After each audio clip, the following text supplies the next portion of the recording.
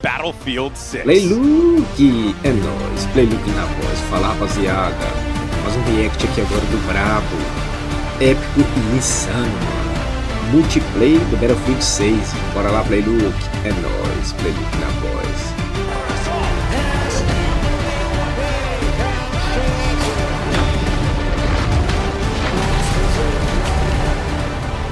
Please welcome to the stage Battlefield's General Manager, Byron Beatty. Oh, dog it. That trailer, that's just the tip of the iceberg, right? Or the tip of the spear, the tip of the, it's all right. Whatever you want to call it, okay? But look, folks, in roughly 5 minutes, actually, I stand corrected, 3 minutes, you can see down there on your screen there. We have so much to share with you all directly from the mouths of the Battlefield development team. You're going to get the scoop from the people who are making We're live here in LA with hundreds of creators and fans, with simultaneous events in London, Paris, and Berlin, and another one in Hong Kong unfolding this weekend. That trailer, that's just the tip of the iceberg, the Battlefield 6 multiplayer reveal. So let's start by taking a peek at Siege of Cairo, one of our new maps. You know, that's a little small. Can we go a little bigger, a little louder? You know, like Battlefield's supposed to be. Yeah.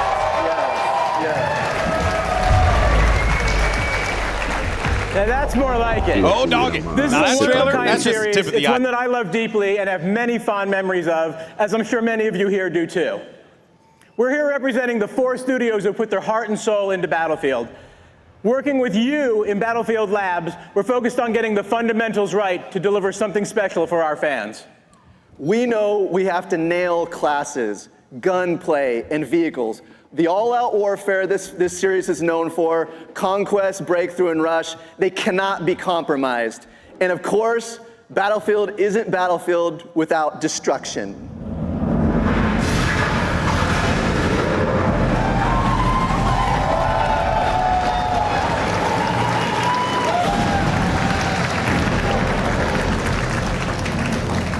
All right, but our ambition doesn't stop there. We're elevating Battlefield with more ways to play that we're going to show you today. All right, I think we've talked long enough. Byron, it's time to break shit. I've been waiting a number of years to say this. This is fucking Battlefield 6!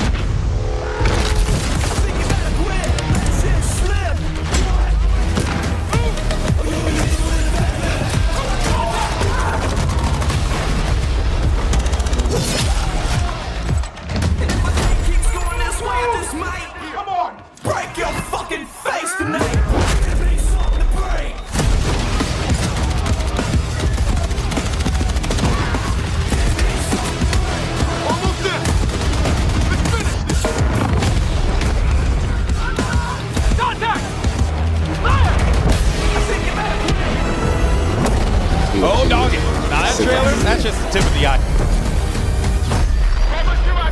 We're taking heavy fire. Request immediate support. Over.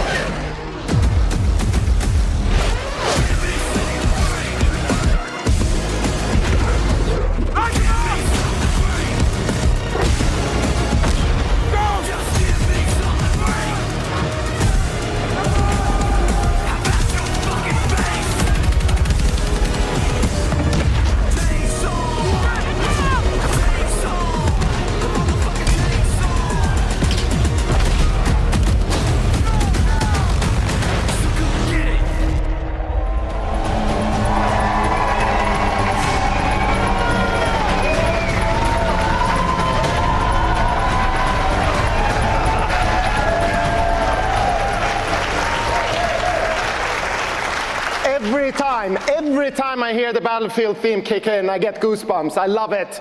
Hello everyone, I'm Christian Grass, Battlefield's executive producer. And I'm Tompen, the series creative director. And having been there with Battlefield from the start, we couldn't be more excited to be here today to show you what's next for the franchise. But first, let's take you to another new map, Empire State.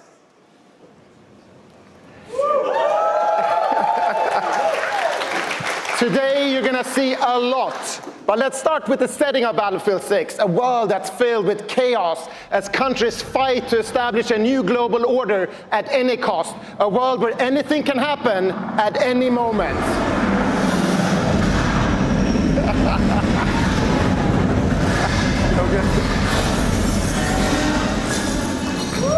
And with that, let's take a deeper look at the world you'll be fighting in.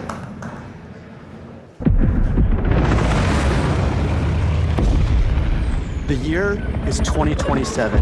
The world is on edge. Major European countries have left NATO, while the US and its remaining allies grapple with the fallout.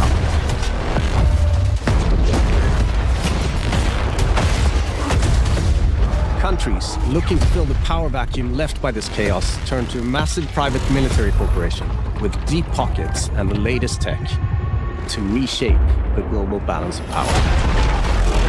This army is Pax Armada. They represent a new breed of enemy, sophisticated and unafraid of consequences.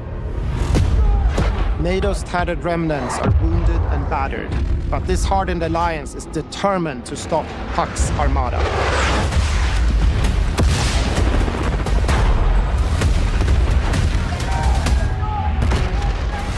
This violent conflict will introduce you to a cast of memorable characters as you fight across the globe. Returning gunfire in the streets of Cairo, and crippling machines of war on the shores of Gibraltar. Welcome to the world of Battlefield 6.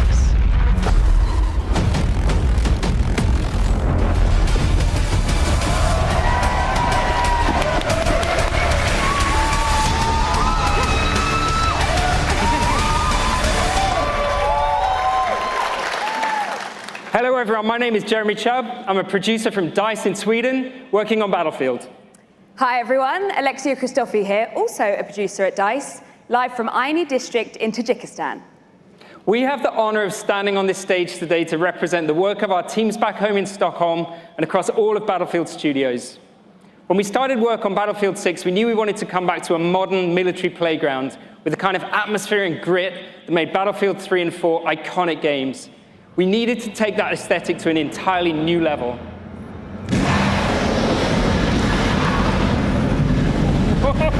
Yeah! Yes! That never gets old. Classes, weapons, vehicles, destruction. All of these are essential parts that make Battlefield a truly one-of-a-kind experience. We're relentlessly fine-tuning combat and vehicle controls, making destruction matter more than ever before to how you play the game. Delivering a unique and impactful class experience is necessary to staying true to Battlefield. And now, it's time to show you how all those things have come together in Battlefield 6. At the core of any great first-person shooter is the connection players have with its world. We know the things our players love about Battlefield and are elevating them to an even higher quality than ever before. Our class system's back, with new innovations to give players even more choice. Intense tactical combat, from the gunplay to the way you move across the battlefield, rebuilt from the ground up. Vehicles that feel weighty, powerful, and can change the tide of war. And of course, destruction. Something Battlefield does unlike anyone else. We heard you loud and clear. You want the class system back. Assault, Engineer, Support, and Recon. An iconic formula for Battlefield. Each class features a signature weapon set, as well as class-exclusive gadgets and traits that define your role in the squad. The Assault class are the frontline killers who punch through enemies' defenses to open a way for the rest of the team. A handy grenade launcher will rob enemies of their cover, while flashbangs send them scurrying through the line of fire. Cornered by the enemy, an adrenaline shot may be the difference between life and death. Assault's enhanced mobility, combined with the option to throw on an extra primary weapon, makes you a formidable force that can push deep behind enemy lines. You need a deterrent for tanks, helicopters, fucking jets? That's when you call in the engineer. Armed with a satchel filled with rockets and mines, this class is all about being a menace to the vehicles hunting your allies. They're also the only class capable of repairing friendly vehicles, equipment, and weapon placements. The support class is there to pull your ass out of the fire, throwing down supply crates, heals, and ammo to keep you in the fights.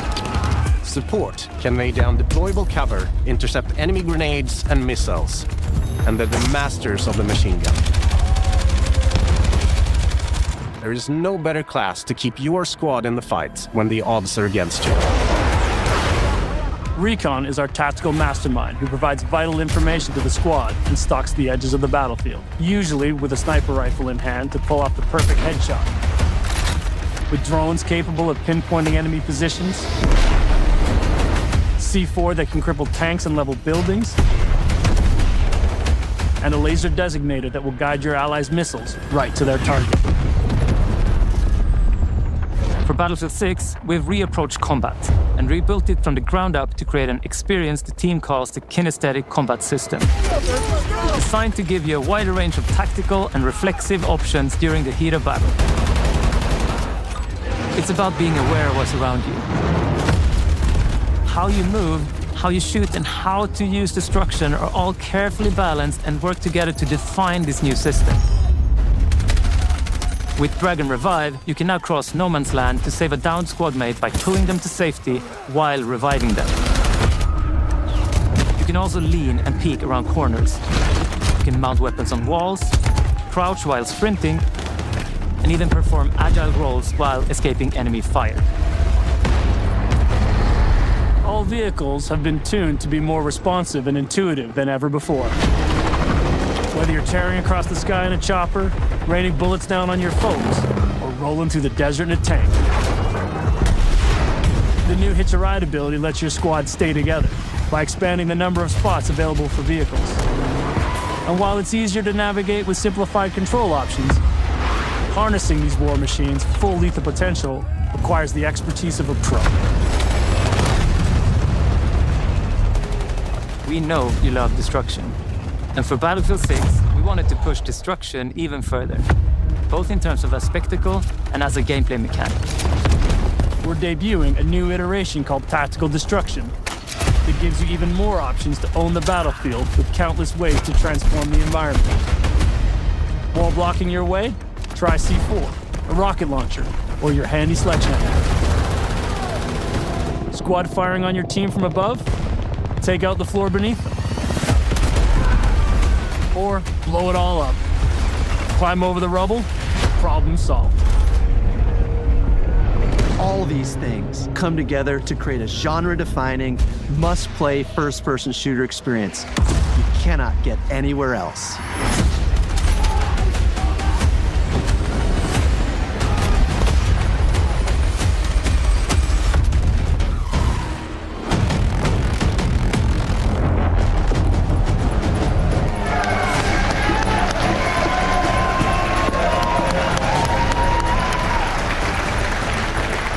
Hey everybody, I'm Ryan MacArthur, executive producer at Ripple Effect Studios. And I'm Alma Talbot, director of production at Motive.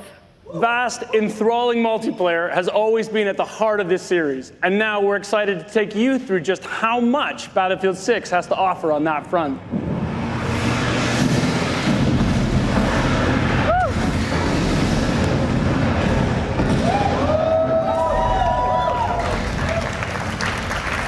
We have a lot of stuff in this game, folks.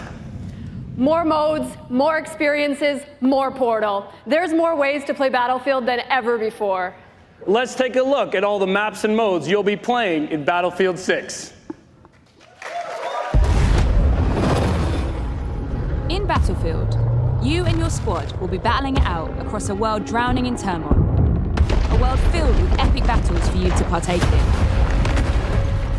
All our spaces are built for the experience you want as a player, whether that's intense, close quarters infantry combat, or large-scale warfare with tanks, choppers, and jets.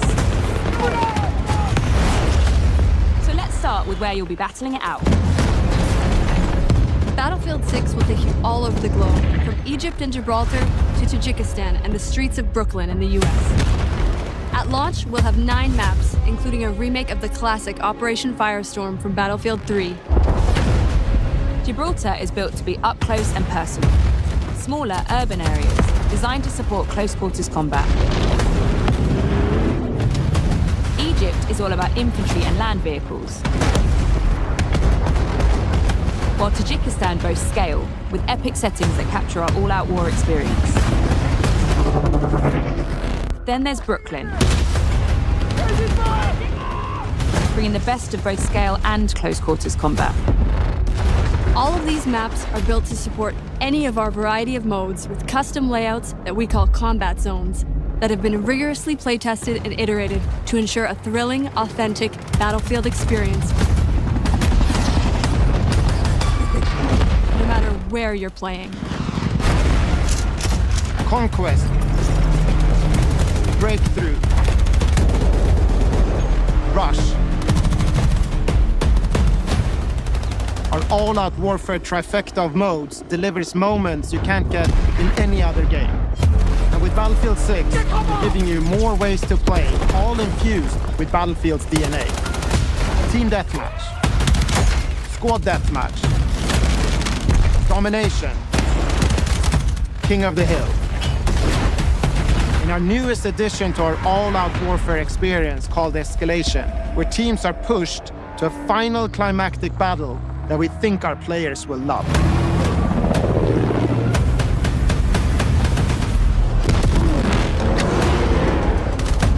We've spent countless hours of playtesting these modes, both internally and alongside our Battlefield Labs participants, and working to refine them and make them feel true to Battlefield's brand of immersive warfare. You can expect more maps, modes, and events as part of our post-launch seasonal content that we'll be telling you about closer to release. And with the return of Portal, you can also build, share, and play your custom-created experiences. This new, more powerful version of Portal will enable creators to use an updated toolset that features editing tools that will let you create even wilder experiences. That's not all. In Portal's newly redesigned Verified mode, modifiers will allow players to set up hardcore rule sets with one-shot kills, closed weapons, and so much more, all with full progression and XP gain. With updates to our UI and navigation systems, it will be easier than ever to find and share exciting new experiences made with Portal. We can't wait to see what you create, share, and play.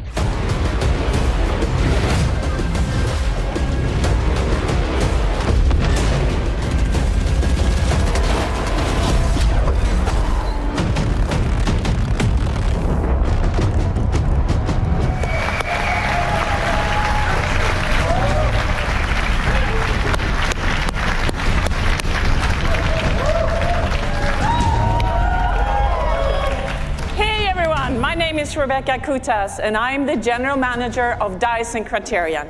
And I'm here with Phil Ducharme from Motive. In addition to building the multiplayer experience, we are also bringing the single player back to Battlefield. And we didn't want to leave without giving you a glimpse.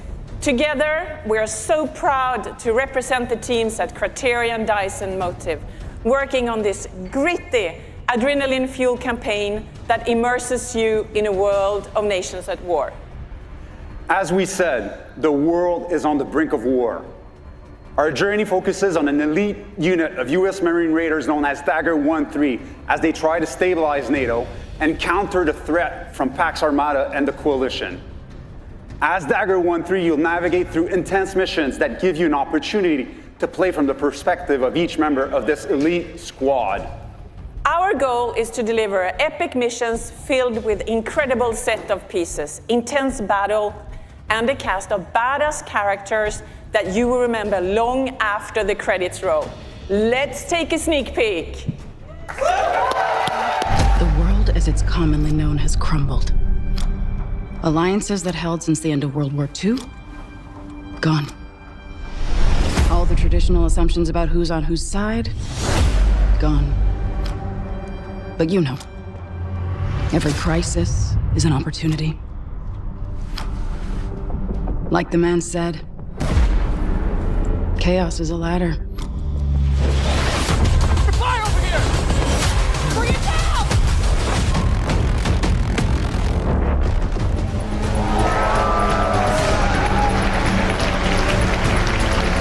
All right, I love it. That's Agent Mills, a CIA operative who finds herself matching wits with our hero Murphy when things don't go according to plan. Now, today is all about multiplayer, but we'll have more to share with you about our campaign as we get closer to launch. So thank you so much for joining us, whether you're here with us in LA or at one of our satellite events or watching from home. You're about to see over 400 of your favorite creators stream their Battlefield 6 gameplay. I know I'm fired up to see some of the best players in the world play, and that's just the start. We love this game, and we can't wait to get it into your hands. So you will get a chance to play Battlefield 6 for yourself in our upcoming open beta that hits the next 2 weekends. That's right, you heard me. Beta starts. That's right. Beta starts next weekend. It's the most content we've ever dropped in an open beta in Battlefield history. And as a token of our appreciation, anyone who has signed up for labs before today will get early access to the beta this Thursday and Friday. For everyone else, watch your favorite creators on Twitch participating in the streamer showcase today to also gain early access next week. Then the beta will be open to everyone on August 9th. All right, so everything you've seen today is just the first step in building our Battlefield universe, with Battlefield 6 launching on October 10th. 10/10.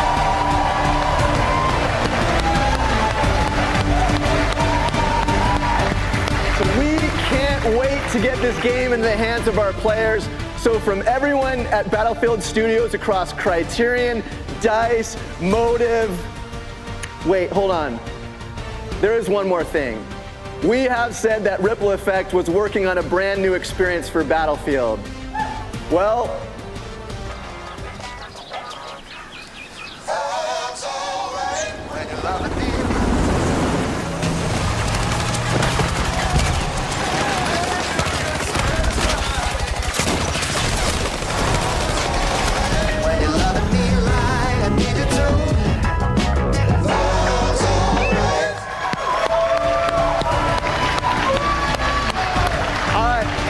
everyone at Battlefield Studios, we want to thank you for tuning in. Now it's time to watch live Battlefield gameplay from your favorite creators from around the world. So we're all excited for you to join us on the battlefield on October 10th. Let's fucking go. Oh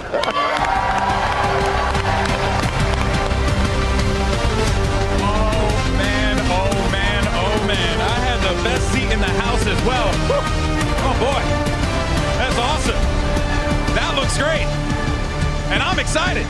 Holy crap, baby. We got a packed show for you all today. Look at these amazing MVPs right here. That's love, baby. That's passion. But here's the good news, folks. That's not the only thing you're about to check out, because we have 200 plus of your favorite creators here now playing and watching and enjoying the game. It is going to be awesome. But of course, so much more here, right? You got a lot of your favorite content creators. You can see everyone's stoked to play this game. Everyone's excited. We got people from all over the world here. Why don't we go ahead and meet one of them right now? I got a friend who's actually down here, as a matter of fact. Oh, snap. Oh, hey, I see myself on camera. And also, hi, friend. Yeah, isn't that crazy how time works and how latency on the internet works? Of course, here with Lulu Lovely. Lulu, that was crazy. What do you think? Oh my gosh, it's so awesome, and I'm so excited for the community to see what we have seen. It is amazing. Yeah, it looks absolutely absurd. I mean, people are waving me down over there to go over there. What did we just see at the end there? Oh, that looked pretty damn cool. Maybe a little firestorm? I mean, it kind of looked like a storm, didn't it? Yeah, I believe so. I think so. I mean, that can only mean one thing, but I can't say anything, you know. What should people be expecting from you today as you take to the servers for the first time?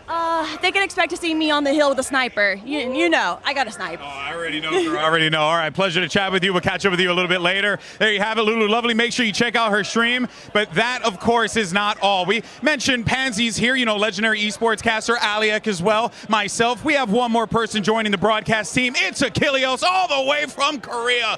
Oh, my word. And actually a crazy Battlefield fan as well. Achilles, what did you think of the reveal, man? I've been playing this franchise since I can remember. I think 2142 was maybe the first game that I played. I've been playing Battlefield for a very long time, and what I have seen, the little I've gotten to play, this game is back. We are back to our roots. Battlefield is looking better than ever. Yeah, look, I mean, speaking of roots as well, our first match is going to be on Conquest, and it can't come soon enough, at least for me. Our creators are getting into the lobby right now. You can see them behind us. I mean, you took the little tour as well. Oh, yeah. So, you know, we're very close to seeing gameplay, because I know that's what you guys at home want. We can do all the fluff and, you know, pomp of it all, but we will be in that server. Everyone here is streaming live to their channels. So if you don't hear from us, which, you know, fair play, check them out. How could you, though? But I do want to say as well, it's not just like the who's who in streaming. No, we got BFOGs in the house, by the way. People who have been playing, streaming, and supporting this game for freaking ever. On top of that, we have a lot of other great creators that are here joining us, too. Dude, I saw Jack Frags, I've seen Westy, I've seen just about everyone running around. We just saw Tactical Brit. Bing, and then you'll get randomly, Nate Shots, just having a little walk around as well. It's literally everyone who's anyone is here. Here.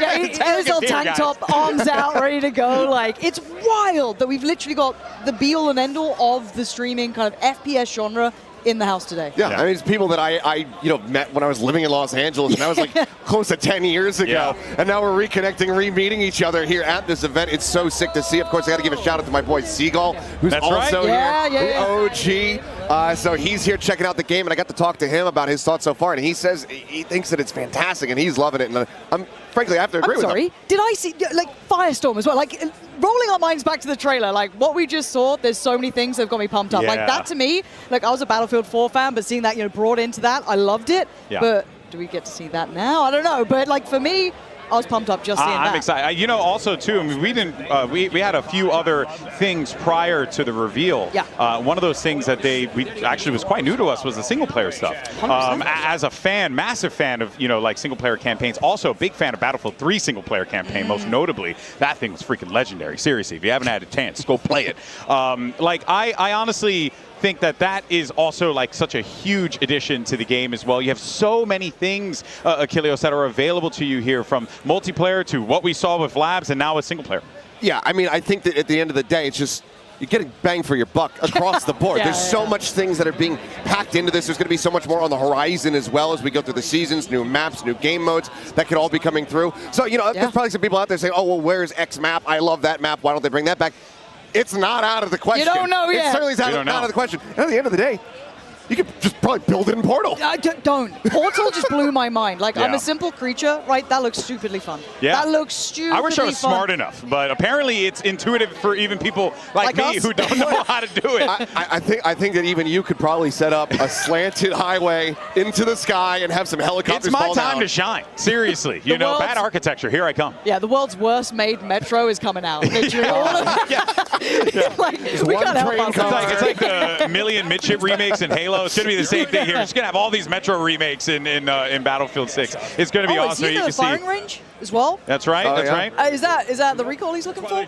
He's got that set up already. Tim's just trying to find the gun that will give him the least amount of excuses. And that's really what he's looking for right now. But no, real talk though, it was really a thing to see, and everyone was super stoked. And I also do want to be very clear and transparent with everyone watching. Like, everyone's stoked, man. Like, this isn't like, oh, hey, we're here to do this thing. And no, like, I've been going around talking to people and stuff and asking them like honest critique, and I wouldn't be mentioning this if it was not good. And honest to God, like, these people, everyone's stoked, everyone's excited. The game Looks sick. I can't wait for you guys to see it in action. I mean, when you see it, you're going to look at it and be like, oh, yeah, no, that's Battlefield. And that's the vibe. That's what you want. And I think that the devs coming out there at the end, announcing when the beta was going to be hitting, I mean, just a week from now, saying that this is the most confident that we've ever been going into it. Having that confidence right now at an all-time high is such a great sign. And I think it really is indicative of what they've been able to accomplish here and what we're about to show off as we get ready to go into game.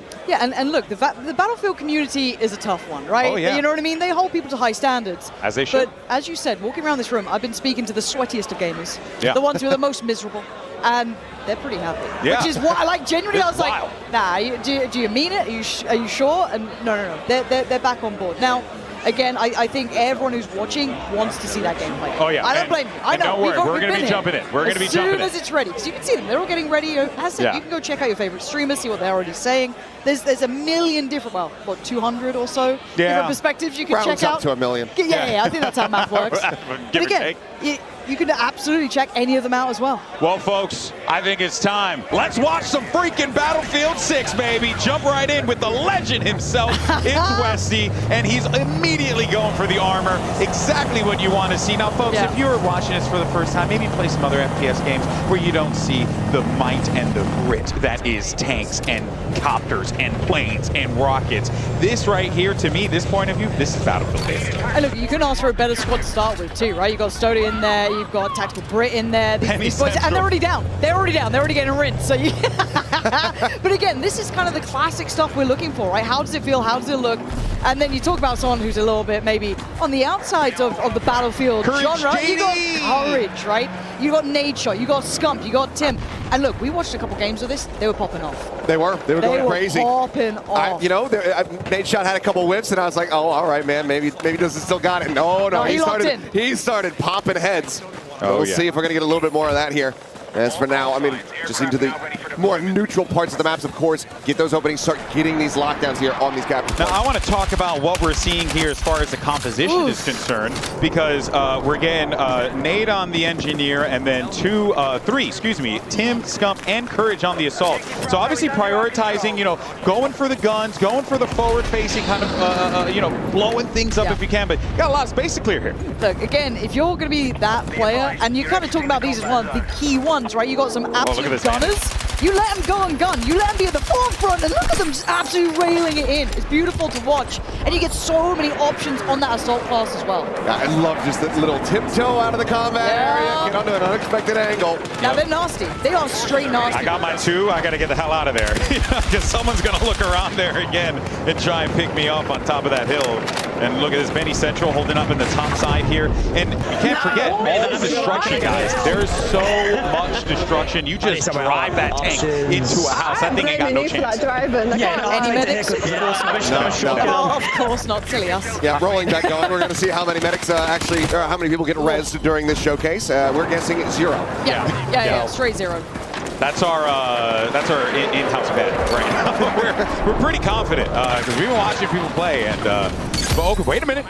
Actually, leave it up to the Battlefield guys. Could be a res. This could be a res. Yeah. Stoda, please, bro, please. Hit him with the defib. Oh, we switched over to Nade Shot. It's okay.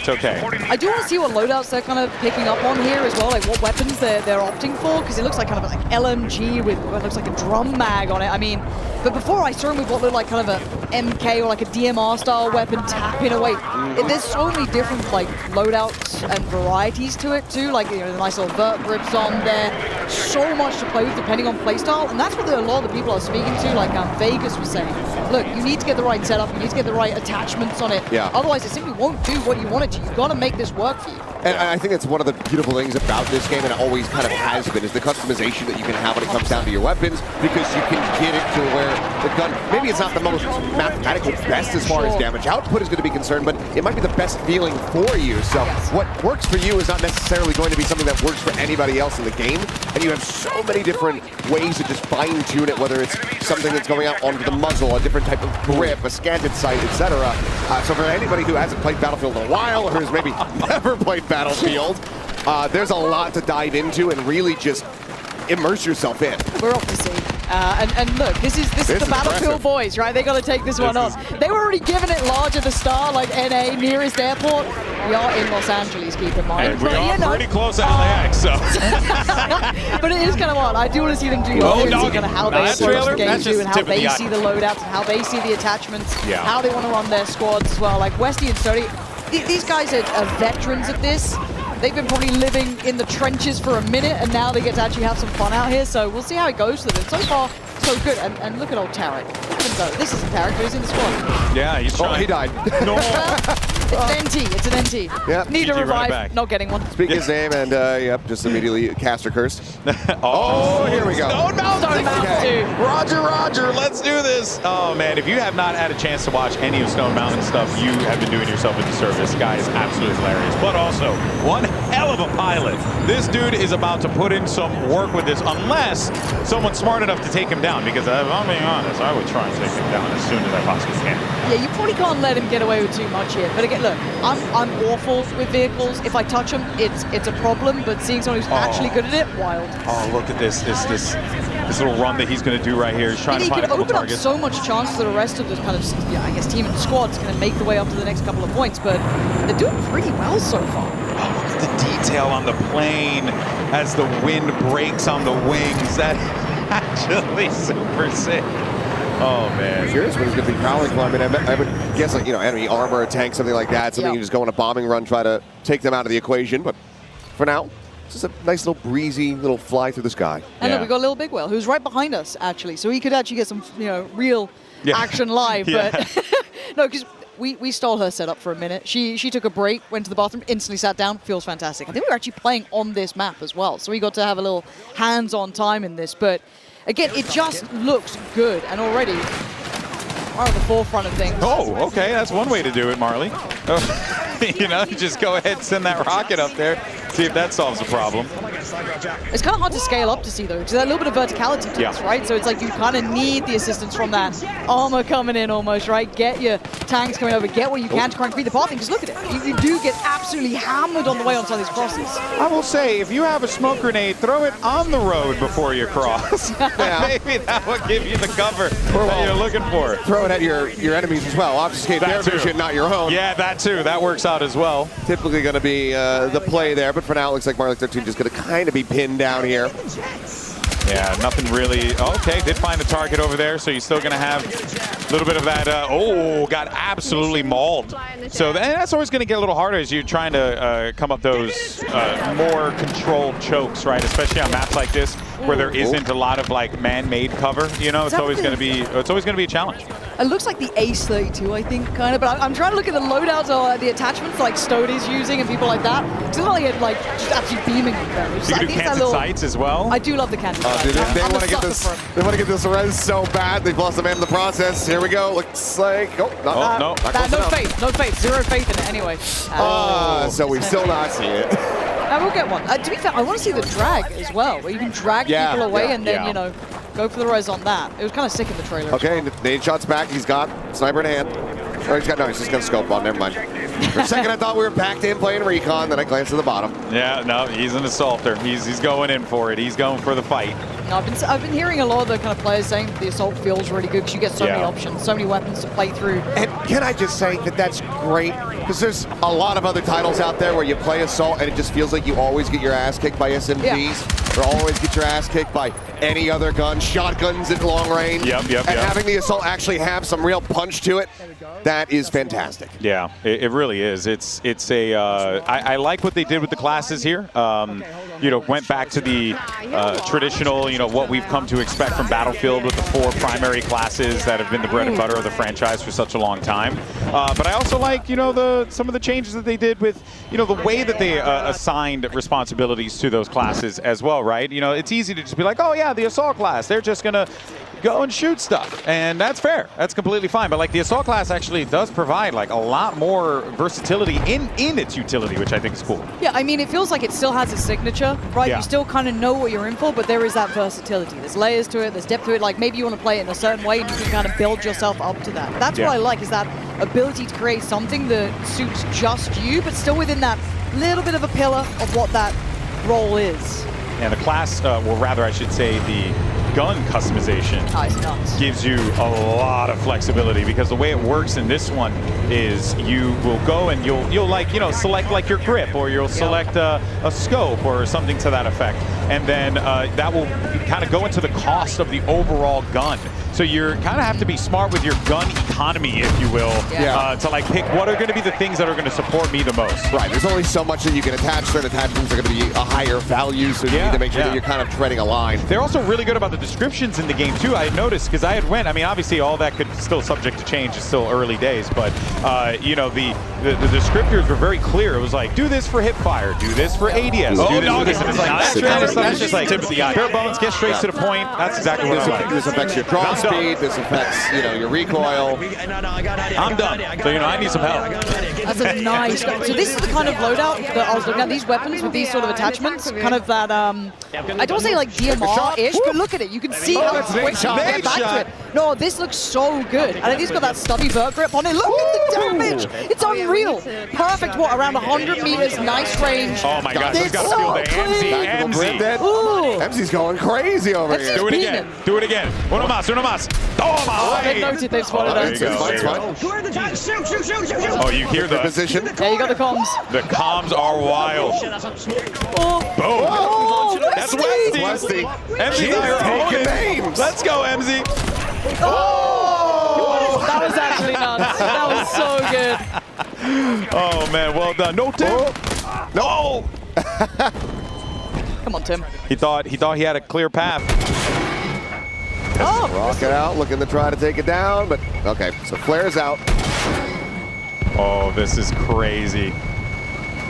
Now, very obviously, it goes without saying, but the most important thing is you got to take out the aerials. You have to in this type of a game.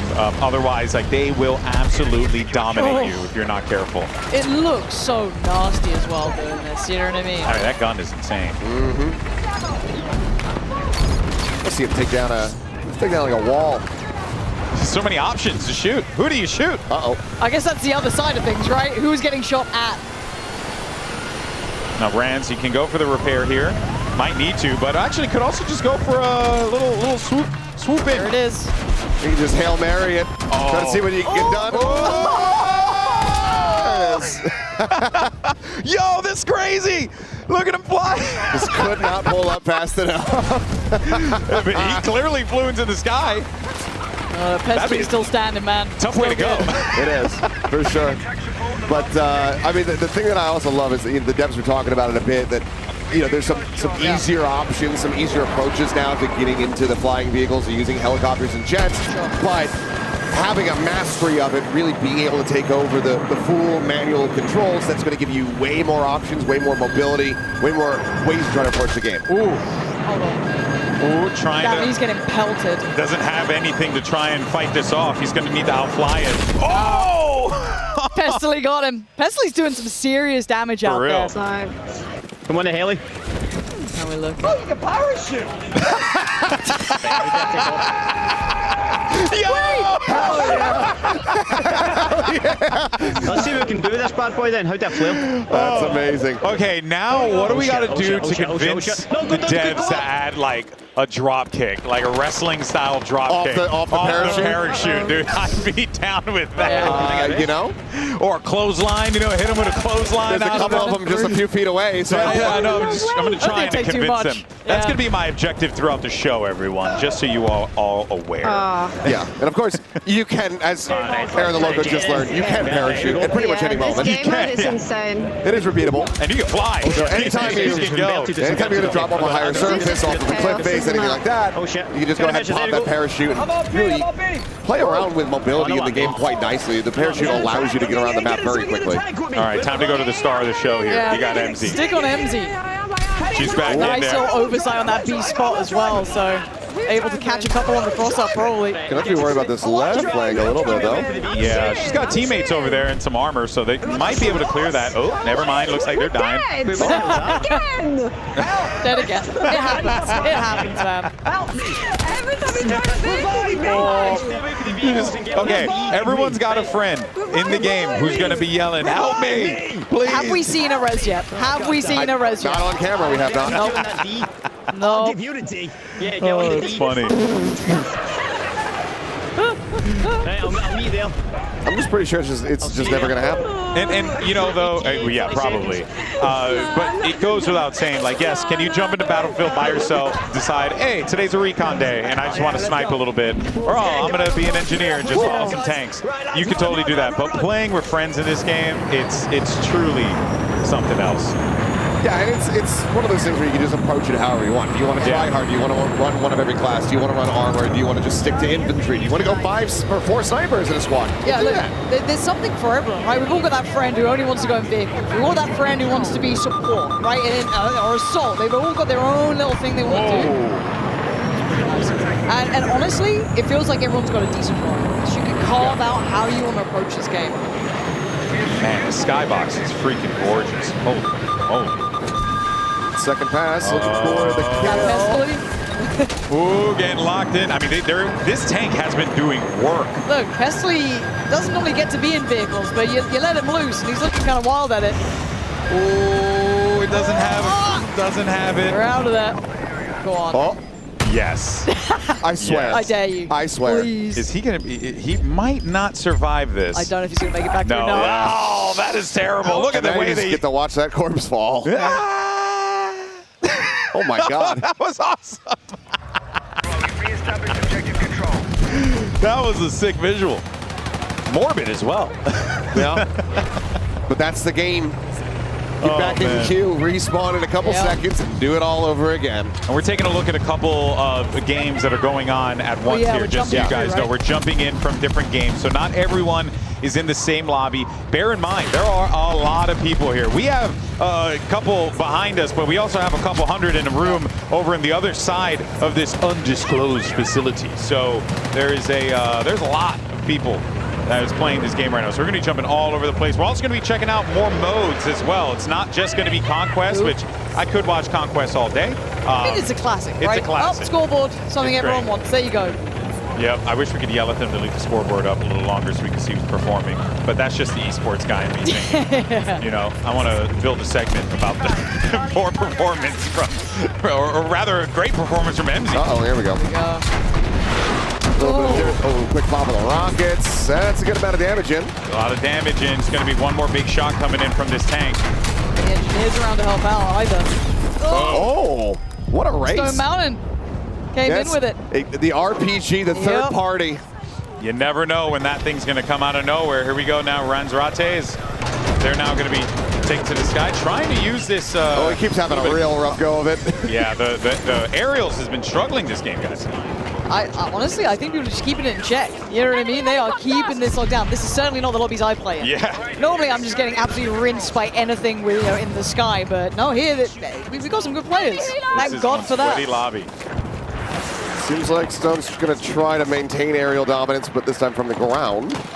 As want to be able to try to intercept that parachute. He's got a good idea where he was. Got that laser on as well, a little bit of hip fire capability on this. Yep, and the lost him. By the way, I don't know if you guys noticed. Well played. I was going to say, I'm not sure if you guys noticed, but you can also, you see when they're in crouch position, they're also running too. Oh yeah, crouch. Yeah. So that's kind of sick. Allowing you to stick behind cover like this, these sandbags, and still be able to be pretty mobile. Yeah, it's Lulu Lovely. Looking to try to find a couple shots here with a sniper. She said she was going to do this, so let's see what she could do. Let's see what she can cook up. Lulu Lovely, if you haven't had a chance to see her, an absolute menace in games like Apex. Battle Royale aficionado, some will definitely say.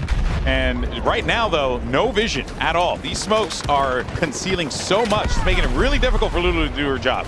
Yeah, that E point kind of out of sight right now. You'd have to push up a little bit further, but scaling up in this, if you got something against you, as said, those vehicles, that armor standing in the way, scaling up almost impossible, so you might need to kind of look for another route forward.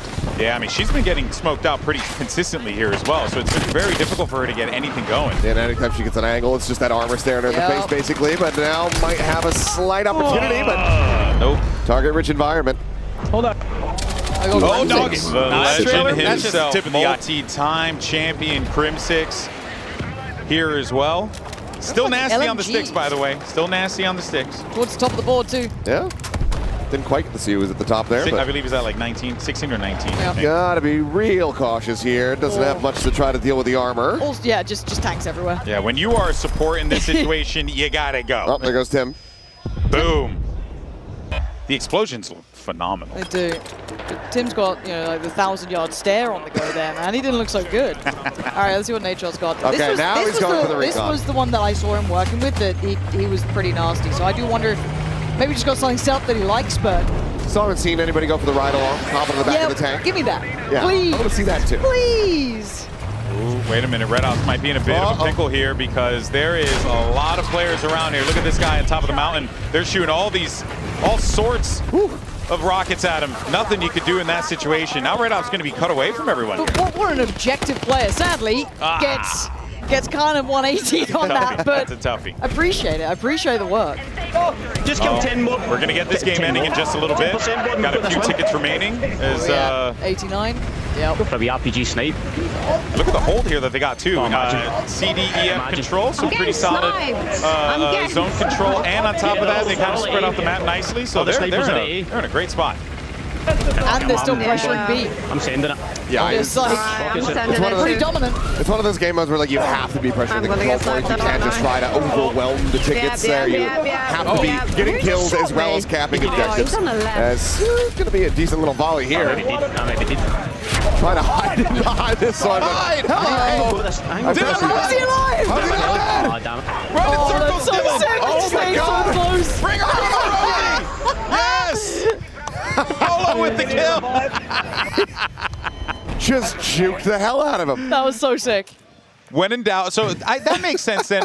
When you're in a combat zone, you hug a tank. Sure. And then this way, how could they hit you if you're hugging it? It makes a lot of sense. There we go. Player on the blind spots. Let's go. GG's.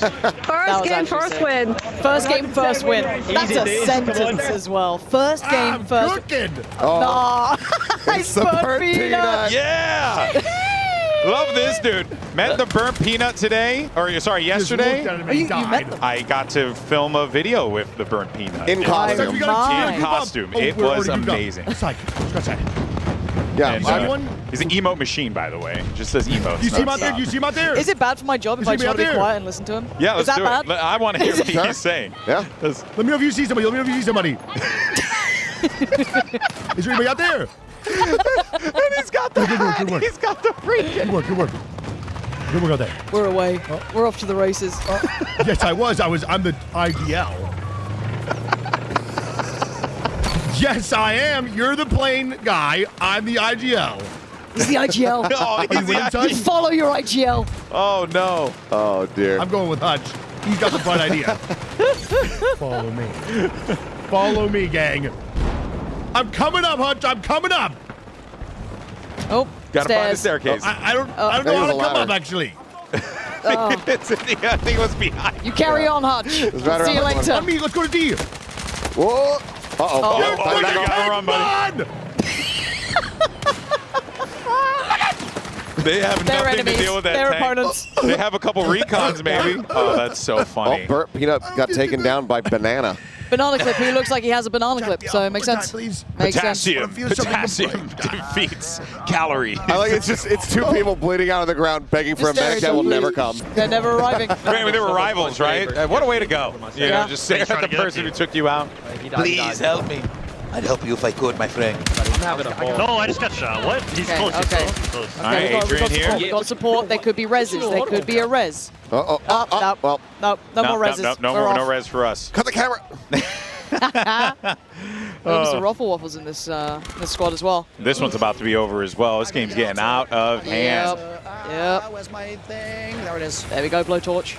Okay. I love that. That's the thing. vintage, man. I love that it's back. It's so good. You can't be mad about it.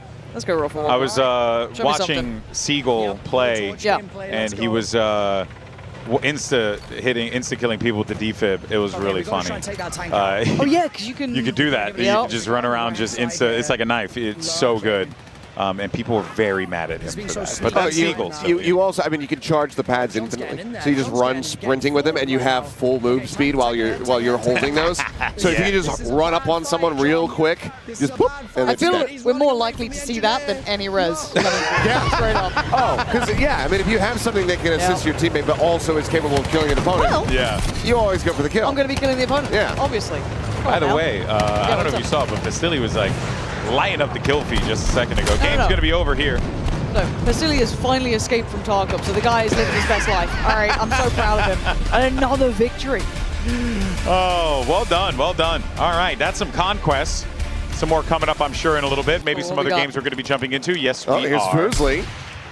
Expressly asked to not be put on camera. Yep, and we defied her wishes. And I told her it was going to happen. No! Oh, the scorp. Don't. It's okay, Foos. We'll get back in there. It's all good. It's all good. Just a team player. It's early days. It's early days. You know. That's why you pick up the engineer class. Yeah, you just blow stuff exactly. up. That's my whole thing. There's a million ways to play Battlefield. That's what I always say. There will be an attempt. Oh, that felt close. It would have been a good one. That would have been lovely. Now, that would have been such a good highlight just off the top of the day. If you are unfamiliar with Battlefield, right, you obviously, when you're in a chopper or something like that, or even in the planes, you have some, anti-rocket ordnance that you can deploy. But what solves that is a good old-fashioned RPG, straight to the gut. Yeah, if it doesn't track you, the players aren't going to do anything about it. Oh my word! That deployable isn't withstanding that sort of damage. Hey guys, check this wall right here. Oh no, it's gone. Uh-oh. Starting! Oh, what? He was so close! Let him revive, man! He was so close! Of course. Of course. We just want to see people help one another. Is that so much to ask, man? Unbelievable. It's not the way. Frame perfect interrupt. Oh, that guy's giga dead. Sunday food, more like dead food. I cannot believe that. Okay, well, Hunt just found he's found a squad spawn here. Yeah, I feel rather bad for them. Yeah, burnt peanut. There we go. There we go. He finally got him with Hutch. Got him on the cannon. See if he can find anything else. It's the face. Oh! That looks like a war crime. I don't think. No. How do we have our F position? I'm pretty sure it is. There was a guy there. There was a guy there. Oh my god. Yeah, we do have a couple of VTubers who are here with us today. We also have streamers that are from all over the world. We got content creators from Japan who are here as well. I think Japan. There's some from China as well, China, but Germany. Ton of European creators across the board. Yeah. All right, Scum. Show me what we got. Oh, show me what we boy. got. Again, all of these boys, they. Mustache in hand. Yeah. Still getting used to it. I've been commentating this kid for over a decade. So seeing the mustache is throwing me off. All right, but Scum is in a good spot though, right? He's going to be playing in that C position, which means, and as you can see right now, B and D currently being contested. So he can actually like pick off a couple of targets from here as they try and make their way up the hill. And look, this is a really good spot. Oh. Okay, Scum, we will send that back. It's okay. You kind of want to be on that candid side for a second then almost, but I kind of like, again, you get to see the assault class has all this versatility, right? Like maybe he was hoping they were a little bit closer, but no, they were further out still. Push up. These are the weapons that these boys have been playing with, and they look filthy. To my left. I want to give them a go. There's also an attachment on the settings for semi-automatic guns that will let you even shoot it faster. It's like a feather trigger or something like that. Oh, okay. Yeah, I don't know if anyone's using it, but I really want to try that if I ever get a chance to play the game, probably on August 7th. Which, by the way, in case you don't know, by the way, open beta coming up very quick. It's around the corner, literally next week. You get early access, I think, for Battlefield Labs players and anyone who's watching the streamers right now. You get early access on the 7th and the 8th. And then, of course, on the 9th and the 10th, the beta opens up, and then you get plenty more action in the following weekend as well. So lots of chances for you guys to play Battlefield 6. And look at this here, Tactical Brent trying to go huge. Got him low. Wait, is that right? Revive! I can't believe it. I can't believe it. I don't believe my eyes. They said it wasn't possible. Penny Central, you've won the grand prize. Leave it up to the Battlefield guys to make the reses happen, though. Seriously. It's so sick. Those LMGs look nice as well. Making me want to play them. I am not an LMG guy. Me neither. Oh, I know you aren't, for sure. You're a big fan of the Odin. Wow. But I really am. I'm kind of keen to try them. I think they look really sick. Oh, we got... No res? Two reses? Oh, is it possible? No res? Yeah! my God. 2 reses in a couple of seconds. Oh. It's unbelievable scene. Well, look, I didn't say it was a good res. Every time it turns around. It was one of the reses of all time. Ah, damn it. 2 Angry Gamers got him there. Of course, 2 Angry Gamers is here. Here as well. Yep. Always great to see those guys. That was like an Indiana Jones when he's going through the traps and he turns back and the guy's been shot by the arrow. Tarek's put a jacket on. It was too cold. Yeah. We saw Tarek earlier today. He's walking around in a tank top. We're like, bro, it is freezing in here. He's like, yo, I know, it's so cold. Guess he took some kind of memo. Yeah. No, I would love to. Wait, Rez. That was Siegel who got him as well, by the way. Yep. My goat. My goat. Big shots there. Ride the tank. Go. Ride it. Yeah. Oh, For a he second. hopped up, This is fine. This is fine. This is good. This is good. Ride Ooh, so sick. Why does this look so good? Because it's like always been like, you're like, oh, maybe I'll hop in a tank or something, and it's like full. It's kind of sick that you just hop on the back now. I like the headband that Lost has got going on here. It looks like the older. He looks like was it Josh Brolin from the Goonies? That's a deep cut reference for some folks. All right, they don't have to worry about that armor now. Now they can start making their way down over toward B. Yeah. But that is also going to be close to where that default spawn is for them. So, you got to be a little cautious about that. But they're kind of locking this one down, guys. Also, just hearing those jets going overhead. Oh. The thing has always been so excellent about Battlefield is the gun feel as well as the audio mix. Sound design. When you are in the shit and there is just stuff flying at you, nothing like it, man. It Nothing just like feels overwhelming, honestly, at times. Yeah. The sound design, I mean, even when you hear the gunfire, like the weightiness of the weaponry, when you see it in hand, but also when you fire it too. That stuff is important, because I tell you right now, there are some games out there that I did not play because I did not like the way the guns felt. You know what I mean? Like across all sorts of FPS games. It's like it's such a critical thing. No matter what the title is, you want to make sure that the gun feel is there, that and in this game too, the way that they even prioritize some of the recoils on the weaponry and stuff, and really made you feel have to work to stabilize that aim. I quite appreciate that. But it feels like you have to have intent, which I like, right? It's not like a one weapon fits all or one attachment fits all, or you don't play your classes really. Oh my God! Right, he's trying to go for the RPG, but hey! Westy, big res. You got him. That's why we trust in Westy. Put our faith in Westy here. They are getting battered at the moment. Yeah, they're in a rough spot here, overlooking the E position. But they might be able to start to get through and flip this if possible. But the game's starting to get a little out of hand for them. 844 tickets to 571 at 566 and counting, excuse me. So this is getting a little out of hand, team. Yeah, they need caps and they need them pretty much right now. Trying to, really to swing it from here. Probably need about 2 as soon as they could possibly get them. But a rough one. I just hear people screaming in the room. Yeah. And also, again, we get to see other maps than just this as well. I can't wait to see everything else as well. I'm excited for New York. Too. I'm excited for Brooklyn. That's what I want to see as well, is the destruction on those sort of maps. Because this one, obviously, is a bit more classic, right? When you're kind of looking at the kind of Conquest play out, it's a little bit more in the skies, a little bit grander. Yeah. Getting it up close and personal. I guess that's how you use one of the pistols down. The pistol play here is actually. Oh man! If he hit that. Trying to go for it. It's not unreal. It's not unrealistic. When in doubt, pistol out. Let's see if he exposes himself again. Ooh. Pretty tasty. You found that too. Nice wig. The man. Of course, if you haven't seen Nice Wig over at Apex, awesome content creator. It's going to be very entertaining, but it's going to be tough, right? Different world here. Got to play smart in Battlefield and trying to take over this B site. Oh, that's beamy as well. Opted for just the iron sights on it. Yeah, that's brave. That's kind of nasty. Clean pickup though on the flag, so they got the B spot here, which is not all that shocking considering that they marched in there with tanks and like 5 players. Res. Oh, the drag! Oh, he should have stayed on it. Oh, that was even cooler though. But yeah, the res was cool. Looks like a nightmare. Oh, there's my body burning on the floor. Brilliant. Well, he's already burnt peanuts, so. That's true. Yeah, Tim, you can't be standing up, giving him it. Courage got Peter Park. He picked up Peter. Courage definitely saw the writing on the wall with that one. Yeah, time to run. Time to get out of there. Yeah, you gotta know when to bail. Yeah. And if you don't have an edgy behind, really helps them. That's just the tip of the eye. Not. And I actually love this routing up. When we were playing, I got to kind of run along these walls and kind of like play up the scaling. It's super nice to play around, even though there's that verticality. You feel like, oh, maybe I'm at a disadvantage. It's a nice bit of cover. Well, maybe not that much. You can't really stop them being behind you. But still, it's a lovely little route to run up and around. It feels like you've got options then. Yeah. I think that. Oh, that hutch? Okay. Hutch? Every time we cut the hutch, he's just blowing up in a vehicle. And I think the burnt peanut is living up to his name. He was also in said crash. Yeah, cooked in there for sure. A roasted peanut more than anything else. Yeah. Oh boy. Well, here's an OG, a BF OG, Benny Central.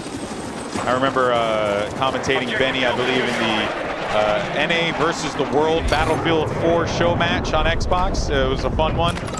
These guys were really good back then. I learned so much watching these guys play. Trying to get a cap going here. Start rolling this one back. All right, we've taken Delta. They're getting freaking dominated right now. Yeah. 774 tickets to 318 and going down. They're well over 2xing them at the moment here, so yeah, they need as many caps as they can get, and they need to be able to hold these. Well, Benny's back to work, trying at least. We saw this before with the reses coming out. The first couple of reses we actually saw was from these sides of things, but easier said than done to hold this down. It's so nearly dead, dude. Come back, tank. I tell you. Please. Oh! That was toast. Oh. Right. Right. Don't think I can fix it anymore. Yep, that don't have the shop open for that one. Right. Yep. And of course, nothing more to be done there. Don't forget, you guys can check out all of these people that you're seeing on stream here. You can check them out on their own channels. Just type up their name and find them online, and you'll be able to check out their stream. Okay, I'm here. All right, so it's Tarek, Foolish, and Stone Mountain. That's a decent squad. It is. So that right there, when Stone Mountain just activated the power repair, allows you to get increased efficiency on the repairs for a brief little period of time, and something that kind of gets built up a bit over time, and then you are able to utilize that to just kind of very slightly give yourself an edge when it comes down to battle. He's got to get low. He's got to get low. Not too low, though. They got to trust Stone. Trust Stone. He knows what he's doing. The man can fly.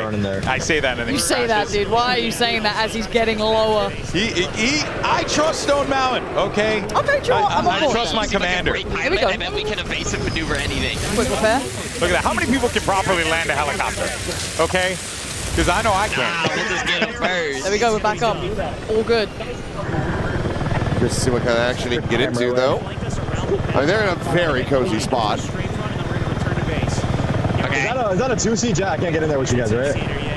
Okay, you're showing. Keep doing. You guys keep doing. After for a pickup. Sarah wants to be with the friends. Let me hang out the back, please.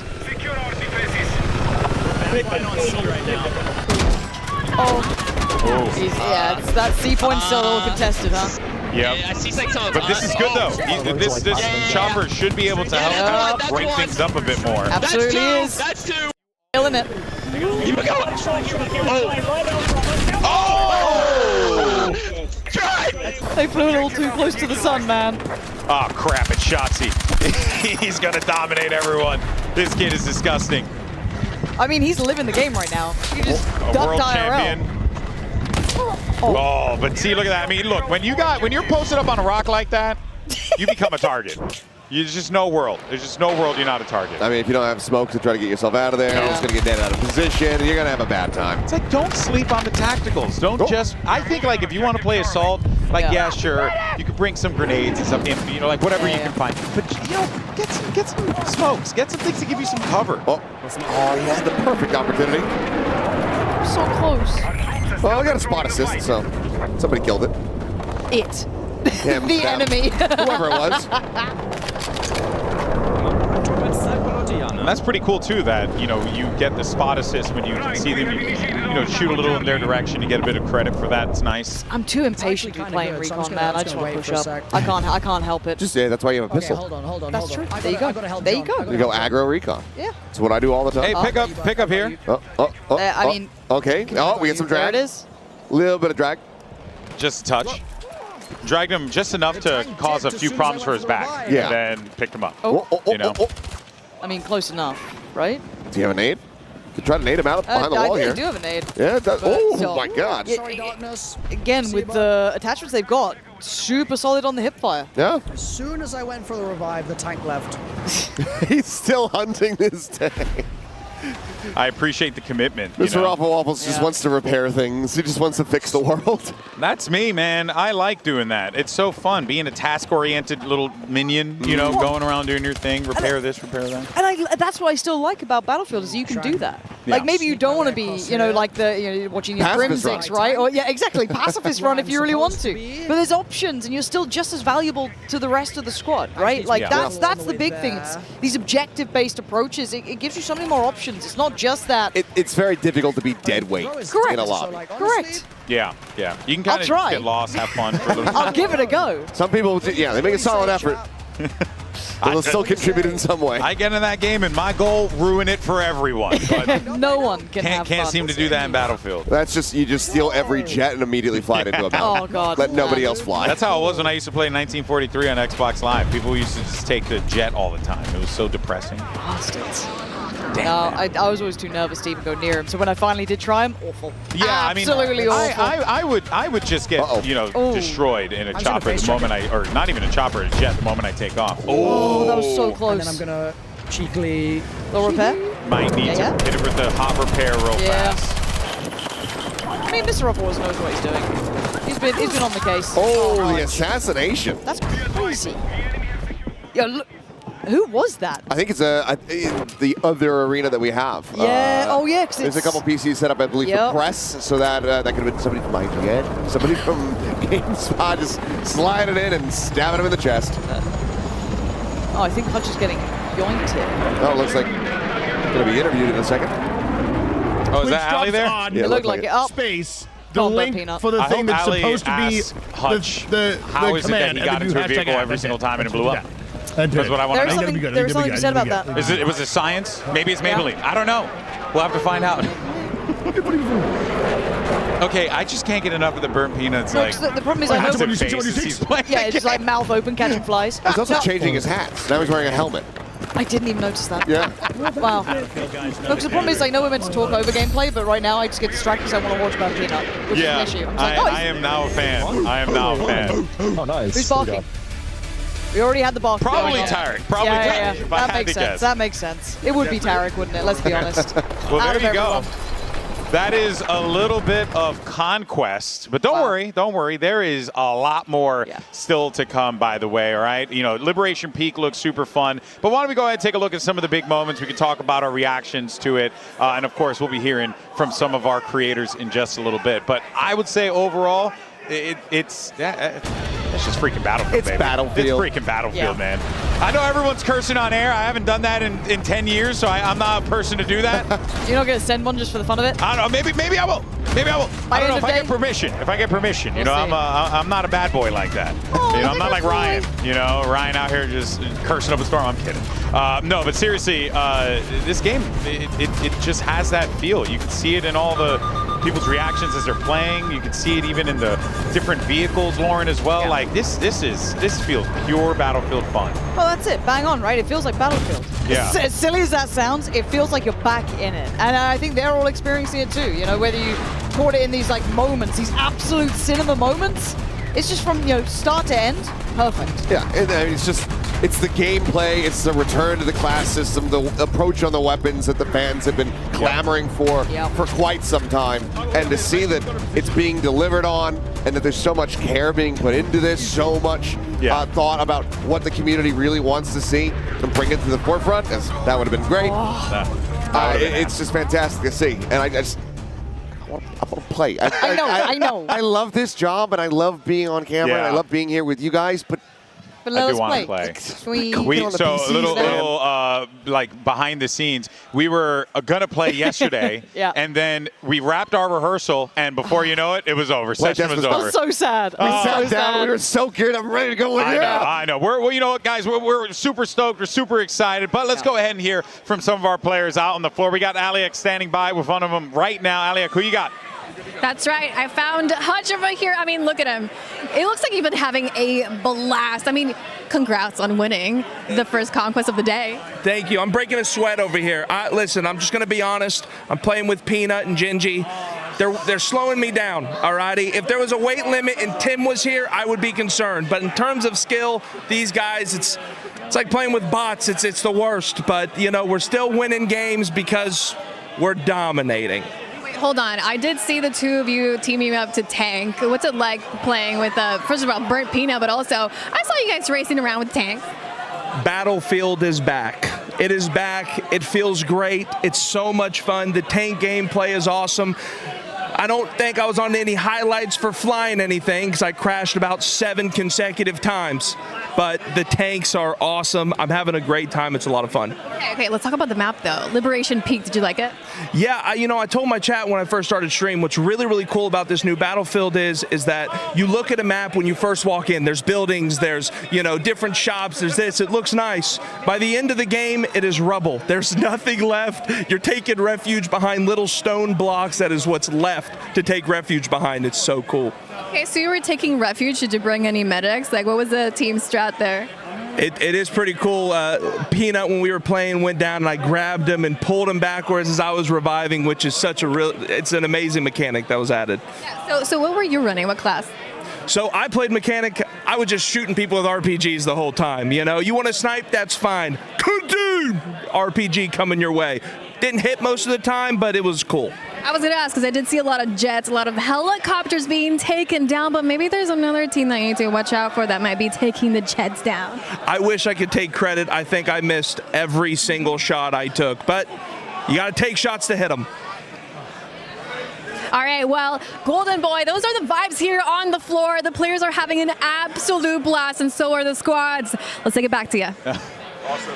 Oh, man, indeed. Battlefield is back, and it's always great when you get a little photobomb there from the legendary Vincent Pella. That's always a blast. But as you can tell, not joined here by Pansy and Achilleos. Now I'm joined by senior producer Ryan MacArthur, as well as creative director Tompin, to yap about this game that you guys love so much. And, I think, guys, let's just have a candid conversation and just talk about, how everything is feeling today, because I know you guys have been working on this game for a hot minute. It's been a while, and Tompin, I know you've been with this for such a long time, this franchise. The experience and also being here and being with the creators. How's that felt for you? I mean, this is electric. Like, I can't wait to spend the rest of the day looking at everyone playing. Like, This is not what our playtests look like. This is some of the best gamers out there. I'm happy that I'm not playing against them, but it looked like a heck of a lot of fun. Yeah, no, what about for you, Ryan? How's it? I've seen nothing like this before in my time working on Battlefield, and as Tompin said, just watching how much fun people are having, knowing how much effort the team has put in the game to get us here at this point, just seeing the amount of fun that they're having today just makes everything worth it, and I can't wait to see what else they do the rest of the day. Yeah, I mean, that just feels like the overall feeling. It's just joy. It's happiness. Everyone's having a good time. Let's talk about, though, BF as a whole, and you guys, it feels like, and correct me if I'm wrong here, but it feels like the message on stage, Tompin, was we're going back. We're going back to the thing that made Battlefield. Why was that such an important thing for you guys to do? Outside of the obvious, but we just love, or personally for me, I'll just speak for myself, but I love Battlefield 3, Battlefield 4, that era, going back to modern shooter. It's been over a decade since we were there. I was just thrilled to be back with everything that means, how expandable it is, those kind of things. And we've taken everything from what we feel makes those games great and focused a lot on executing on that. And I hope that people feel that today. Yeah. Like Ryan is saying, we have a team sitting there at home, just attention to detail, just getting everything just right when it comes to destruction, classes, the gadgets, the weapons, all that sort of stuff. Well, let's talk more about the detail, though, because the maps are... I mean, we just saw Liberation Peak. Yep. We're going to see another map in just a little bit here. I believe that will be Iberian Offensive. We'll see in a few here. But, the thing I get from Liberation Peak right out of the gate that's Battlefield. that just feels... It's a fantastic start, right? It's just combined arms mayhem for things, yeah. Yeah, it's great. And is that, should we be expecting, more of that? So, because it feels like that's where we're going. Yeah, I mean, as Tompin said, from the very beginning, and I think Tompin's done with the team a fantastic job of keeping the team really focused on what makes Battlefield great. The classes you see in Liberation Peak there, the destruction is amazing, and we really saw that in those first matches there with the vehicles really shining through.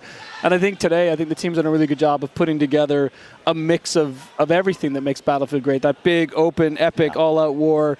You're going to get some intense close quarters combat in some of these big maps that we'll probably see later today. So I hope you're going to see the full package that the team's put together, and it's only part of it so far. Yeah, that's the insane part. There's still more to show. I know for me, I'm really excited for the single-player stuff, so I'm pumped for that one. But that's not what we're talking about here. That's not today. Yeah. That's not today. That's for a later date, people. But guys, look here. If you love what you're seeing, like we all are here today, Battlefield 6 is now available to pre-order on PlayStation 5, Xbox Series X and S, as well as Steam. And also, we want to take a moment to give a massive thank you to our partners who made this happen. PlayStation, as well as Razer, Intel, Elgato, and Red Bull for being part of making today's multiplayer reveal event a reality. We thank you so much for making this. We thank, obviously, our incredible devs at Battlefield Studios for making this thing happen as well here. Welcome back, everyone. If you're just joining us right now, we're here with a couple of the devs from Battlefield Studios. We got Ryan MacArthur as well as Tompin here to talk about all the stuff that is going on. And we are going to be jumping into Squad Deathmatch in a little bit. So once the game's ready to go, we're rolling right through it. And there you go. We're in the action. So fellas, let's continue to keep this conversation going just for a second here. Talk more about what we should be expecting here, and also like Squad Deathmatch. What is the objective? What is like the the goal, overall mission that you guys have with that mode? So Squad Deathmatch is it's a little bit in the name. It's very squad focused, right? This is some of the best moments that we have when we're playtesting in the area, when we have a squad is 4 people trying to do the best to keep alive, and it's you're competing against 3 other squads basically, and it's reaching a kill count of 50, and the first who gets there wins. And there's a little, if you see the top of where you see the scores up there, you can see where all of the positions, where every squad is positioned. So you see the first place there. You guys we're watching right now are in first place. That trailer, that's so it's just trying to beat everyone else to 50. What I find exciting with this is just how close and clutch everything gets all the time. Revives matter, everything matters in this one. This for me is you look at, we talk about Conquest all the time, the big epic open all-out warfare for Battlefield, but this for me is one of my favorites in that it is team play. It is squad play at its best, and this is where that class work really shines through. Hopefully, as players go through this today and they really start to see how the buildings, come down and how the destruction really works, we're going to see to see what players can do with leveraging destructions to really help those squads sort of push towards that 50 kills they're looking for. Yeah, I like all the additions you guys made, right? The UI additions, the changes you made in that regard, and also too, just the overall look and feel of the game. I think this is the mode, without a doubt, that when you play it, you're gonna appreciate Battlefield's gunplay, because I'm just keeping it $150 with y'all. Battlefield has always, since the days I played Modern Combat on the PlayStation 2, Battlefield has always had great gunplay. So how important was it for you guys to make sure that you nailed it this time around? Because genuinely, it feels phenomenal. It's David Serlin, who I know you have on a little bit later, is completely obsessed. We all are, but he's completely obsessed with getting this right? We have people sitting in Stockholm that are extremely meticulous. Everything is measured. Everything is validated with the players themselves in BF Labs and in our own team play. It couldn't be better. This is the best of the series. If you think you've felt good in Battlefield before when it comes to gunplay, it's nothing to this. So before I let you guys go, give me one thing that people who are watching at home who haven't had a chance to play this game yet, which will very soon. What's the thing that they should be looking out for, or the thing rather that makes you the most excited about this game when they finally open it up? For me, in this one in particular, it is the destruction. It is the way the team has sort of put this package together they're making it not only just look amazing and feel amazing, and the sound design is amazing. It's the impact it has on the game, the way it does feel truly tactical, and the thought that's gone into, you know, how you can use this as another weapon and as another tool in your arsenal. For me is, for sure. This one, I've seen nothing like it in the franchise yet. I think before they get into beta, maybe look at this stuff and see things that you can only experience in Battlefield. So an example for this mode on this map that I remember is we had taken possession of one of these buildings and it almost turned into a kill house, right? It's just people trying to get us out as we were kings of the hill, just sitting there. They were destroying the building. Everything comes coming down around us, and it's just it's amazing. Like those moments, just pay attention. Like this is incredible. Yeah, it's a playground. Yeah. It's a playground. Delicious, destructive playground of carnage that we absolutely love. I'll use that. Yes, you got it. You trust me. You guys could use it. Well, it's on the broadcast. You own it anyway. But in any case, so guys, thank you so much for your time. Ryan, Tom, thank you so much for your time, and looking forward to seeing more from the game in the future. Thank you very much. Having us. This has been great. Catch you soon. Catch you soon. All right, we'll be bringing Pansy as well as Achilleos back on in a second. So for now, you'll just be hanging out with me as we take a look at Courage, who's trying to cap a few fools with this gun here in Squad Deathmatch. But we'll be bringing more devs throughout the day.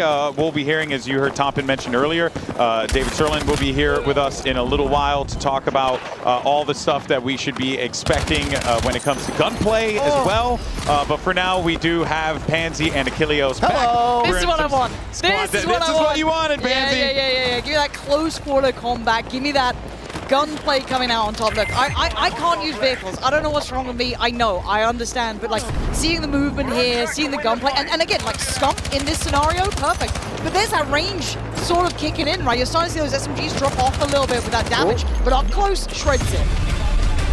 Come on now, it's Skunk. Come on now. Oh yeah, game over. You're talking some smack. Okay, but now we can snap into a fresh one. Yeah, so, true. Get to see how this one's all going to break down. And I'd love to see it from Little Big Whale's perspective too, because she's nuts at this. She's so good at these kind of like close quartery maps too. Lovely movement as well. Like I think watching her play was the first time I was like, oh, there's a little something to the movement here, but it's not like too much, right? I didn't want like dolphin diving and all this nonsense, but she's kind of slick with it. You know what I mean? It looks good. Speaking of unlucky, the shotguns are coming out. That's what you gotta look out for. Those shotguns look lethal on these maps. Of course, people are going to be settling up inside of these houses here. You need to be able to breach them out because 4 down low. They're going to be in position likely with shotguns in hand, but give up. peek under the window and going to be taken down there. I want to see what classes people start like picking up. I might play Assault on this. I feel like Medic's not really... Yeah, literally, like the Assault, like going through, because you get so many options. Is that when you can maybe bring out those shotguns, like then you want that SMG, or maybe like a little bit of range with an AR. Like, honestly, the rifles feel really good as well. Like, playing with just like the M4 before, like load it out, get it like nicely set up how you like it. Felt super nice. Yeah, and I really like what they're doing with the maps here. We haven't talked about it extensively yet, but we'll talk about it more as the show goes on.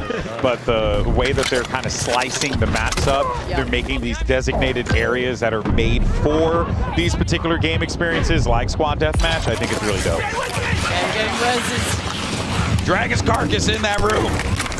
On the receiving end of that shotgun, man. That's why the Assault class here, look, again, you have that like AR to sit on if you want it. You got a little bit of range on that screen, but up close in these sort of buildings, breaching and literally clearing as you go, it's just perfect. I mean, not only that, but you also have the flashbangs that you can be utilizing as well to just further make that a little bit easier. But, you know, I'm curious if we see somebody break the floor. You know, send some people plummeting. I'd be up and over that wall, bro. I'd be up and over that wall. Come on now. Yeah. Oh. I'm just so jealous.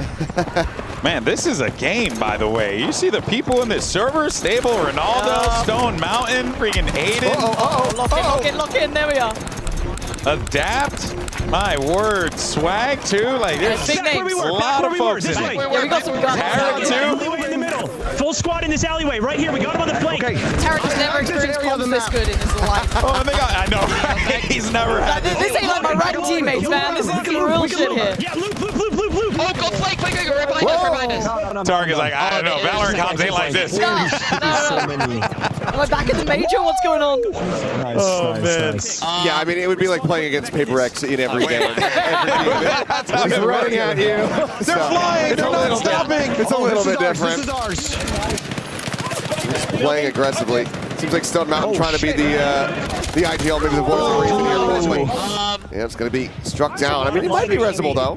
Maybe, I don't know. Jesus. Clear the house. Kind of swarms. See, that's the thing, though, right? Yes, you can run everyone assault, but you got to have some medics there with you. You got to have someone to pick you up, keep you going in the fight. You don't want to just give up those kills. I'm with Adrian. Uh-oh.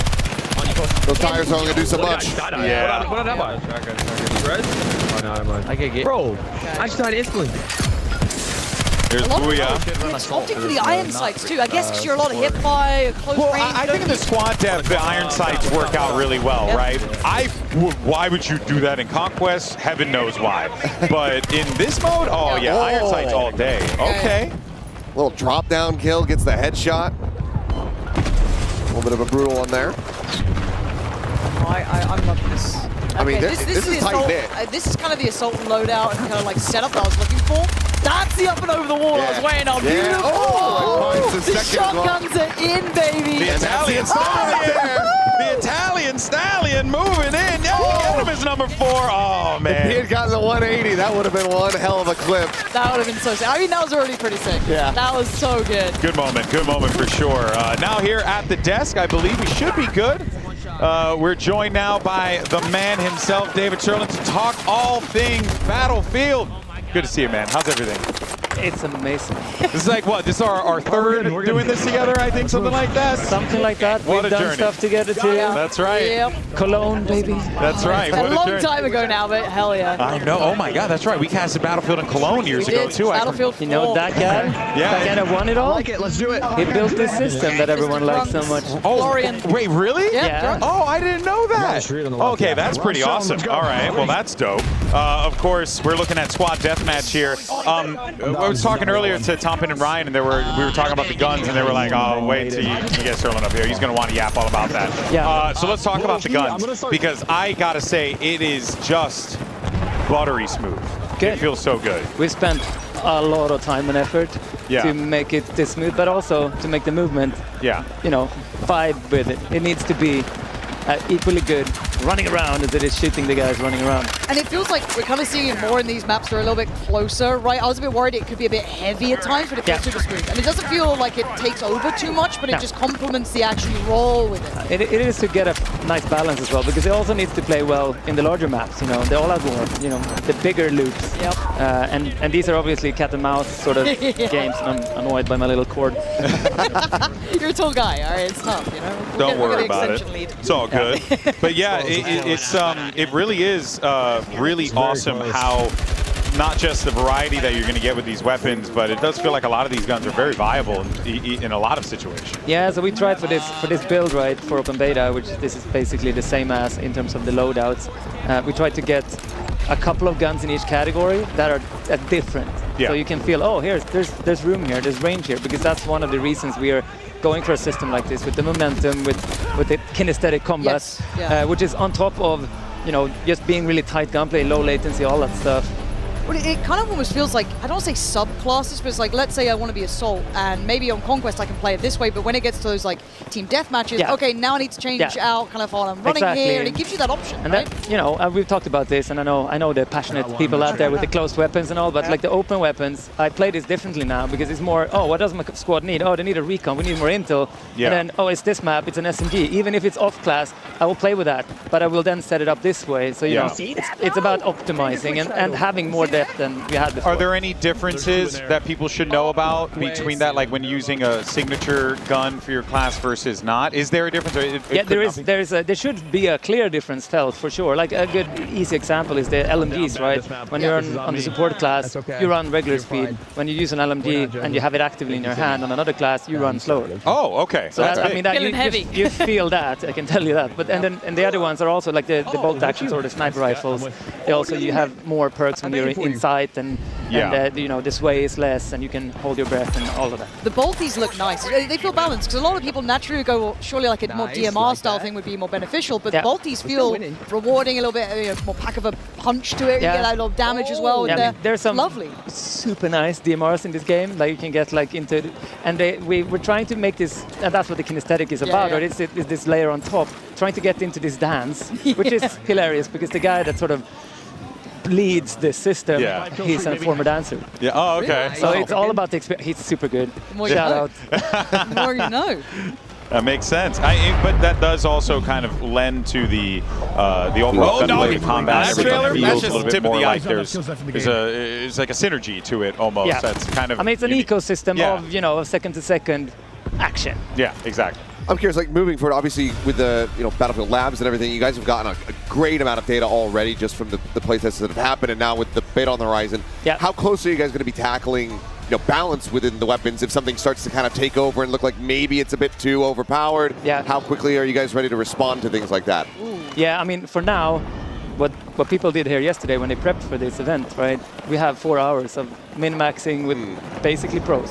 Yeah. We already downloaded that data. It's going over to be checked. Like we really want to, and then we want to be able to react, like during the open beta, hopefully, to something if we find something, and that's going to continue. It's super important to us to get like into the vibe of. There's always a little bit you have to fix this thing, just iterate. I don't think it's as much of a concern, in Battlefield historically compared to a lot of other titles when it comes down to gunplay and like a certain type of gun dominating the market. But it's good to see that there's still going to be that little bit of plug and play with changing some stats on a weapon if it starts becoming like a meta weapon that's just kind of taking over servers. We have to, because like we have you've seen the point system, right, for customization. Right. That enables us to go super deep. Yeah. Right, and there's bound to be something in there where I use it on this weapon, it goes a little bit too good on this direction, or it's too cheap. You can combine it with something else, so it becomes too Would good. you guys be looking at adjusting the prices of those attachments? So it's like an economy to it, right? So this is really good on this weapon.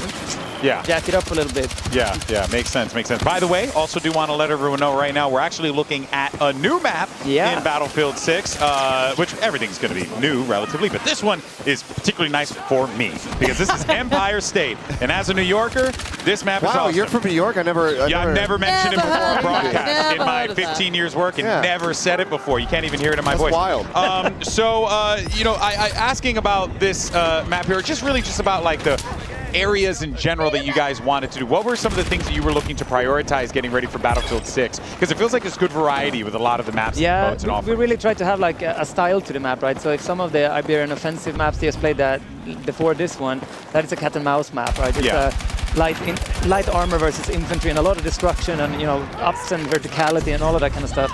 This is just straight urban. There's little vehicles on this map, but there's a lot of destruction and a lot of verticality areas, and it has a bunch of long-range, snipe areas, and you will see. It's really cool. We're trying to make it feel very different. So you're like, I'm in Brooklyn now. This is, this is the game now. I'll be this class. I'll go for these weapons. And I'm already seeing how accessible most of these buildings are as well. Like just then Westy, I think, was like in his building and then getting shot from across the way. You're seeing so much of it. Again, you kind of think maybe it'd be close range, close quarters, depending on that. But no, you've actually got, as you said, a lot of range coming in as well. A lot of that kind of like 100 meters assault rifle sort of area. And we're trying also very hard to make, obviously that's like how to get like the cover placement right. And there needs to be in Battlefield, we've realized, because this map was a map with too much cover on it for a little phase.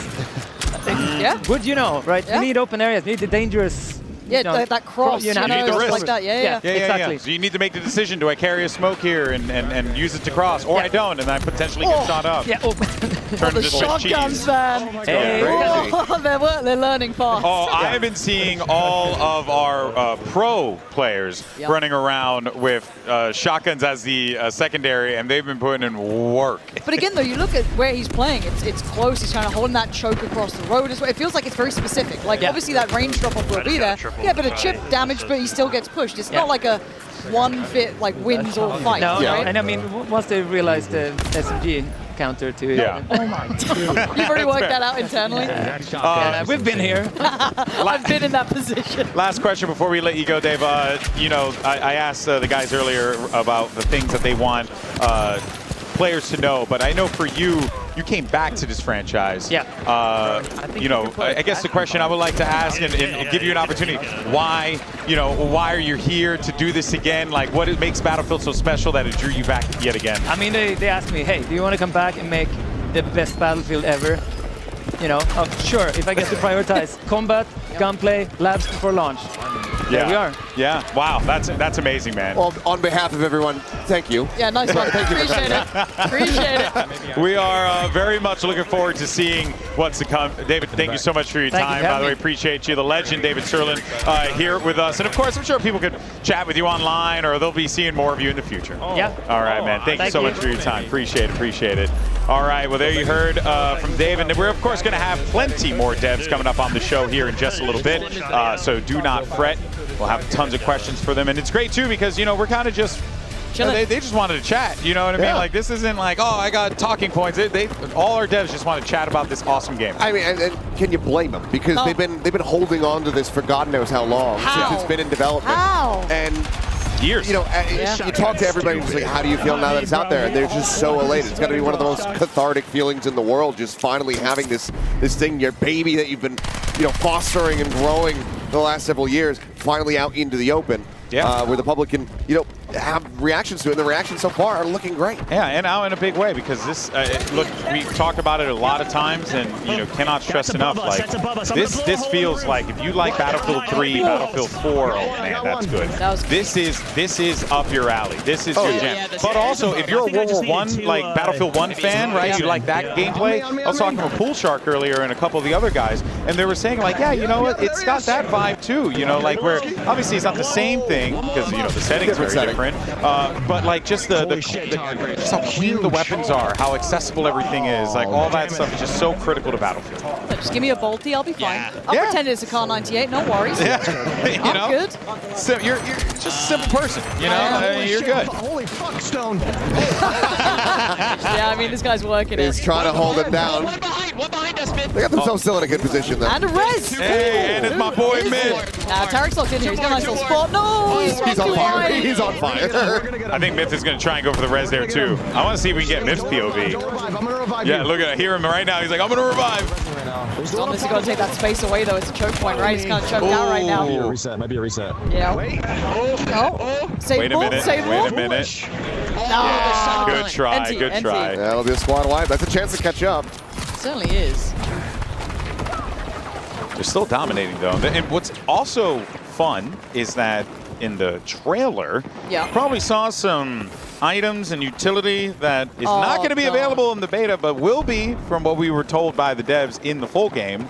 That ramp, for example. That seems crazy to me. That seems crazy. Because I was seeing Paladin Amber try and get up, and I was like, what would help here? Yeah, combat ladder. That combat ladder, that'd be great. Yeah, there's a couple things that, they said they're going to be, kind of getting scattered into the game as time goes on, whether or not that's going to be at launch, a time afterward, with a Season 1 update, uncertain. But I do love that those things are on the horizon and that they can always bring in more things, even if it's util and tech that we saw from the past. Zip lines, hello, would love to see the return of those. Yeah, and right now, as it stands, basically everything's in the cards. Like anything could happen. Yeah, that's kind of been the vibe that we've gotten from talking to all the devs over the course of the last couple of days, because we've had opportunities to yap with them about this stuff, and it really just feels like it's anything's possible. Yeah. All right, which that's a nice feeling. Especially with a game that has so much history as Battlefield does, so many things that have been featured in this game in the past. Pansy, it's like, yeah, it makes sense. And again, it's one of those things that Battlefield in its various iterations has appealed in totally different ways to different people. Like someone that kind of like more slow, methodical pacing, someone a little bit more, paciness to it. It's hard to appeal to everything, but it does feel as though they're giving you the option of that now. It's like, hey, maybe I actually end up just really liking these maps a little more than the Conquest, classic 64-player style. But there's something, it feels like for everyone. At least to my eye test so far. Yeah. You know what I would do in this situation if all these guys, I'd just grab a rocket launcher and blow something up. I mean, it's kind of my solution for everything. I feel that a lot of people are doing that. You get that grenade launcher as well on the assault. Go for it. Break up those buildings there, so that this way you're not having to deal with that cover. Right? Also, because you're trying to get up those stairs. Yeah, right? exactly. You got that verticality against you as well. It's difficult. You've got to start having to use some of that kit to kind of break in. Yeah, there's so many tools available to you in this game for all the different classes. And it's fun, too, because I love playing Engineer, and even in circumstances like this, where, like, squad deathmatch, maybe playing Engineer might not be the most helpful for, like, particular things, but it will be helpful if you want to try and, like, break through stuff. If you want to try and, like, create more bandage points for you, points of entry, anything, you know? Yeah, there's a lot of things you can do with this. We're into a fresh one, and oh, we got Seagull in the lobby here. Burnt Peanut, though, with that opening kill. They won their last DM as well. I'm pretty sure Burnt Peanut came out So on you guys didn't get a chance to hear the interview, but Hutch was talking to Aliak and just flat out said, "I'm playing with bots." Was what he said. That's wild. So that is hilarious. We're in Conquest. Look at the top. We've just pivoted over, so yeah, this is a Conquest on Empire State, so now we expanded out the map. Obviously, we have those smaller points that you go into when you zoom in down towards team deathmatch or squad deathmatch. Now we open things up, and this is going to be the full map. This is what I want to see, is how different does this look, right? We just had that very close quarters, TDM style, up in your face. Now, as you said, opens up. Oh, this looks gorgeous. Yeah. I mean, this looks just like I used to live there, you know? That's my house. Oh, that's my spot, it's my cafe. You know? But it kind of rolling back to what they were saying, though, there's still that little bit of open area where you have to kind of go for these crosses. You can see that suppressing fire, even a little bit of a tag coming in as well on the cross. It isn't just that, like, really close quarters. There is now a bit of range to it. You can start seeing that versatility of weaponry as well. Beautiful res. That was a beautiful You love to see it. Drop down res coming through, get him right back into the action. There's that LMG, a little bit heavier. I think the biggest question that we probably should have asked the devs was how many pizzerias do we have in the map? True. Yeah, it's very true. Pizzerias in donut shops. Oh, it's heavy. Oh, yeah, that's a toughie. You can't play that close range with the LMG. And I think, like, you know, don't get me wrong, you can do anything in Battlefield, truly. But you also got to know where those limitations are, where are going to be some of the things that might screw you up and potentially throw you off, you know, things like that. Pretty cool. Oh, let's run it. Yeah. I think people are learning as well, kind of the, like, almost chess match. Of, like, okay, my weapon works here. My class works really well here.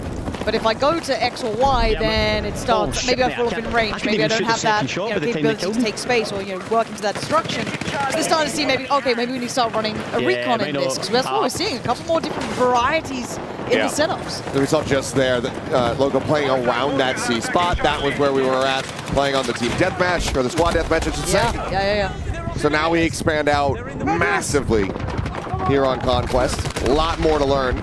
A lot more spots to be cognizant of as well. That is a risky res, but it worked out. At least he gets on that suppression, maybe. If Westy gets a moment to breathe, pops in the smokes. Again, this is the kind of gameplay I expect from someone like Westy, knowing what your kit is, what you can play with, what you can bring in, get those reses, try and build up some momentum, take some of that space away.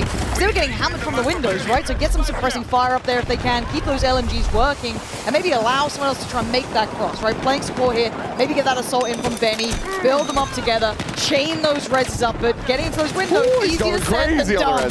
I hope someone picks him up. His life for the cause. Unfortunately, we come back over to Foosley, and she's still having a little bit of a rough go of it. Look, it's a tough game. Yep, fatal headshot off the rip. The thing with Battlefield as well, the skill ceiling is damn high. Yeah. Right? Like, look, you can entry it and still have fun. Again, you can kind of fulfill any role you want to. There's a bit of something for everyone, but the skill ceiling has always been high. Yeah. And it's brilliant to watch with these kind of, the gunplay coming in, the movement coming in. When you start seeing someone who's got that comfort already, maybe a bit of a veteran coming out, you see that in how they're already playing. So MC was absolutely nuts on the first glimpse we got, so maybe she's going to want to kind of show us what to do here. Again, starting to see more of that. Oh, damn. Westy, relax. Okay. Look, this team has been backing each other up. Yeah. I've loved watching this team play. Yeah, I think that you guys bring up a lot of great points about just, the overall game experience itself. And I think, like, if there's one thing that, if you are watching this for the first time and, got a little, remember, it's a beta. It's in a beta. It is still... I think the one thing that I feel is most important to bear in mind when thinking about games like this is, it's a big game. You're not going to learn it all in one game, right? The maps have layers. There's so much cover. You got to know where your angles are. And that's why I kind of can't wait to go back and watch some of the streamers playing and pick up how they've been approaching it, what they've learned already, how they've been kind of learning out these maps, because they've got a little more time than we've had to get hands-on with it. But as you said, it is that learning process of kind of running down those, approaches towards the site, getting to know the kind of routes that you want to run, getting that rhythm down, getting everything kind of building your way. And again, we're getting a nice little early lesson in this one here. There's that hip fire. I love seeing that. Yeah, that hip fire is going to be deadly when having to deal, especially for the shotgun players. I think that they're going to try and get away with it. That's a big res, though. They just ran right past. big down res from Tactical Brit. But, on fire. But look, I tried the hip fire a lot. You got to be close. It is not something you can bank on longer than that, right? You're kind of looking at like maybe 25, 30 meters max. And I mean really max, you start getting labored. Now, and maybe that's the SMG. That's it the is. SMG. And maybe if you played around with those attachments, you could build something that worked maybe a little better. But again, it is very situational. Here, like going up for not the iron side, but I think that's a hollow on the top maybe. Yeah. But still, it's situational. I love this kind of looping around, securing the space, supporting the team. I guess we can expect that from Tactical Brit though. Oh, does get picked off though, but regardless, that was a good run. You know, and that's more or less what you want. You know, you just want to have a good respawn and a good life. You know, you just... Well, in general? Yeah, I just want a good life. You know, I just want a house. I have a nice life. You know, but, and I also want to take out a couple people. You know? No, but like, honestly, like, this is the type of game where, like, yes, you could potentially spawn up and get picked right. Oh, my word. Okay. And something crazy like that will happen where a building comes down and then there's a team behind you. There's a man behind you. Yeah. A man has come out of the building. It's not gone well for him. Poor old Westy. Oh, we saw it actually when we were going through the interview a little bit. Like one of because obviously we have a lot of different kind of names to different types of kills that can pop up there on the bottom. We saw a crush kill coming through, so that's all about collapsing those buildings. Oh yeah, all right folks. Well, actually it did get word that Aliak is standing by with another one of our creators, someone in the venue. Aliak, who do you have? All right, we got Big Fry over here, and he's in the middle of game play. Hey, Big Fry, how you doing? He's really, really focused up right now. His squad is running all the way through. This map looks absolutely incredible. I mean, can you believe how realistic this looks? I heard a Golden Boy say his home was here. Big Fry super into it right now. There you go. He's running up the stairs. I think he's enjoying the game so much. Ali, you hearing me? Yes. What'd you think of the game? What do I think of the game? I was sitting in the middle of the room earlier watching everybody's gameplay, and I just can't wait to jump in. The map looks incredible. The weapons look absolutely incredible too. And man, I did see a little bit of a squad running assault too. All four of them assault using the sling and using the shotguns too.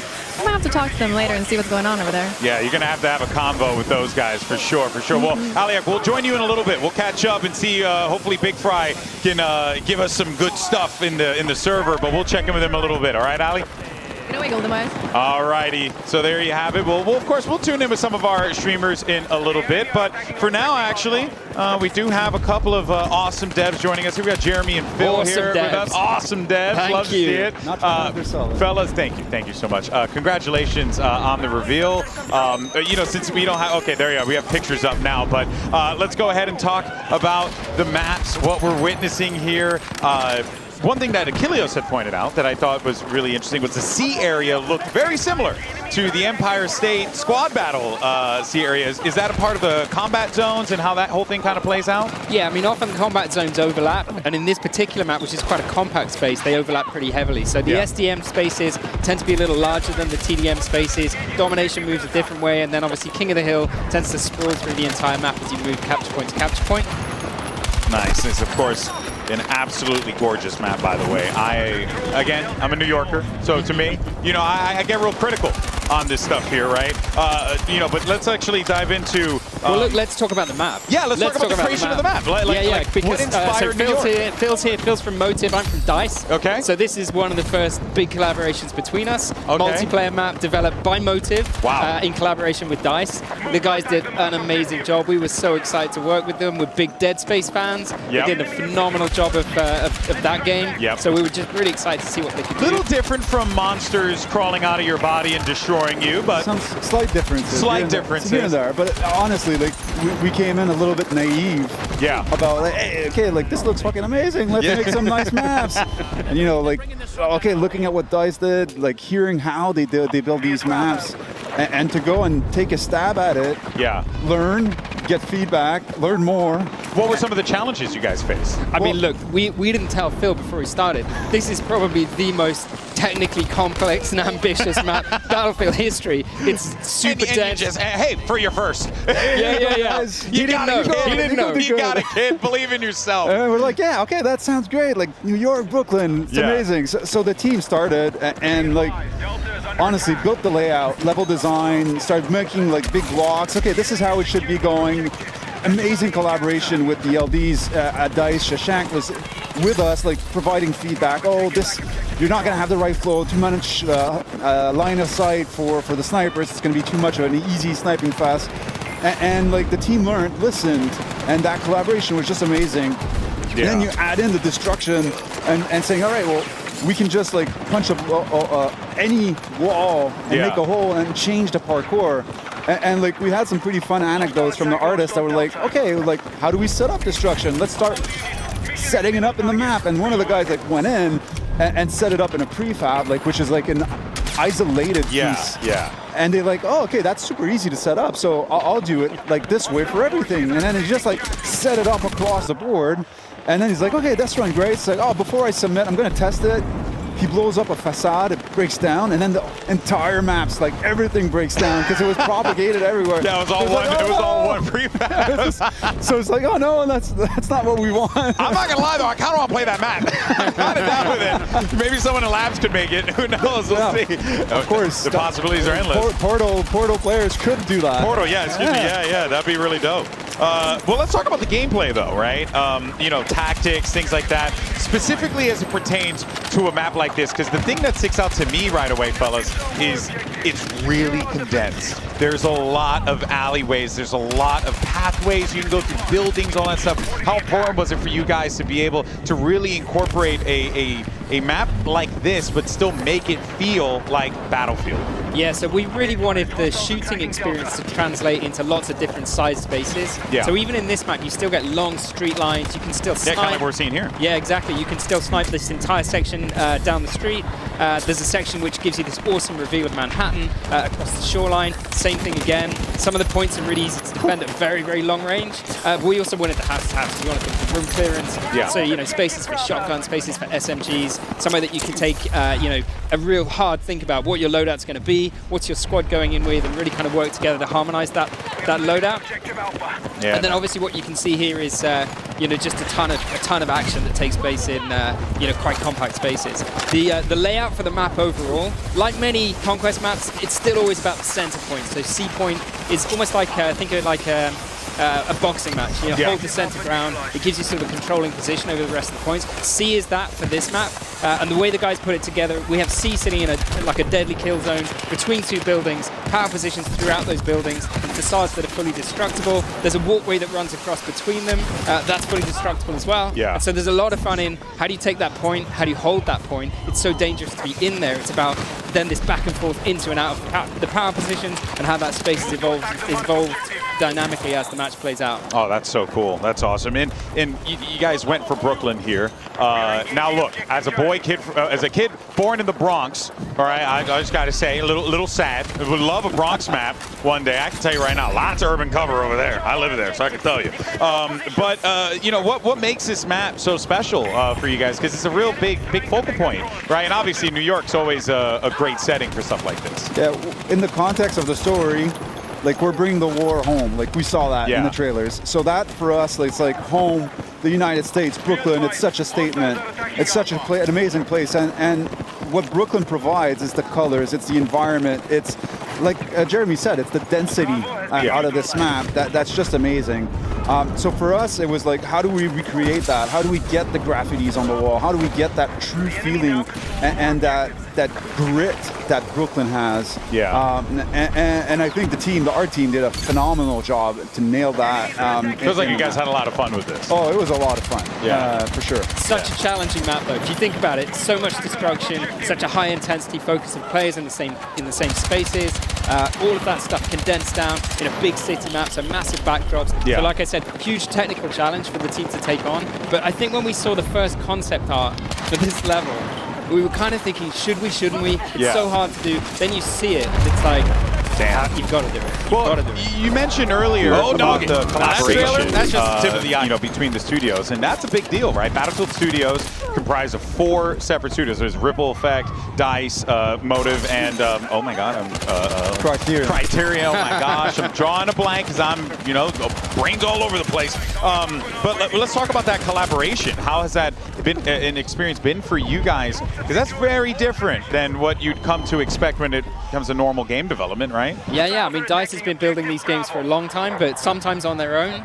What I'd say about the collaboration, it's not the first time, right? We've worked with Criterion for a long time. We've worked with Motive on Battlefront before. So these are kind of long-term partnerships that we kind of know and love these guys. You've, I think, met Tompen, you've met Christian from Ripple Effect. These guys have been with Battlefield since the very start. So I think it's not a new thing for us. It's more like the evolution of something. Was there any differences between the collaborations from the past versus this one? Because it feels like the collaboration is kind of centered to the success of what we're seeing right now. Yeah, I mean, this one, it's just full on, right? Yeah. So it's 4 big studios, everybody focused on this one game. I think what it's unlocked for us is the potential to take on a map like this. The ambition that you can see in the product today, it's incredible what people have been able to do. Yeah.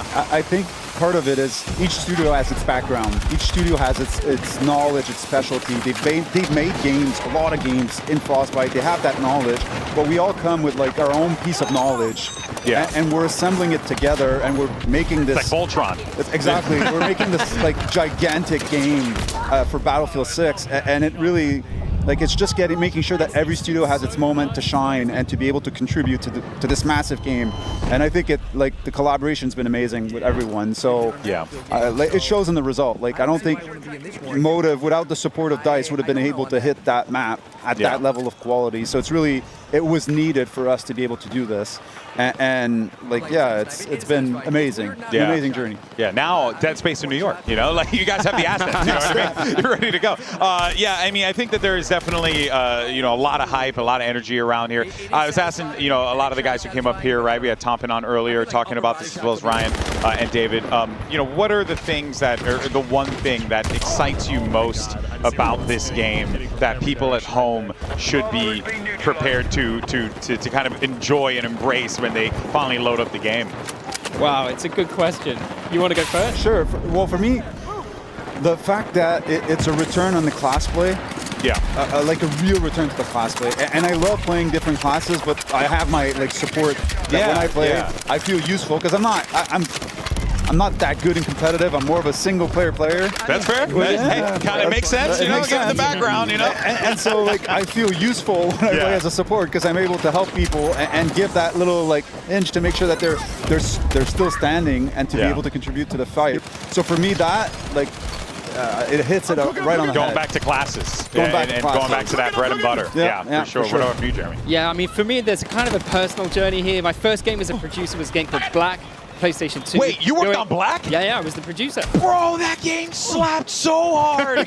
Oh, man, the gun moments when you would zoom. Oh, yeah, and I kind of see a little bit of this here as well. Right, and you can imagine what we'd have thought back then if we could have seen this. If we could have seen what the power of the hardware is capable of, what the technology can do, what the teams can do with destruction. So I think for me it's the destruction in the game. It's the return to something which feels very reminiscent of Bad Company, inspired by I think the best of the series, the best of Battlefield, and for me personally inspired a little bit by that work back then. Oh, I mean, you just shattered my tiny brain right now, man, because I absolutely love that game, and you can see the guts in it in here.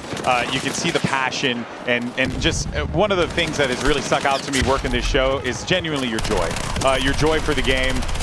What you're putting on the screen here, and the fans have fully embraced it, so it's pretty dope. Thank you guys so much for your time. Thank you. I really appreciate it. Hopefully it wasn't too bad. Hopefully you had a good time up here. Come back. We had a great time. It's always fun. All right, excellent. Thank you guys so much for your time, and looking forward to seeing you guys on the battlefield. All right, catch you guys soon. All right, folks. There you heard Jeremy and Phil from the dev team as we shared some thoughts on Empire State, which is the map you guys are currently taking a look at right now alongside the likes of Tarek and Renzrate as they are trying to stay alive inside of here. But once again, thank you, Jeremy and Phil, for that insight and that time. Really, really cool to get some, real get some time with the devs, but also to understand, Pansy, how this collaboration works between these studios, because it's a big operation. Look, it'd be very easy. Oh, bumping us back. Yeah, there. No, hold up. In the bot lobbies again. No, you're right, though. Burnt nut. Oh, he was hidden. I'm looking forward to the question marks in chat in a second. Look, they're after their codes, man. They're after their codes. You're free. You're free. You're fine. You can say what you want. Also, do want to remind people, if you're watching why you're spamming drops in the chat right now, because we know that's what Why you're have you got doing. them started again? You heathens. Just so you know, that make sure you enable drops on Twitch so that this way you can watch your favorite streamer and then you can get early access to the game. So bear that in mind. Make sure you have drops enabled if you're watching on Twitch so that this way you can be good to go. Shit. For now, though, we're sticking with the burnt power. Maximum power. Okay, calm down, Palpatine. Oh, God. As soon as he says it, just get shot in the ass. Straight up. Dumped him. Man, this map, though, so this is the sea area, I believe. Yeah, this is the sea area that Jeremy was talking about, right? Okay. You have this bridge in the middle that can be blown up, and we saw it get blown up. And then you're fighting in between these two buildings here, Pansy. It's a real hectic environment. No, okay. It wasn't just me in the trailer when it looked like that Joker moment when he had the, the explosive in his hand and walks off with the explosion behind him. It looked a little like that, but just it without does the look nurse's cool. outfit. Yeah. Need the nurse's outfit. Hey, you never know. Westy in a nurse's Actually, pay good money for that, Don't tell Westy, though. No, we won't let him know. We won't let him know. But no, it's a cool little area, right? It kind of like evolves as the combat evolves. Yeah, exactly. And there's a lot of carnage here. But it does feel like Scum of the Boy trying to get control of this. Down a squad. Tim! Go for it, Tim! Sorry, is he invisible? He's got a 5. Someone turn around and fight Tim! Little 5-piece little gunslinger. Someone found him. There we go. You know what? He's top of the server! 11 kills. 11-1. Guys, Tim the Tatman's back. This is his game. This is his year. This is it. I believe. Oh, man. All right, Tim. Show us what you got. Do it again. 11-2. You know what, though? The whole time I'm watching this map play out, and I'm seeing all these guys trying to push through, and I'm like, but you know what you could just do? You could just blow up the floor. I'm still waiting for that. Oh, well, Shoddy at this range. I don't know if it's going to do much. He went there eventually. It's all good. He got across. I got a little nervous when he was just staring them trying to flood over. I'm like, guy, please. But who am I to doubt Tim? Yeah. You know what I mean? Like, he's 11-2. For now. I don't have any kills.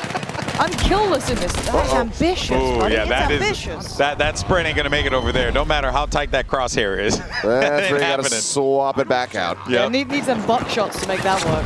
Ooh, nade, Can you imagine someone just running across a bridge? Parachute. Popping a parachute. And then he put it back in. Oh. Good try, good try.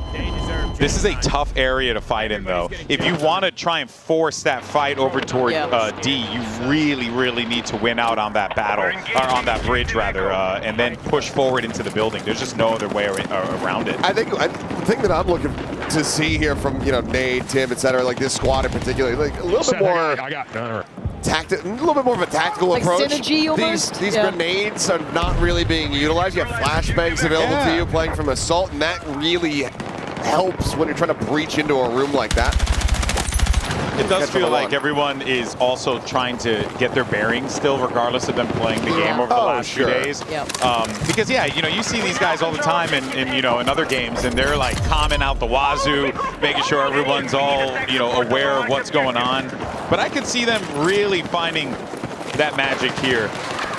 A lot of players, too. I mean, you've been seeing the Battlefield OGs and the way that they've been playing. That's like the textbook way to approach the game, I'm loving watching these guys play, though. I want to see what Scum can do. Yeah, they got this area locked down. They have firmly stuck won behind the door for a second. Door stuck.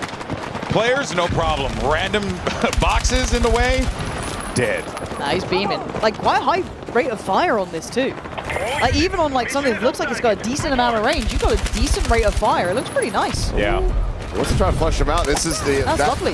Ooh, I thought he was going to go for the classic overextension. Look, Scum's got balance to gameplay, let's be real. He's trying to go for those long range shots. Now you rush. But this is the brilliance of playing that sort of assault class, right? You can kind of take that space, punch forward, switch to that shotgun, push up with it and get aggressive. Wait for your teammates to come through. So many cool things you could do here. All right, we're going to stick with Scump for a moment, but we'll be back because we're actually going to check in with Aliak. She's got another person standing by for an interview. All right. I got you. We're here with Everything Alley. Everything Alley, you jumped into Conquest Empire State. How incredible is this map? I'm actually having a lot of fun. I didn't think I would love this game mode, but I want to play it for hours now. I'm having a lot of fun. It's a fun team game. We're able to kind of like figure out what the movement's like, what we need to use, what guns are best, and this game mode's really fun for shotgun actually. So, yeah. I keep hearing a lot of shotguns lately. Is that your current setup? I'm using shotgun, a little grenade launcher, you know, SMG. But overall, it's really fun. It's really fast-paced. Kind of working as a team to get all those points, and I'm really enjoying it. Yeah, what's it like as a team? Like, what are you guys running? A little bit of everything. I think we're being a little silly. We did one shotgun round. Now we're doing some grenade launchers, SMGs, same thing. Switching it up. That sounds like a lot of fun. And you two have been playing together on this as a squad? Yeah, we're on a squad with Imperial Hal and Rogue. What's next for you in the game? What are you planning to do? I'm really excited for the BR. That's why I'm here. That's what I do, and I can't wait to play that. I can't wait to get in a golf cart and drive around, run some people over, you know. I love that. Can I join you for that? Okay. All right, back to you, Golden Boy. Awesome stuff there. Thank you so much, Aliak, and always great to hear from our creators. Everything Alley wants to run people over with a golf cart. Seems well adjusted. Who didn't though? Who didn't? I saw that. I saw it by the pool. I'm like, come on. I'm a fan of the first Jackass movie. Let's go crazy with some golf carts. That's what I'm saying. You know what I mean? Put me on the ramp. Call me Johnny Knoxville. Here's the question: Can you grab onto the back of the golf cart and do the ride along? That actually would be great. I would love that. Yeah. I can only imagine the silly stuff you could do if you were able to pull something like that off. A lot of shotgun play. Yeah, Ali was talking about that. I'm a little surprised to see it, but the shotties are strong. We need some people to come out here with the SMGs. You got to shut these guys down. Don't let them run the server like that. Yeah. Yeah, it's one of those, it feels like, again, it's going to be that sort of chess match of people learning what works and what then scales up against it. For now, it's going to whatever feels right. You know, people still learning the map, still learning the kind of range we'll be working on. Tim, being social. Get back in the game, Tim. Focus on the action. Hey, Your team needs you. Courage is dying. He's safe behind his box for the moment. For the moment. Gets away with it. His teammates are all just dying around him. Tim, where are you? Tim, come on, what the hell, man? I'm just chanting up with my boys It looks like the devs as well behind him. They're just sabotaging. They're like, no, Tim, let's have a chat. Well, Vincent Pella's just been walking around everywhere, just bombing streams as much as he can, just like photo bombing them. So it's pretty cool. pretty cool. So he's locking back in. Here we go. Come on, Tim. Focus now. Done the schmoozing. Let's get back to the killing. Still towards the top of the board. Yeah. He's doing great. Not too bad. Let's go, Timmy. Now that he's locked in, maybe he can regain the top of it there. 50% though. I mean, right now the team is doing wonders. As yeah, the double pump, but okay. Bit of an overwhelm. Thought maybe with them scaling up, be able to hold that, but B and C are actually getting flipped here in this one, so could end up seeing our orange team that's currently struggling right now maybe come back into this. It's not out of the it ain't over until you're down to like at least 50 tickets. Yeah. And when you get that kind of comeback, the feeling of it is just so electric. Yeah. They're able to swing a deficit like this.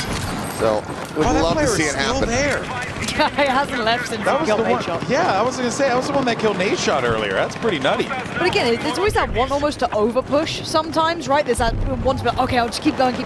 But like, there's moments and there's areas in these maps where it's good to take like a moment or two to slow things down, take that space, create some safety for the rest of your teammates, then to scale up with you.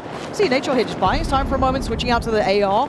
Pausing for thought, still has the shotgun in the pocket, but again, this sort of like get yourself ready with your squad and then work up. Again, B looks like he's going to be the target of focus. So again, now start to work it through. Doesn't look like he's going to squad up though, so again, maybe waiting on courage to get back on his feet. Good shot. A little assisted there by the fire, but yeah, ultimately he's going to get taken down. Yeah, that's always going to be a tough one, especially with no medic around. But you can, as the assault, pop an adrenaline. So, you know, if you happen to have that on the kit, might not be a bad idea to use that. But Scump's got a great vantage point here, and you can also see like that. Oh boy, they're just like lemmings over the cliff. Light work for Scump. And I gotta say, again, going back to like the map design and the visuals, like the graffiti on the side of the walls, like so we were talking with Phil earlier about that. It really is so New York, just the feel of this map. But you also then kind of know where you are intuitively because of those visuals. You're like, oh, I can place myself without having to look at the mini map or look at the map or kind of like figure that out. Yeah. You can actually kind of build through this because it's either New York or Berlin. It's one or the other, you know, and more than likely New York. Yeah. Scum's absolutely cooking right now. Yeah, he's got a great spot here. He doesn't really need to leave it. They've locked down C completely. Losing the homes, though, which that could be quite problematic if they're not careful. Those spawns surrounding them will be a problem. Yeah, I think he's waiting for someone to try and push up or maybe come from like E or B or try and flank the street here, right? Because you kind of imagined that they would have taken B on that one, but still trying to facilitate the cross for his teammates, catch those players, respawning in, coming back in.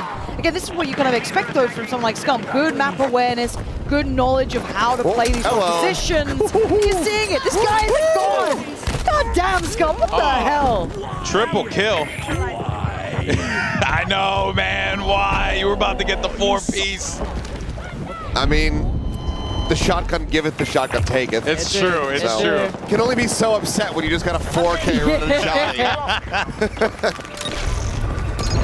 Scum's a scary player. Like, the rest are good, but like Scum to me mechanically, terrifying. I mean, we haven't even seen Shotzi in the server yet. Him constantly noting just the flanks. I mean, yeah, he wasn't really catching too many people on him, but just constantly having that head on a swivel to watch for that approach to come in, that's just going to be good game sense across the board. Hell, he caught them on the street though, right? When he had that nice fish in the barrel moment, almost positioned up to catch some more. It's really nice to see intuitive gameplay from someone like him. Res time. Res time. Oh. Close. Set it again. Round 2. There we go. There we got it. That's what you get for trying to res in Battlefield. You should know better by now. I noticed you got to be on them with the res. Yeah. You got to be right on top of them, which makes sense considering it's a defibrillator. Well, you need to be on them with the res, but you also need to be on them for the kill. Because if you had this long, decent little range, that hitbox, if it was a bit too wide, people start getting very frustrated very quickly. That's just the tip of the killed by somebody who's 5 feet away from them with a defib. Pressure. Yeah. They're surrounded. Drop off, yeah. There's some reinforcements coming in, though. Got a kill on the Courage there at the end. Ooh. And there's Scum, dude. Still the final that shotty. Still with the shot. I'm looking at the feed. I'm seeing so many shotties pop up. There's an RPG right there. Yeah, Stodale, all right. I see you, bud. Smart plays, bringing teammates back. Preserve those tickets, but they're losing a lot of bodies here. This will be interesting to see how well Scum fares here, because it looks like they're kind of holding towards D, kind of pushing up the street. Needs a bit more range, right? Could switch out to the shotgun if they do gap close, but again, you're getting dealt with at range. There's that kind of like outplay almost, right? Also, you do need a whole RPG to handle. Shoot an RPG at him, man. It's as simple as that. That's what it is. They're learning. What I think is interesting is that now, as the action continues forward, and they're kind of adapting, you're starting to see a little bit of that difficulty in being able to get the freedom to get those kills. Yes. Like 43, top fragger in the lobby at the moment. All right, Tim. He's having a life game right now. Oh, it wasn't Tim, but he's close. Tim, never mind. He's close. He's close. We're on the cap. He's still having a life game, buddy. You got this. But again, if we look at this, the interesting thing to my eye as well is as much as we're in that kind of meat grinder on that kind of BC area, this is beautiful work. Yeah, a little labored, but it's lovely. I was going to say if he whiffs this kill, everything you're talking about. It took a whole mag. He's running an SMG, man. Give him some slack here. I was impressed, though. That was a lot of range. But again, you look at who's playing, right? And some of these players are going for those kills, which is fair enough. Don't blame me. But then you look at the cap points, totally different. Those Battlefield veterans hitting up those points. They're not going necessarily for that meat grinder the whole time. Okay, I'll go back cap. I'll flip this. I think and a lot of people who maybe aren't used to playing, either this game mode or just Battlefield generally, to get to the top of the scoreboard, it's not all about bragging. You actually it's not. Yeah, somebody's got 43 kills or somebody above them with 25, and that's because they're actually playing the objectives. They're getting a lot more involvement on the map. Again, we watched Scum, right? We watched Scum. We were on board with Scum. This guy was tearing it up, but they were struggling originally on the cap points. Now they're running this back, though. Again, it's that flip, right? Getting that control, getting that build up. He was doing so well, but outdone now. They're starting to figure it out. They might be able to come back. This flip is huge. This is huge. They got 4 out of 5, Seth. Yeah, A&E can tensions coming through. It's all up in the air, dude. It's all up in the air. This is going to end up getting quite close, especially if they're able to hold on to these. But now you got 3 under fire, so they need to maintain at least control on 2 of them. I want to play the assault class so bad now. God damn! I want to play the game so bad. Like the suppressed shoddy feels filthy. It just sounds filthy Yeah, too, it sounds right? nasty. It sounds so good. They got a big flip here, team. Oh man, we might be seeing a potential comeback here. They're getting close. This is crazy work. This is actually crazy work. If they pull this off. And you see how quickly the tickets start going down. Yeah. They are plummeting. flying. I mean, Tactical Brit just pulled off a 4 or 5K of his own right there. All right, so now they're going to try and see if they can stop this D cap. Which, Yeah, C's under pressure. You just saw them going down there. This could be rough. if they're able to stop C at all, which, yeah, you get the. Damn it. Too late. People gotta be patient. Be patient out there. Little solo effort here, it looks like, from Tactical Brit, though. Oh, he's taking some shots. Yeah. Oh, that's it rough. looked like a nice attempt for a back cap, maybe, right? Get that pressure on the behind, make them turn around, pay attention, but kind of hard to do on your own there. 100 tickets separates these two teams. As if it's closed in. Yeah, it's super close. There was a separation of what, several hundred previously? It was. No. Yeah, that's what you like about Battlefield, though. It is doable, but everyone has to be on that same page, working together. Big kills coming in here. They got to get these flips on A and B to stop the bleeding, but things are starting to get a little hectic here. Put themselves in a pretty good spot. Up and over the top. Oh, he's found him, man. He can sniff him out. This is what they need to prevent. They cannot allow these tickets to go away so freely like this. And look, this isn't even just him there with a shotgun, right? He's at range now. He's at arm's length just laying it down. They need some fight back, man. You can't let Scum get away with this. Yeah, this is much more respectable gameplay. Oh, yeah. Not relying on the shoddy edge Nah, I'm fully, down but for this, now though. he's back to it. He's weighing. Anyone going to push? It's a nice try. How dumb, though? Woo! Big punishment. Hostiles are attacking objective. All right, we're getting close. We're down. I mean, sub 100 now. Yeah, sub 100. They do need to prevent the B and C from being capped here. Them getting E right here. This might be big. That is a big secure. But again, this is what I expect from these veteran players, right? Eyeing up where looks vulnerable, where can we skip past? We don't want to go for that just, bloodbath. That's unnecessary. Can we build up now? 80 to 95. It is crunch time between these two. Now, without a doubt, it's a different system if you're not too familiar with it. In Battlefield, it's more tickets and you own the sites, but then when you spawn, you're kind of spending a ticket to come back into the game. So that's why you're seeing that number tick down, because those are players coming back in, but also as you own areas, that also begins to tick down. And folks, you got a tie game! Oh, we got a tie game! That is actually wild. Last man alive, trying to play it safe. Stone. Oh! The last stand! Holding this one on, that's huge! But the caps are coming through at the same time. You can see ABC all under fire. Capping it out right now as well. There it is. So got the cap, got the defend, got his squad back up. That is beautiful work from Stoda. They're in a really good spot for the moment, but they have to hold the rest of the objectives that have already been flipped to neutral. This is getting down. It's getting low. It's so low now. They need to hold on to this. Be careful of those respawns. As you said, 20 tickets left to play with. That's it. It's dropping so quickly. This has got to be it. Secured here for them. That's so sick. Run back coming through. That's why Battlefield fucking rocks. That was so well done. Look at them. You know that meant a lot to them as well. They worked for that victory. That was not easy at all. That was Tim the Tap Man having a life game. 100%. Crazy. 100%. that was so actually wild. sick. That was cool. Oh, man. That feels like one of the best examples of the difference between just running around and shooting and killing, and then going for objectives, playing with your squad, building up, prioritizing the right thing to do. Yeah. That was awesome. That was so cool. Now, of course, if you felt the way we felt watching that, being like, oh, damn, that was dope, why don't you go ahead and check out the open beta. Don't forget that if you're watching the creators during today's stream, you can unlock early access August 7th and the 8th. And then, well, going right into that, weekend 1, the 9th and the 10th. So much time, 48 hours of destruction and chaos. But the good news is it's not just that, because the following weekend we'll have more 48 hours of carnage and mayhem from the 14th to the 17th. Actually, wait, no, that's more than that. It's more than 4. That's 3 days. It's pretty close, man. That's 3 whole days. It's pretty damn close. Oh, I didn't even realize that. Numbers are hard. They are. Numbers and math is difficult. But do not forget that if you are watching this go check out some of our streamers so that this way you can get access to that open beta, early access, so that this way they have those drops over there and enable the drops. Cannot stress that enough. If you don't, it does help. Just because you're spamming drops on the stream, just because you're spamming drops, kids, it doesn't work. It doesn't work. That's what someone would say though to keep the for themselves. Right, yeah. Untrustworthy. Yes, I want all the codes for me.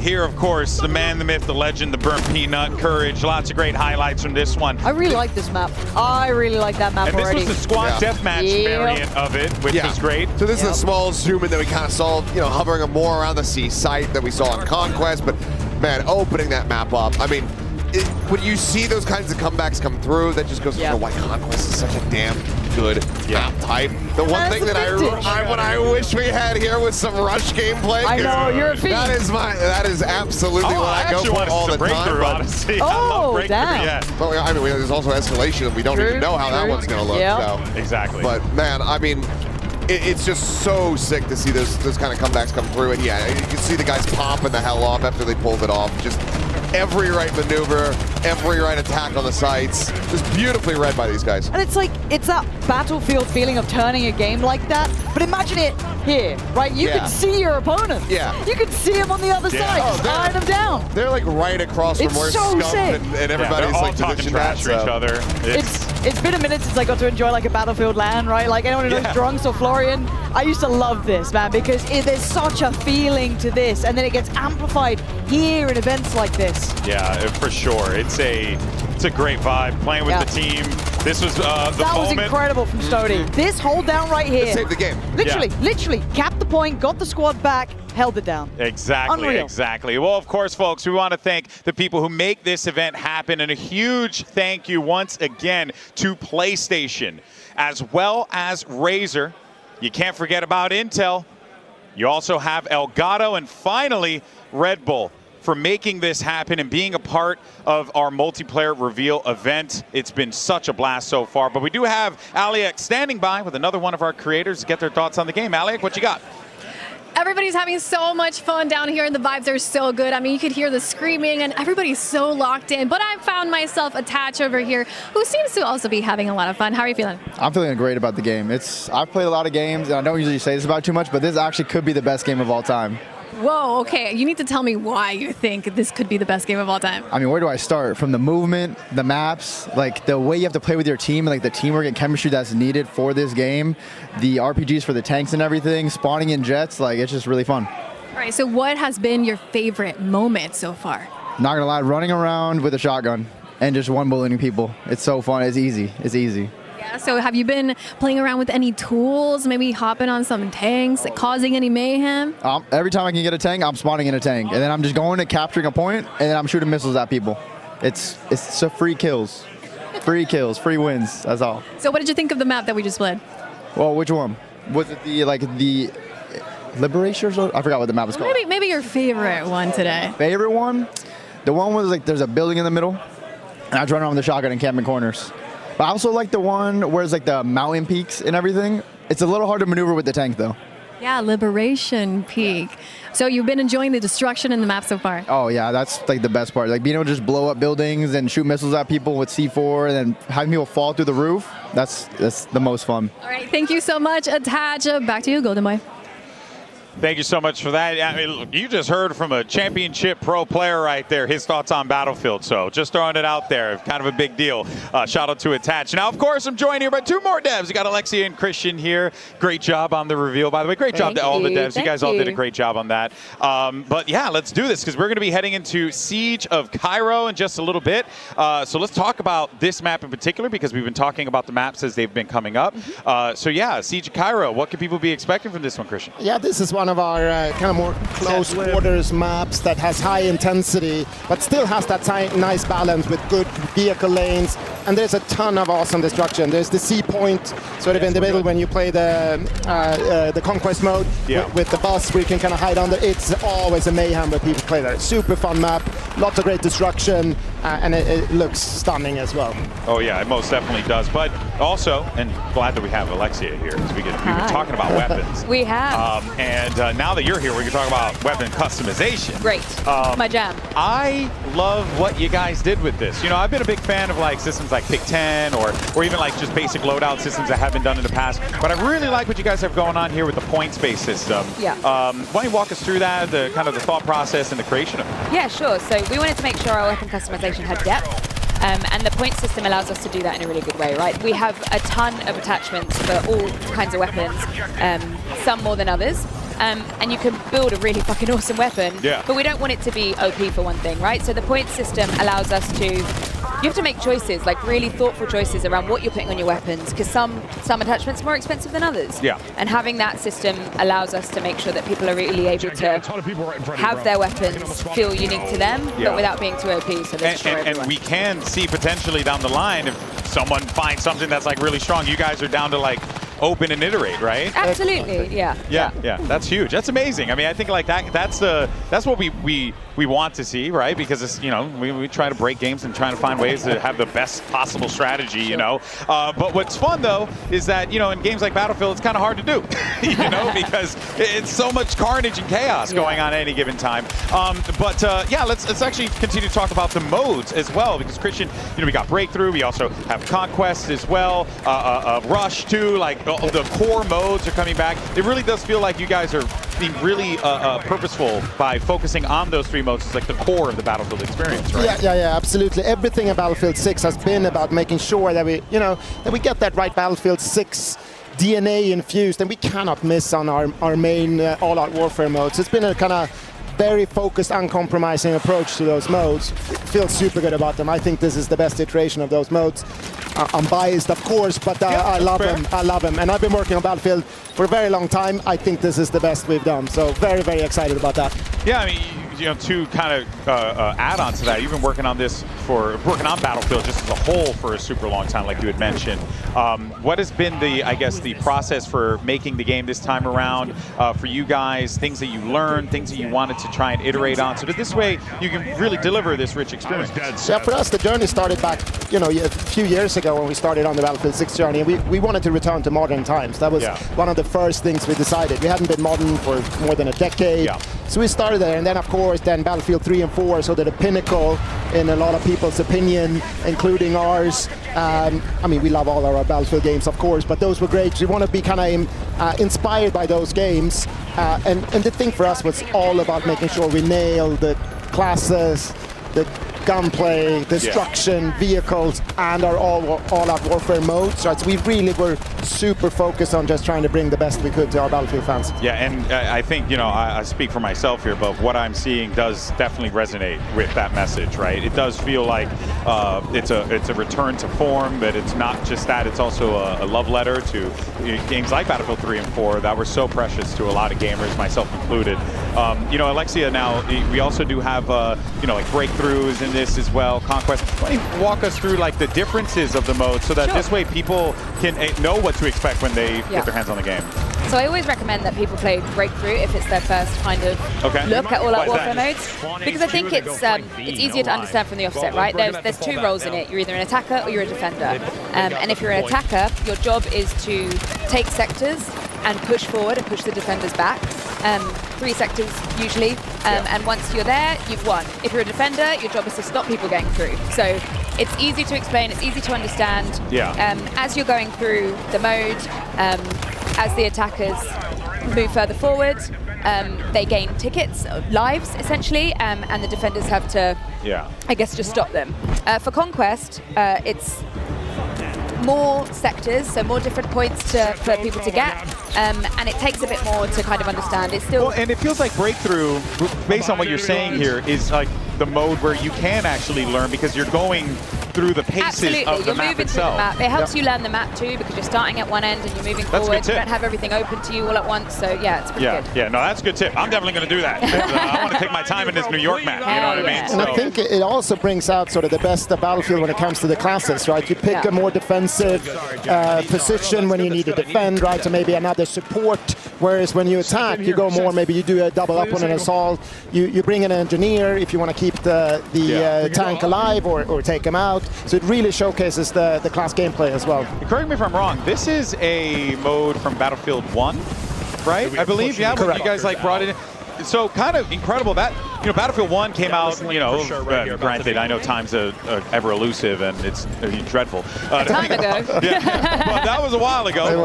But Battlefield's core, since Bad Company, or rather from the beginning, was Conquest. Bad Company comes out, Rush becomes a thing. Then 1 comes out, Breakthrough. Why did Breakthrough kind of become core to the Battlefield experience? Yeah, I think it's kind of partially what Alexia was saying. It's easy to get into, right? You understand I got to attack or I got to defend. But the cool thing about Breakthrough, it's the combination of Conquest and Rush in a lot of ways, right? Yeah. It's the Rush kind of way of playing, attacking, defending, but you got the entire toolbox and everything that is all-out warfare, right? You got the vehicles, you got everything. So it's sort of the perfect mix of Battlefield, but also makes it simpler to understand and drive. And it's also nice with the asynchronous thing, right? Yeah. We defended really well, and it's like, come on, now we're going to show them when we attack. This is how it's going to be done, right? That kind of thing, I think, makes it so popular. Yeah, oh, without a doubt. And I'm really looking forward to jumping into Breakthrough with my boys when the game comes out. And, you know, one of the problems we always have is who's going to play what?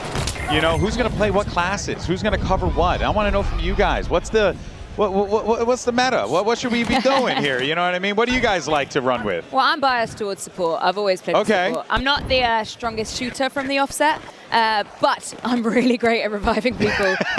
So if you've got like... That defib gets a lot of work. That's me, I'm there! So yeah, that's my vibe. And I think it's needed a lot in a game like Breakthrough, right? Especially if you are attacking. Yeah. Because the defenders are on trying to get you down, like, constantly. So there is so much opportunity as a support to get in there and just get people back up without losing tickets. So it's perfect. Yeah. It's the best help. What about for you, Christian? I'm actually alternating between three classes. No, I am also support. That's just me and Alexia are the same. We are the We're same. good at defibbing. I got the deployable cover out. I love that. Someone blows a hole in the wall and it's like, I'm there with the cover. Love that. I also play engineer in Conquest. I love engineer. And at times in Breakthrough. But I am the guy who's repairing. I do like to blow up things as well, but I'm repairing, I'm supporting. But sometimes I just want to go assault. I don't want to think as much, I just want to go. I do that as well. Just go blow things up with a grenade launcher, you know, however the wind blows that day. But normally I'm the guy that keeps the other guys alive. Let them do the killing and I'll do the supporting. Yeah. I like that. I like that. How's it been? Because one of the things that I believe it was Tompkins said was, man, the play test where you guys had internally, very different from what we're seeing here today. Anything that caught your eye that you saw anyone do?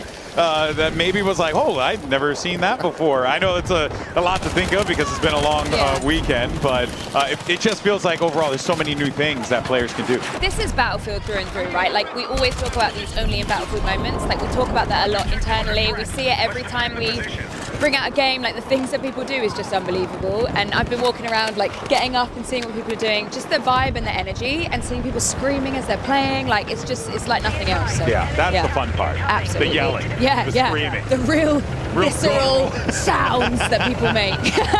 What about for you? Yeah, the thing is, if you make video games and you play test every day and having a great time, which we've been doing for a very long time with this game, and you're not that good at the Twitch skill, maybe I'll do any more just to make sure that it's any more. We had it at one point. Yeah, you know? exactly. But I'm getting older.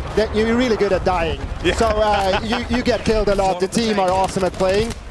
But this is next level. This is true skill, and it's awesome to see. And you know, they've been playing for hours, and they're still doing things, learning the maps, preemptively destroying a good overlook of an objective because they know people will be up there. I mean, it's incredible to see these guys play. We had the Battlefield OGs, Stode, Westy, Tactical Brit, Benny Central. They were together, and they were putting on a masterclass in how to play Battlefield. It's so fun. Yeah, it really is. Is there anything that, you know, I've been asking all the devs this as they've been coming up here. What's that one thing that you feel like fans should know before they get into the game from your perspective and your journey making this game, Alexia? I think it's quite personal to me, right? Like, I worked on 2042, I've worked on this, and like, we've put so much love and soul and care into this game. And we've really like focused on what the important things are. The thing we were told when we came into this was like, make the best Battlefield that you can make. Yeah. And we took that to heart, and it's like, what does that mean to us? Like, what is the best Battlefield? And it's destruction, it's gunplay, it's soldier movement, it's all these things that are so integral to the game. And I guess I just need you all to play it. I need you all to see that what we're talking about isn't just what we're talking about. Like, trailers are great, all of this is great, but our open beta is us putting our money where our mouth is, well, right? there's like a confidence for sure Totally. that is coming, that it's emanating from you guys, because you can tell you're proud of the thing that you put out here. And Christian, there's a lot to be proud of here, because this game really, really is something else. Yeah, we feel it, and of course it's great to see other players now play it. Like Lexia said, open beta, we're so excited about that. We're having so much fun ourselves playing the game. Like, we've been doing this for a long time. You feel when you're onto something, and we feel that. We don't want to stop. I play normally with Tompen and Ryan and a few others in the squad. We're like, playtest over already. Like, we're having a great time, and afterwards we're sharing stories about the crazy things we did. Right? It's like, you can feel it. So we're super excited, and we're really looking forward to see what players gonna think when they play it next weekend. Yeah, it's around the corner. You guys nervous? No.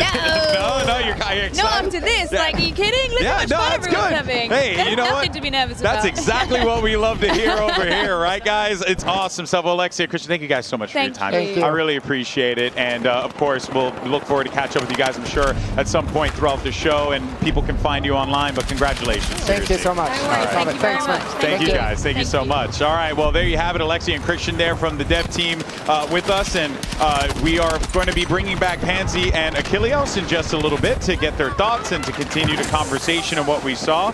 But overall, I mean, look, I've been doing this for a very long time, and I know a lot of people who've been watching these types of events, it's always the marketing speak. It's always, everything's great and amazing. Yeah. But, there are very, very few times where you get to work on something and you see it play out in front of you, and you're like, holy crap, that's good. And that's real. That's just a real honest perspective, where I had been completely no BF. I hadn't seen anything. Nope. I kept myself clean. I was like, I just want to get to work and then see what I'm working with. And I had goosebumps watching that first trailer. So it's really cool. It's really cool. Dude, the second I heard Limp Bizkit, I was watching. Oh, the Limp Bizkit, man. Let me be real. Like, I it was popped over off. for me. First I had it in Devil May Cry, now I get it in Battlefield. It's amazing. Best thing ever. Good time. It's a good time to be a Frank Durst fan of the chocolate starfish and the hot dog flavored water. In any case, though, what are we on now? What are we playing? Oh, are we back? We're on Siege at Cairo. Nice. And we're watching some Breakthrough. I love that. Which, actually gained a lot of great perspective on that one as well. Hearing how Breakthrough's a game mode that is really good at kind of showing you how the map plays out, because you're moving phase by phase through the map. So it's a very... Oh, wait a minute. Timmy, what are we doing, Timmy? Timmy. Come on. Oh, come on. He's talking about it too. Hang on. Don't leave the POV. No. Don't go that way, Papi. Don't go that way, Papi. You stay right here. All right. Okay. Go out there and you got to bring him in. Draw them in. Let's go, Breadman. Yes. Breadman. Run. Blow him up. Yes. Did it kill him? Yeah. I'm pretty sure he got one. Surely. Oh. You got 5 for suppression. I mean, it was a nice try. I mean, hey, it just means that you send it again. Round 2. Oh. If at first you do not succeed, try again. Try Slippery again. hands. Who's got the gear so I can stock up on some utility, and we could throw these C4s. Is he doing it again? He's got them coming back up. Yeah, they're about to be there now. There you go. He's got 3 ready to go. 4th on the way. Is there not much he could really do here, because they're really pinned up or pushed up rather right in front of them. So what I would do honestly is I would put all the C4 scattered all around the archway of that door. Yeah, try to catch him coming out. Catch him coming out, and then I'll blow them up. That's what I would do. I just need someone to quickly turn this corner. Nah. Surely, I saw it on the minimap. Someone is kind of coming-ish this way. Ish. Don't know if I believe. Surely this time it works. Right? Come on. Any second now. Oh, any second now.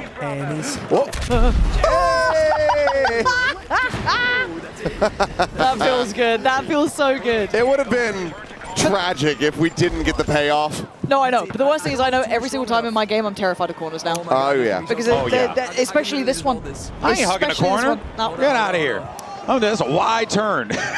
Every corner you're just swinging real wide. Wide swings every corner. Let my teammate. I'll bait my teammate. Let him be. I'll res you. It's fine. Bird Peanut getting ready to run over there. I think Bird Peanut should be decoy. personally. To try to bait for him? That's crazy work to say that about someone. I think that's crazy work.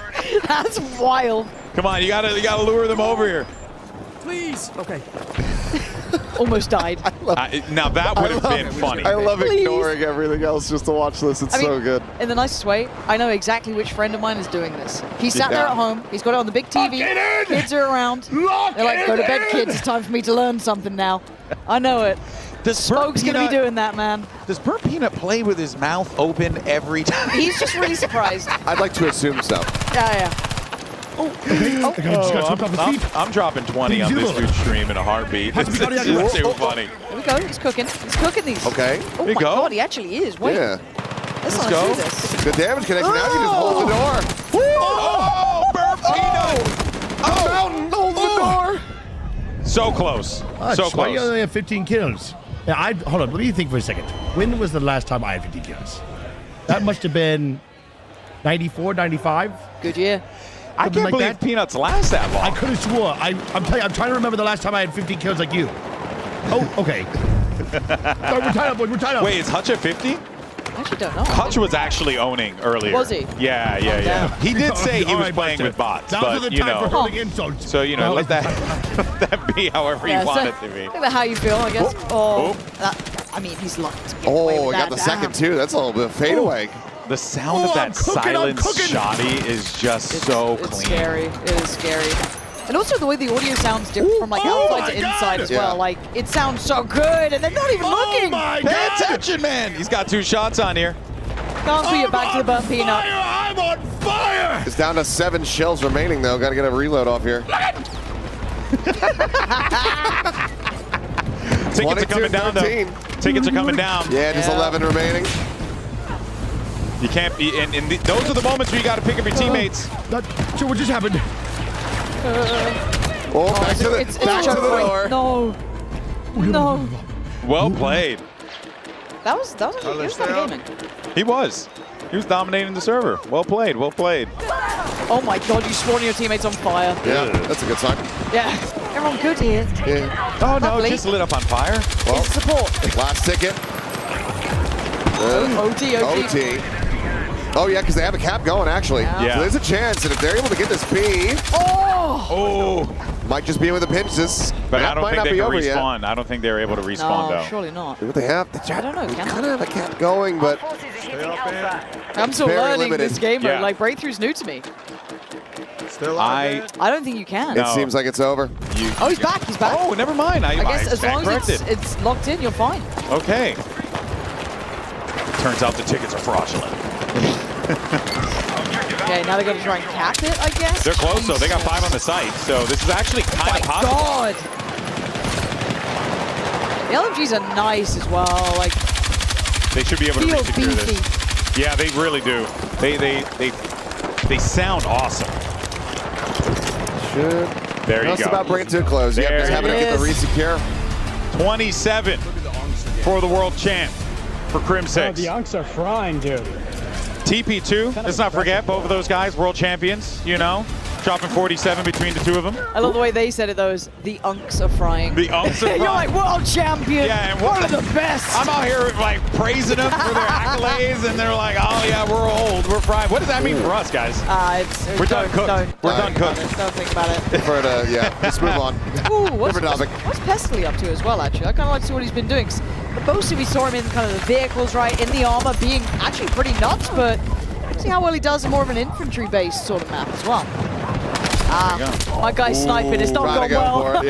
Scump just cracked his head open. I just feel like around that corner, you really do want like an AR or something, or an LMG there to try and suppress that. But just sit a little deeper off the angle It's the kind of thing where like you've got to be really confident in your shots, and you got to be landing them if you want to try to run recon on some of these maps here. Let's go, Pestley.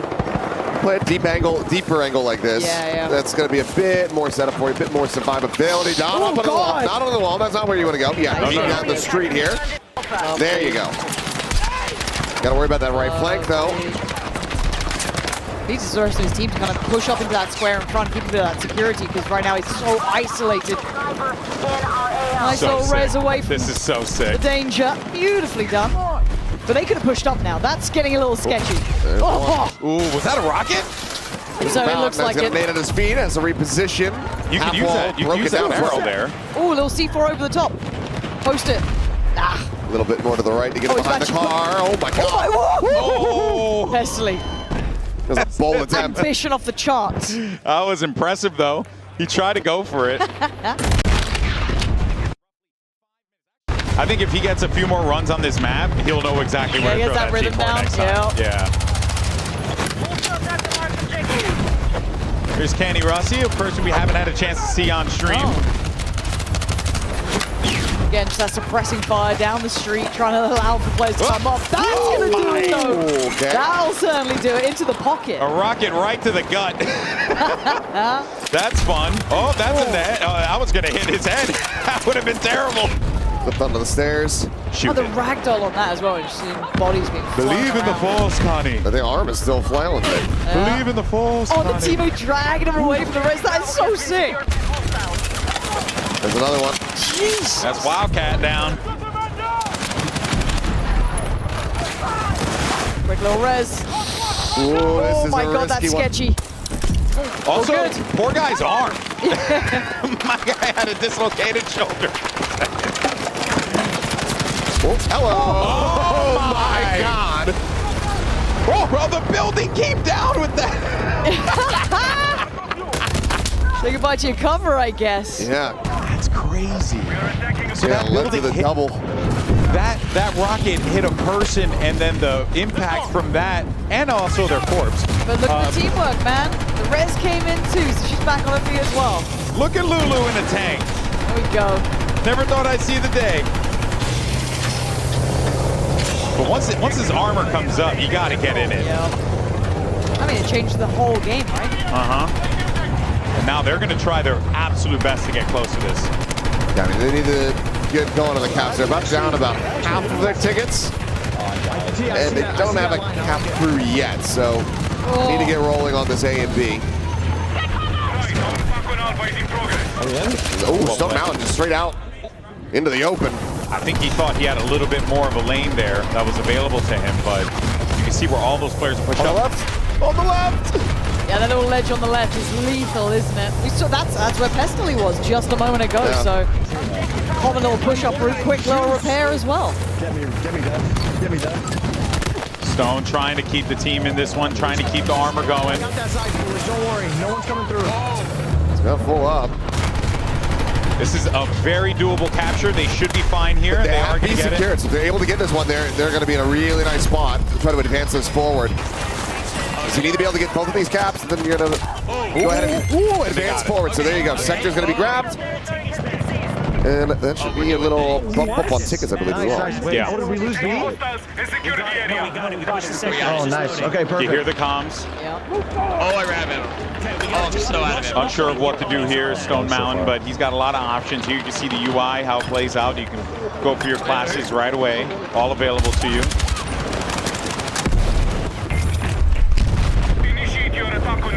Okay, Tim, we'll take that grenade back next time. Oh, my building. That building is crumbling. Yep, here comes the tank.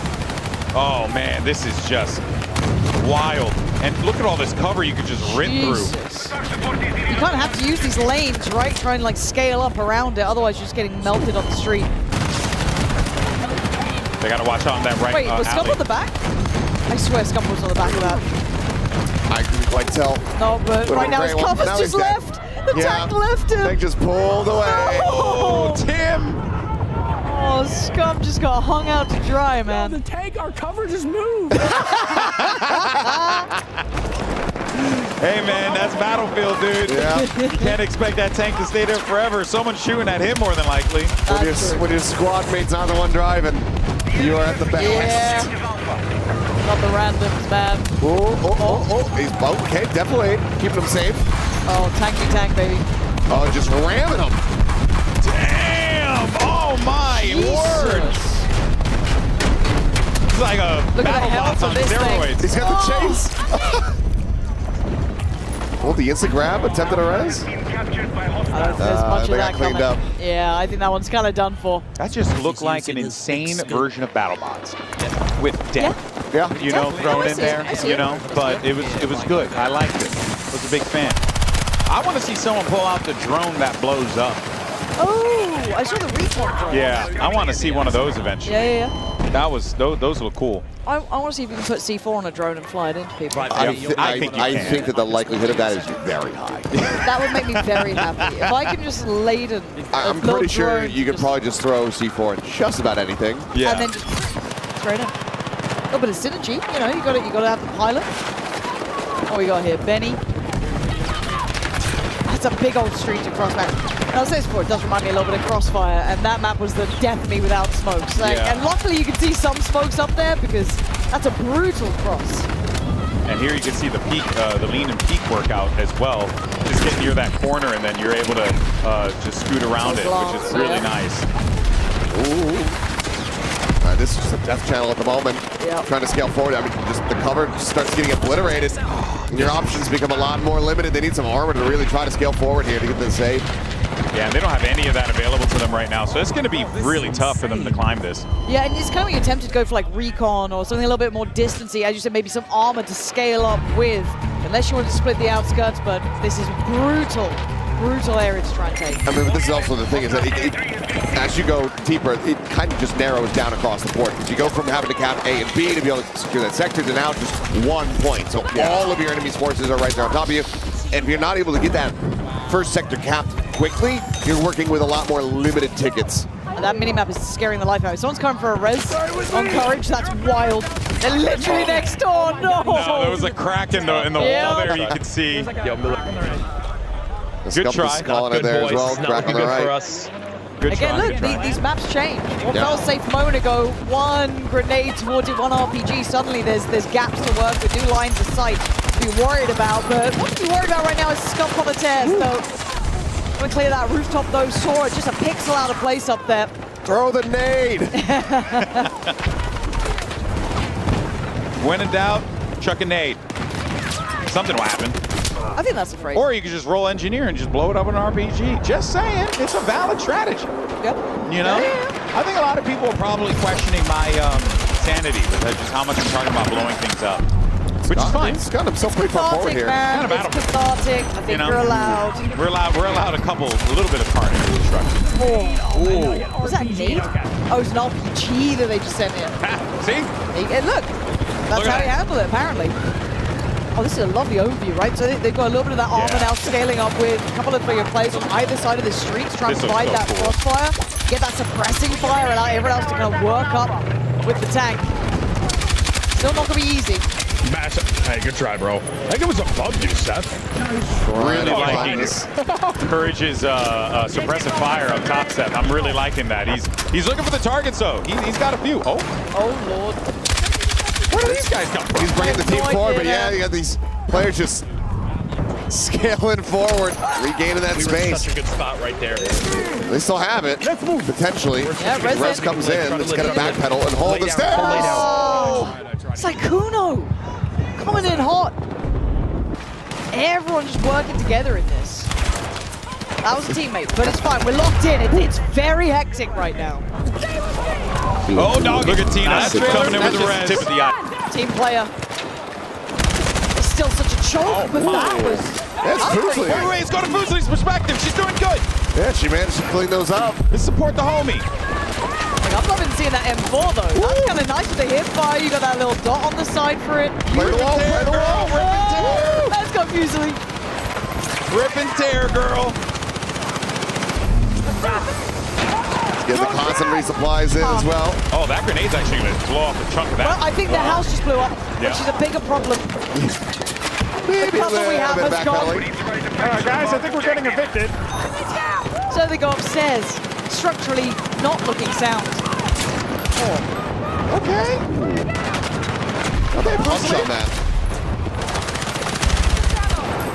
This is a great spot that they're holding down. This is nice. The problem is, just be careful. Don't group up too much. That RPG's coming, man. That RPG is coming. You can smell it a mile. Oh, God. Oh, yeah, there it is. Oh, no ammo on the little Nade thumper. launcher. Nade launcher. Yeah. There's that assault class, man. You're seeing it, right? So much versatility up on those front lines gives you so many ways to play out. the canted sights too. Fusel's been decking out the weapons, man. Oh, she's back on it. She's trying to open up a little bit of space here. Reload every weapon she has. You only got a couple tickets. I do like with that, like, woo! Nice. The ACOG's so clean at this range, right? Like, almost like a 4 times-ish, like maybe 2. Super, super nice. Let's go. 5 tickets remaining, and Fuseli is absolutely dominating. Love to see it. Can she get the final kill? Come on. They're playing. I mean, look how Who wants to swing that corner? everything's slowed down. There's no one up. Yeah, it's a minor contest back onto the point, but you have to suspect that there's just not going to be many enemies left alive here at the moment. 1 ticket remains. On the other side. Courage is... Wait, they're on it. Okay. Yeah. Back over encourages. Yeah, they're able to get this cap, so that's going to extend it. So this game, this one's going the distance a bit. 2 more sectors to go. Good luck. There's 2 more enemies to be found around here. You can see it to the top. 1 left to be kind of flushed out of here, but a fight's still to be had. There it is. They got it. They got their 100 tickets. They're back up. Yeah. Dude, that was so close as well. Nice little cap at the end. And I'd have to check, but I'm pretty sure that as you try to kill the retreating enemies, that is going to add to the tickets that you're able to scale forward. So cleaning up the enemies on the retreat, it opens up a bit of initial space because they have to wait for a respawn, but I think that also does benefit you as far as just how many more bodies you have to try to throw at the problem. That's pretty dope. I think they're splitting towards that A side though, but this is still choked out. Smoke's now being put up. Med pack going down. Res coming in. This is nice coverage. The fire. Hey, it's fine. He'll die for the teammate. Should be able to get a res on this though. Tim's close. Everyone's close by. They can chain res up there. All right, now we got some tank play here from Fuseli, so we'll see what she can do. Maybe just secretly a vehicle queen. Could be. That could be the one. Oh, I love this little like overpass at the top. Yeah. I saw a little bit of footage of this. I think a lot of us did. We were waiting. Saw this area in there. This area looks fun. It looks sick. Look at all this cover, this natural cover that's kind of sprawled out here. But now this brings us back into, going into the 3rd sector, 2 more points that you have to cap. And the longer that it goes, those fewer tickets you end up getting. Yeah. It just becomes such a difficult grind. So this is where teamwork is really going to come into play. It is. And again, these street crosses are lethal. If you're over-dependent on the SMGs earlier, you might start suffering because there's going to be some range elements now. You're going to need people with those ARs come back out, like Scump right there, catching on that cross. You need that layering up, use those vehicles to scale to those sides, take the space off the back. That's a high fire rate, but damn, he's got some control on that thing. Anthony, no! That scope as well. Yeah. What is that? Nate's been experimenting with a good amount of scopes. He's been having fun with it. Yeah. It's clean. It's I think just that's the pretty 6 time. rangy. Is that the 6 time one, I think? It looks kind of like a 6, right? Yeah, I think that was the 6 time scope. The 6 or the 5. There's a lot. Nice. So what's really cool too is that the scopes, they have a lot of variety on the scopes. You can also do the canted scope as well. So you have the ability to either go long range, and then you can only add a hollow to the canted, which is really nice. And I think like that really does open up like what you can do with the guns and so much variety. I'm a sucker for like scopes, attachments, stuff like that, because I think it looks beautiful to the game, and you kind of figure out your own playstyle with it. And again, just seeing canted fights like that, hold on, this is getting a bit. It's all good. We can recover. We're back. Yeah, we got the wall there. Again, you see that personal preference coming in. Like, we've been LMG. Like, whatever suits, whatever works for you. Hip fire. Probably ain't going to cut it, but it was ambitious play.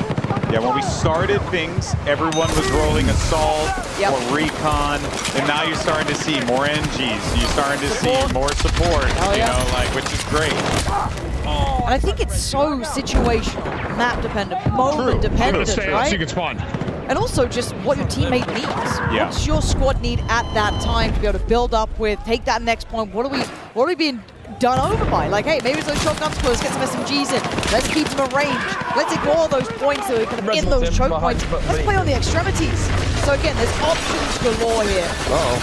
Here comes the shotgun. Speaking of them, Tim rolling this, but He does have a shotty with just a pistol, and keep in mind, he's support here. He's right in that medic class, right? So again, not just assault, but he doesn't have that versatility now. Now he's got that res instead. They're making a real go of this. The cap getting ready to come through. They're already getting control of B. If they can race this and be able to get it in time. Let's go. Huge. That looks, you need to go ahead. They only have 30 tickets for B, though. Seems like they're on it currently. Yeah, but how far up is the opponent's push? That's the scary factor, right? How close are they to you? You took A. How far away are they from that B point? Tim is making that mad dash now. Shotgun locked in, loaded. Teammates falling around him, though, and you can see the destruction here already. It's been opened up. He needed that one, but he's going to get the follow-up as well. Tim creating space. Trying to get that cross, just caught. That's always going to be a tough one there. You're going into the open street, and you only have a short-range weapon to try and deal with that. A couple of tickets left, and this is big, though, right? They cannot allow the blue squad here, Courage's team, they cannot drop tickets. They have to keep their teammates alive, but a tank around the corner there from Silk actually just decimates everyone in that alleyway. From the other side, push with the tank, maybe. Push with the tank, you heard the call. 11 tickets remaining, and they need to get the cap. It's go time. A as well, flashing. It's a little bit of pressure coming through, but right now they're in control of B. 7-3 on the point here. They've got the numbers on this side of the map, but still they have to hold on to it. And you've got to keep in mind, they're losing the other side right now as well. This is a fight on two fronts. Big one here. All right, they managed to remove the cap prog, or the, four enemies now. There, the fortification. Now they're going for the capture here. They've got numbers on the side, but there's going to be armor down the street. Yeah, they're going to get this down. It's going into overtime. One on the point. Need to clear them off. Secure this totally. And there you go. There it is. They got Hold this down low. They need to clear out A is the problem. There's pressure on both sides, and they just don't have the tickets advantage. Here comes that sweep back in. It ain't over yet. Pesley's looking to try to bring this one to a conclusion, and that'll do it. Good try. Good try. Honestly, because that could have been a flip. It could have been. You saw how close it gets, and again, we're just getting so many of these battlefield moments now, and I feel like everyone's learning this game at such a rate here. These players are learning on their feet. Yeah, they really are. I gotta say, breakthrough, kind of fun. Down to run that one. If because I liked it in BF1, so it's nice that like not only got it here, but you got it with all these new modern gadgets and tools and all this stuff, man. Pretty damn cool. I think that's one that I'm going to it's going to be my fallback, because it's kind of like Rush. It's very similar, but you don't have the destruction on the objective, so that recap can come through, whereas Rush is like, plant the bomb, does it get defused? If it doesn't, then you're good to go. That's what he talks about. All day, every day, 24-hour Operation Metro Rush. What more do you need to hear from me? Yeah, we know. Operation Metro. All right, guys. We'll be back in a little bit here, but for now, we have Aliak down on the floor with another one of our creators for a special interview. Another one of the creators actually found myself, Courage and Tim the Tap Man, who we just saw on Breakthrough on Siege of Cairo. How incredible is that? But there's so much destruction over there. Yeah, no, everything's getting destroyed all around us. We actually hopped the A point with no lives left, 14 of us. We made the big call. I'm not going to lie, Tim popped off that game. Scump was playing out his mind. Nate was playing well. We're having a blast.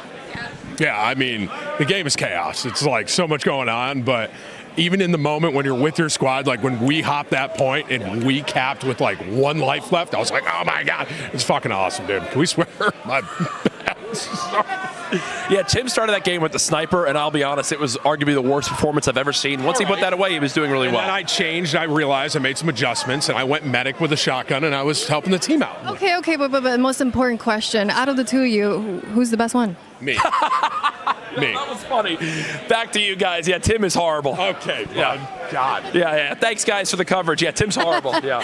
All right, guys. I'm glad you guys are having fun. We're going to go throw it back to Golden Boy. Keep enjoying the event. It looks like they are already. I'm going to let them go get back to the games. Well, that is Tim the Tap Man and Courage. And Tim, he had his moments. He had some good moments. So, we'll take it for what it is. But we're now joined by Ryan and Alma here to talk about what we just saw, the game, everything. First time for you on That's Alma. How you doing? How's everything? Good. Great job on the presentation as well. Had to have been pretty fun. All the explosions behind you guys. Yeah, oh my gosh, it was hype. Yeah, it's pretty cool with the whole like immersive XR setup. Pretty dope. But yeah, let's talk about how this day has been for you so far? We had Ryan up here. He's old news. Yeah, so who cares? what about for you, Alma? How's it been? Well, it's been so unreal to see everybody playing the game for the first time, getting their hands on those controllers, just like really getting out there and having a blast. The energy in the room has been unreal. It's really been it's been super exciting and energizing to see everybody's reactions. This is the moment, kind of, I think that all of us have been waiting for, working on the game, to like see people actually having fun with it, seeing the destruction, seeing people use different classes. It's really been it's been a phenomenal day. Like don't think any of us could have asked for anything more. Yeah, Ryan, we were talking about it earlier, but you know, this has been so far. You've had a chance now since you come up on the desk, be able to walk around, meander, socialize with the people a bit more. Anything to share? I mean, it's just been electric, right? I mean, watching people jump in. Some of them play a ton of Battlefield through their gaming life. Some people are sort of more new, and just the excitement that people are having, the fun that they're having in the game, just seeing the smiles on the faces of everybody. I think the team is just ecstatic to get to interact, you know, with these, you know, some of these experts out there that can really sort of, you know, make it feel together, make it feel like a community. And that, to me, is one of the most favorite things about Battlefield, is that the sense of community that comes with this game. 100%. Now, of course, we're taking a look at Domination. Now, not all that different from Conquest theoretically, but, you know, if you play Domination in other games, the logic's still very much here, right? You got your 3 points, your middle section. You want to try and control that, maybe force the other team, triple cap, however that may play out. But what can people expect with Domination in Battlefield versus the way it is, or even in the past? Yeah, I mean, I think here, and the thing I really like about Domination is you know, in that small space, that intensity that comes with sort of the more infantry, you know, based gameplay here. Yeah. I think Destruction is where you can really see, you know, we talked about this morning, really see the gameplay come through, and that finding new paths to get to those flags. How do you get that triple cap? How do you get through the level? You know, and where the guys are playing right now, you'll start seeing just things getting destroyed. Yeah. And what that does to the lanes that the players can run to is just it just makes it. It's Battlefield Domination. Yeah, one of the things that I remember, we were watching one of the maps, I believe it was Empire State. There was a big fight at a staircase, and the whole time in my mind, I'm like, hey, you just toss a rocket up there, some C4, blow out the floor from underneath them, and then take the fight down here. And it's like that aspect of it that I think is just like so Battlefield, so precious to the franchise. But I guess, you know, when it comes to like a lot of the offerings and the modes and stuff, it really does feel like you guys aim for versatility and just a lot of options here. Yes. You know, is that more or less like what should we be expecting when the full game comes out? Well, absolutely. I think more than ever before, we wanted to give our players a ton of variety with how they play Battlefield. It's all about the modes, the classes, the weapons, the gadgets. There's all sorts of layers that are being brought to this experience. And for sure, what you're going to see with the launch package is just more ways to play than ever before in Battlefield 6. Oh, that's excellent. I mean, we've seen so many here. We've had Domination, we've had Breakthrough just now, we had Squad Deathmatch as well. Any favorite modes for you guys in particular that stands out? I mean, I love the smaller modes. I love Domination. Infantry guy? Yeah, and I love the intensity of it, right? So I think back to some of the most fun I ever had was Domination in Battlefield 1. Yeah. And just I felt that the levels that the team had there, we built for that game, just were so much fun to play, and that really got me as a player really into Battlefield at the time. So for me, Domination and Squad Deathmatch, I love, and I think the maps and the combat zones that the team have built for these have just been awesome. Honestly, and for me, like, I love those all-out warfare modes. I love the sense of chaos. Like, I love running around with the squad in a big match. So honestly, for me, I feel like Conquest is kind of the one for me. Hey, that's the bread and butter, you know? When it's all said and done, right, we're going to be playing Conquest until the lights go out, you know, which is it's as it should be in Battlefield. Now, we saw a lot of things today. Got a lot of little treats here, you know. One of them in particular, I've been wanting to talk about it, but we'll mention a bit of it here, was the single player. Saw a bit of that. Anything that, well, we watched the gameplay, anything you guys could share? I know we're not talking about it explicitly here, but I gotta ask, I gotta try. And who wants to take this? Well, Alma's been working on it, you know, with the team. So I'll let Alma weigh in on what she can. Hit me with it. Oh my gosh, absolutely! I can't wait to be able to talk more about single player and to have more people experience single player. Definitely stay tuned, because before launch we're going to have more to say about it. And it's like a full-on campaign. It's a full campaign. It's a full Battlefield campaign, so stay tuned. we're really excited to be able to give you more of single player before launch. The story is really, I like it. You know, it's a little different, a little straightforward, but at the same time, you know, you got a lot that you can play with when it comes to that, right? Is like Pax Armada, how does that kind of play into the world that we're seeing here when we play multiplayer? Yeah, so I mean, the world of the whole Battlefield universe is established in single player. So what you're seeing now in the multiplayer playing as Pax Armada, NATO, we're getting to have both sides.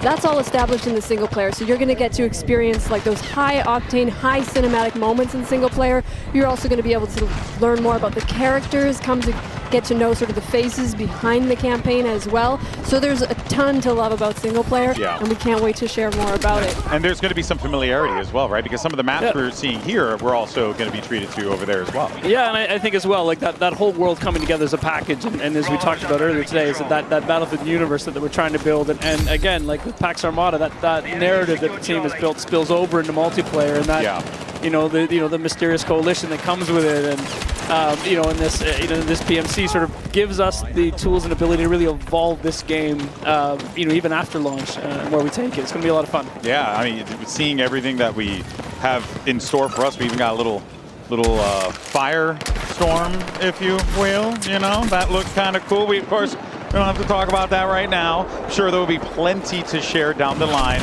but it does really feel like variety is the spice of life with this game. And you guys have done a great job of being able to give people lots of options, and it plays off. It's very good. Yeah, I mean, if you look at it, I think what we want to do is just showcase, you know, what Battlefield has to offer to players and meet players where they are, right? So as Alma said, she loves Conquest. I mean, that's the bread and butter, that all-out warfare, tanks, helicopters, jets, just everywhere. Getting into those small, intense modes. Single player is going to be a big hit. I mean, this, you know, as we talk about, the spiritual successor to BF3 and 4 is just let's deliver that feeling to players again and show them what Battlefield really can be. The eye test immediately for me was literally that. I was like, oh crap, this is BF3 and 4. I was like, this is crazy. What? Oh, what year is this? It was amazing. But we all know games take a long time to make, right? You guys have been working on this one for a hot minute. Multiple studios coming together for this. What has been like, you know, a favorite part, Alma, for you in the development process of this game, if there is one that sticks out to you? I feel like for me, like, there's no other game that I would be able to work on where I would be able to get exposure to so many industry veterans. Not only that, but just collaborating with 3 other studios. So having 4 studios all working together, all super motivated to make a kick-ass Battlefield. Like, that's a once-in-a-lifetime experience. The level of expertise that people are bringing to the table, the sort of different perspectives and different backgrounds, it's really like a rich tapestry. How was it for you guys coming in from Motive? Yeah. A lot of, you know, you guys do a lot of different games, right? I mean, I've been following the Motive dev team for a while now. Different vibe coming in the Battlefield, right? Yeah, for sure. I mean, like, to come in as the new kids on the block and to also come with this sort of rich background of working on narrative, story-driven experiences, and to be able to bring that to Battlefield is an exceptional opportunity for us to be able to work with people who've been working on it for a long time, who really know the franchise, and all of us kind of coming together in a creative melting pot to be able to deliver this experience, like, and such a big experience with so many sort of aspects to it. It's just been unreal. It's been like it's honestly been a dream come true. That's amazing. It's good to hear, because sometimes when you hear big projects, big teams, you know, corporate America, you know, not the greatest, so it's always a little bit of like that slowdown, but it feels like for you guys, you guys are all really collaborative. Well, yeah, and like, you know, it's not always easy. Like, it's not like a walk in the park all the time, but you're like, human. Yeah, exactly. But I always feel like we're having such a great time as we do it. No, like, they're doing the opposite. John despite the level of challenge or the level of ambition, the fun is there as well. I don't know. What do you think, Ryan? I mean, this has been like probably one of the most fun things in this building this game has been for world-class studios coming together. Is just like taking advantage of the difference they bring. I mean, Motive in that sort of world-class storytelling. We're going to get an awesome single-player campaign out of it. I mean, the versatility of Criterion coming in and helping us. And, you know, lucky for me, I've got to work with them on BF5 and 2022 as well. You know, Dice, Ripple Effect. That everybody coming together and wanting to make the best game you can make. Yeah. And when you look at what people are playing today, it just feels like I don't think we get there without those 4 studios really working together. And to me, it's been one of the most exciting and awesome experiences I've had in making the game. Yeah, before I let you guys go, and thank you so much for the chat. I asked Ryan earlier, but I want to ask you here. The one thing that you want fans to really look out for, be prepared for when they load up the game for the first time, whether it's the open beta or heck, even the release on the 10th? I guess the thing that I want our players to look out for is just like to have fucking fun, like just like have and yes, a Tim, blast. you can curse on stream, just so you know. Sorry. No. I mean, hey, we started the show off and you guys already set the tone, so I love it. But no, go on. Didn't mean. Yeah, no, I just want people to get out there and have fun. I want them to play the different modes. I want them to play the classes they love. Like, I want to see people making the most of this experience, because just today has been so unreal. So when there's even more people, when everybody can get their hands on it, I think it's going to be a blast. Awesome. Well, guys, I want to thank you so much for your time. Really appreciate it.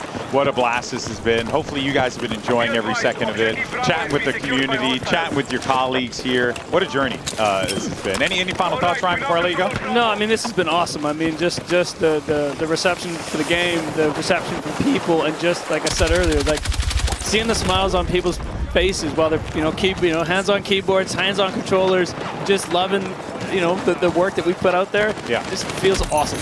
Yeah, if there's one thing that I can comfortably say, game devs like to make fun. Right? That's the whole job. And for you guys to see the fun translate to the players on their faces, as you said, that's a big thing. So congratulations to you guys. What a journey this Thank has been. you. Thanks. All right, well, I'll catch up with you guys a little bit later. Thank you so much for your time. And we'll be bringing in some of our other talent here in a little bit to go through the games. But thank you guys once again. Thanks. Appreciate you. Now, of course, we'll be bringing back Pansy and Achilleos as we get back into the action there. Of course, you heard from Ryan MacArthur, as well as Alma Talbot, who are the minds that have helped bring this game, as well as the entirety of the 4 studios across Ripple Effect, Criterion, DICE, and Motive, making this a reality, working together in collaboration. Truly cool stuff. But we got Pansy and Achilleos back on the phone. Hello again, friends. It felt like you were really hyping them up, and then you're like, oh, but Seth and Lauren are back. Yeah. No. Oh, look at these really cool people who've made their dreams come true, and then it's just us. Not at all. Being awful. Not at all. The good news is, hey guys, we got a good one. We got another great guest coming up here, a return. Just couldn't stay away from us. No. We got the legend David Sterling back on the desk here to talk about some more of what we're seeing here. Dave, how you doing, bud? Yeah. Bring that mic up a little closer. There you go. I'm doing great. All right, great. It's so much fun. Yeah, just hang out with us. Yeah, I got him. We talked about shotgun before. Yeah. There's a squad there that figured out the counter. They did? Oh, really? Do you know who it is? Have you seen their names? It's Have the you seen them? It's the tactical Brits. Okay. It's our battlefield vets. If we see them, we got to go on board. Because this map, people have started to run that shotgun more and more. So I'd love to see them anti it. The counter is basically you play the engineer, right? Okay. With SMGs. Yeah. Hipfire signature trait. You win. There's like a... That's how they would. I kept seeing them go for the hipfire with the kind of like the laser dot on the side of it. Yeah. Like they built the weapons around it as well. Yeah. So that makes so much more sense that it was working out for them. It's fun to see because this is the stuff that takes like months internally. Yeah, to figure out. 3 hours they've got it. Give nerds the opening. They'll go for it. They'll break the game down, man. But it's good. I mean, it's sort of expected, but it's really cool to see. Yeah. Was there anything coming into this where you were like, oh, I wonder if people take advantage of this or... Oh yeah, I mean all of it. Yeah. Oh, okay, all of it. Yeah. Yeah. I mean we've done a lot of labs tests, right? And that's obviously that sort of removes all the risk, at least the bad stuff. But then there's always something. Yeah. There's always something. But no, I mean in general it's it's smooth sailing. Yeah. And it's fun. I think that's the key thing. You don't get like annoyed. Oh, it was me. Yeah. Exactly. Look at Loco. Yeah, he's really enjoying this plan. Yeah, he's shopping for planters. Yeah. There's always one of these, right? Like I was like, oh, maybe we get to see some of that hip fire. You know what I mean? Like no. RPG kills, but he has an SMG, so. Yeah, exactly. He could be the one to save us, but in reality, probably not. Yeah, not Aaron. No. He's just gonna chill behind that potted plant, live his best life. Here's Empty though. She'll put on a show. Now we started to see these become more and more popular as well. Like again, seeing that versatility, like even as like going as a recon, starting to see people actually using it in the kind of longer sight lines, like not even just like sniping, 800 meters away. We're talking maybe 100 meters or up close, right? Yes. I mean, and we try to build the maps around that, right? And those combat zones with the modes that we have these lanes where the different ranges are. Now, a question that I have is when you talk about combat zone, right? It sounds like it's it's like a barrier within the map. Is it possible to change the barrier if you guys want to add something? Yeah, of course. I mean, basically the way we look at it, right? In the past, when we did maps, we built them for Conquest or Rush or something like that, and then we tacked on some TDX. Yeah. And what we're trying to do is make sure that Domination, in this case, has a really good area for it designed from the get-go, but it doesn't, destroy the regular Conquest or Breakthrough map that lies underneath, or when you run vehicles on it, it still works. It's wild you guys have gone for that. Like, you've set the bar so high, it's like, yeah, okay, so we're still going to be doing the classic Studio Conquest, but we're also going to specifically make these areas that complement quite different gameplay at times. Like, that's an incredibly high bar to try and achieve. There's also a whole layer of, cover placement and pre-destruction, as we call it, for the modes that is active or inactive, depending on what you're playing. Oh, wow. To really teach players, especially in the small modes, that, hey, you can go through here. There's some cracks in the wall. Yeah. Interesting. There's definitely, I'm picking it up as I'm seeing it. Oh, man. But also, that's exactly as I told you, Aaron was just going to shoot someone with a rocket eventually.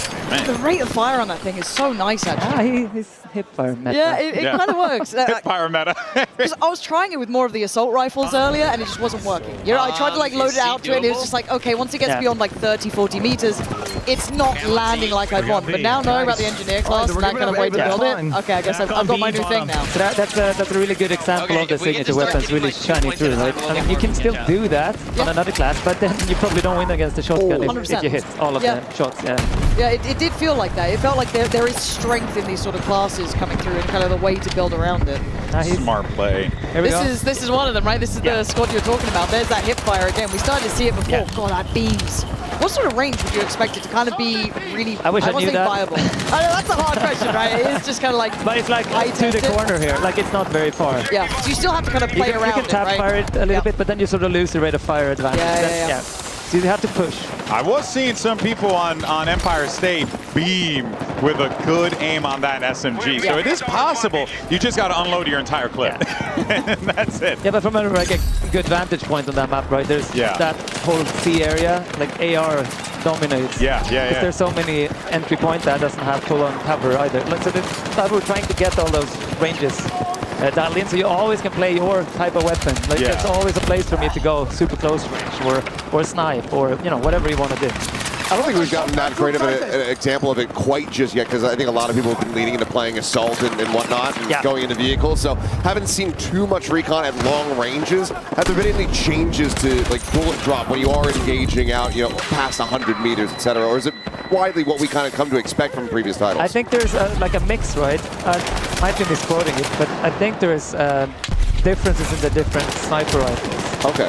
In how they work, and the longer barrel versus and some of the bullet. There's more range here. I think we're sort of tapping into some of our older games, multiple of them, not just one. I was looking at it. It feels like we've got like bullet trails as well, and some of the bullets coming out from some of the sniper rifles. So it's kind of nice seeing that. Yeah, I mean, they're there. I know that's not maybe the favorite of every sniper out there ever. But there's always the people on the other side who've just been beamed by snipers. So it's But we want it to be readable. I mean, it's also when you are perpendicular to it, then you see it a lot. If you're not, then it's almost invisible. Because what it's supposed to do is like lead you to seeing the glint. Exactly. If they're still aiming. So you could move. I guess it does encourage that, right? You can't just hunker down as much without there being maybe not necessarily counterplay, but someone can look into it. They've been dominated by this one person. I mean, it leads to a flank or something like that. And I believe we did swap over maps. We're on Liberation Peak once again, but this time with Domination. Yeah. Oh, okay. And this is where I'm hoping that maybe we can get some of those examples. I mean, obviously, going to be a shrunk down portion of the map, but if we can get some long-range engagement on those snipers. If people realize destruction is such a big, like you can basically level this thing, then it opens up, right? Then the sight lines become pretty far. Yeah. See, now in that instance, what I would have done is I would have blown up that roof. Yeah. I mean, it does. Still got his mark. Oh, that was Blew up Cypher that guy's too. head. That was Cypher. Even like the scopes on these sort of weapons coming out as well, you can play it at this range, right? Like, again, you're looking at a Recon who's still very much within, what, 100 meters here roughly. Looks viable. Beautiful line of sight. As you said, the destruction is leading into Yeah, it. that's the point, right? If you want that, you can create that space. That's part of it. Kind of nice if your teammates then worked around it, trying to open up more areas for you, blowing it up as they go along. I mean, you can plan ahead. First SMG meta with your rocket launcher. Break this. That's just the tip of the eye. Go recon. You're gonna die at some point in this mode. So Aaron's having a damn good time just sending rockets wherever he can. but in this moment, for me as well, I'd love to be using this as like hipfire, right? This sort of like close quarters, you've got nice corners to play around, some deflates to kind of work under, still in a nice range as long as you're not taking super open fights. You can stay on your feet pretty quickly. And with hipfire as well with an SMG, that's the best weapon obviously for movement tech, if you will, like sliding, peak, jump shotting, all that kind of stuff is possible. You can counter it. It's not easy. No, I've seen, I think maybe 2 players so far make it look very smooth. Yeah, they will when they get it down. They will get it, it's there for sure. A little bit of a late register there, but managed to be like, that's an enemy. But that ready up time on the SMG, you're seeing the difference on that. When you're on the sprint and you come out of it, that gun is flying up as soon as it's available. So that's, I can see how that counters the shock. Also the transition between the hipfire and ADS is very smooth if you play with the right setup. Yeah, I think I'm gonna have to start looking at these player setups, try and take them home with me so I can give them a try at some point. But again, the movement here still looks so clean as well. Like trying to just scale around this again with all this destruction, all of the layering, and it still looks good. It's beautiful. To be fair, this is one of my favorite maps in the small modes because ES has it's like a slight hill, right? So you have all the long sidelines. Any class is useful here. They haven't figured that out yet, but if you start playing Recon on this one with using your tugs, like information warfare, pretty good. I don't know why you wouldn't. No, me neither. No, I'm waiting for the Battlefield boys to figure it out. You know what I mean? I'm waiting to see Westy figure it out. To be fair, they can't be the ones that figure everything out. I mean, they've been figuring it all out. It's been great. We'll eventually get to that point. I think right now everybody just wants a big gun and that just goes and they want some stuff that goes boom. And that feels good as well, right? I mean, I'm all for that. I think it should feel good. Like, it should be fun, right? It's not all about being at the very top of the scoreboard. You want it to, exactly. Well, and that's also part of the reason why I love that we went back to the class systems as well, because it just like, you kind of feel like, hey, you know what? Like we were talking earlier with some of the people who came up, they're like, I'm not the best shooter, but I'll support the hell out of you, and like I'll go and defib you whenever. And it's like that sense of accomplishment is still very important, even in a shooting game, right? Yes, obviously you still want to be able to shoot. It's also just a journey, right? I want to do something weird. Oh, we got the dog tags back. Yeah, I saw that. You can just go for stealing dog tags. Which That's actually kind of sick. Yeah, I saw that in the trailer. I was like, oh, we're back to the dog tags. That's fun. I mean, it's one of the best things in my dev career when you have like a dev tag on and getting hunted by half the server. Because that's the only way to get them, right? Right on you, Tim. It's actually so good. Oh, okay, a dirty camper. I mean, that house is about to get blown up. Tim's not spotting him in the corner. Yeah. Apparently, he's a T-Rex. If there's no movement, he can't see that guy you see when you place a couple of tugs or use your motions. See, that sort of like tech, I think, will take time to get that like learning in and feel comfortable. Because as you said, maybe they go for those like feel-good moments where you're like, right, I've taken the point, I've got a couple of kills. But as you said, once you learn all the kind of tools that you've got to play with, the game just evolves, right? Like there is like, it's almost like a chess game. You move once, but there is that counter move. There is that counter step. It's that Battlefield, rock, paper, scissors. Yeah, it is. It's all those layers. And we're trying to make them deeper and more of them, right? And broad. So picking from some of our best previous titles and make it all sing in one.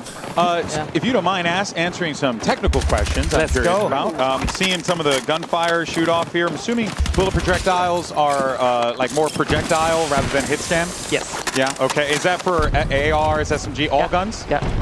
Okay, so kind of like... Slugs, maybe not 100, but I think so, yeah. Okay, that's cool, yeah, because I was seeing like the bullet trail and the bullets kind of fall down, so I was like, oh, okay, yeah, we got some projectiles here. Yeah, I think it depends on like barrel and, bullet type and all that kind of stuff. But yeah, there's a range of that. I mean, then they're all projectiles, just that some of them are really fast, so... Got it. Yeah, I didn't know if you're the person to ask, actually. Maybe someone out there who knows the weapons very well, but I was kind of wondering, do you have slug and buckshot for the shotguns as well, or is it just kind of as is? I actually haven't explored that. It depends on shotgun type, but yeah, I mean, we've won. Has it been in the Battlefield before? It probably will feature it in some fashion, right? We want to make sure all the kind of types are there and fraud is on. Yeah, I noticed that, you know, already having that kind of selection of different types of ammunition that you want to roll through. Go for higher penetration, but have, you know, increased recoil while sending those bullets out, so you get those trade-offs and whatnot. And of course, it needs to be fully balanced, right? To get it really finessing it. But I think also the bullets going for higher headshot multipliers, which in one of the labs play tests were on every gun, which they're not supposed to be. It should be the low rate of fire ones. You have like a viable. Yeah, that's so. What is the? Because I'm also noticing as well, like the TTK is like pretty good. It's got good. Should be. Feels balanced. Feels balanced. Yeah. Is that what you guys were aiming for? You know, a little bit more counterplay opportunity. Yeah, and for the netcode as well to be so solid, you don't really talk about that. Which I'm happy that's not even a topic, right? Because, and that's also what labs testing has given us. Like that is. We trust our underlying systems. Yeah. I mean, I can even play this game. We have play tests in America where I can play from my basement in Sweden. And wow. I mean, I have 162 milliseconds, but it's playable. It's like. Yeah. Wow, that's actually impressive. That's great for maybe we can play That's together. great for Seth because he's in Korea. I mean, there's going to be plenty of servers I'm sure that I'm going to be able to play on over in Asia, but at the same time, you know, I want to be able to play with my friends that still live here in the States. Yeah. So I've extensively tested that for sure. So yeah, he got you covered, you know? That's perfect. Oh, that's awesome. Good to know. Good to know. Yeah, I know like there's... Their snipers come out. There they are. Yeah. I love seeing it. I love it. Enzy's actually nuts as well. The quick scope looking for the third. She is nasty. Yeah, go ahead. Poke. Peek. Such an interesting loadout as well. Having the laser dot on it with the range and then that little stubby grip, but it's kind of working. Oh, it's C4. Oh my god. I'm still figuring out that C4's a thing in this. We saw someone just layering it on the corner of a building, waiting for someone to push past. In this mode, it's absolutely a thing. Yeah. Really, I mean, if there's someone taking your objective, right? Chuck it in. You pre-throw them, blow it up. Yeah. I did forget about that. Okay. Oh my god. Hit him with it. Just she heard that shot from behind as well. Oh, that's crazy. Oh, gotta go for the reload. Nah, this is no escaping now. Well played, well played. Good try, good try. Eyes on a machine gun. Here's Westy. That's right, one of our BF vets. A sensible man. That's right. Sensible man with a sensible load, you know, out coming here, shotgun. He does have, I think it's the suppressed shotgun he's got as well. Sure, we'll see. It's great when you're going on those flanks, just trying to storm through a building. The thumper is so sick. Little grenade launcher. Oh, one more. There goes the cover. How dare you shoot me from the window?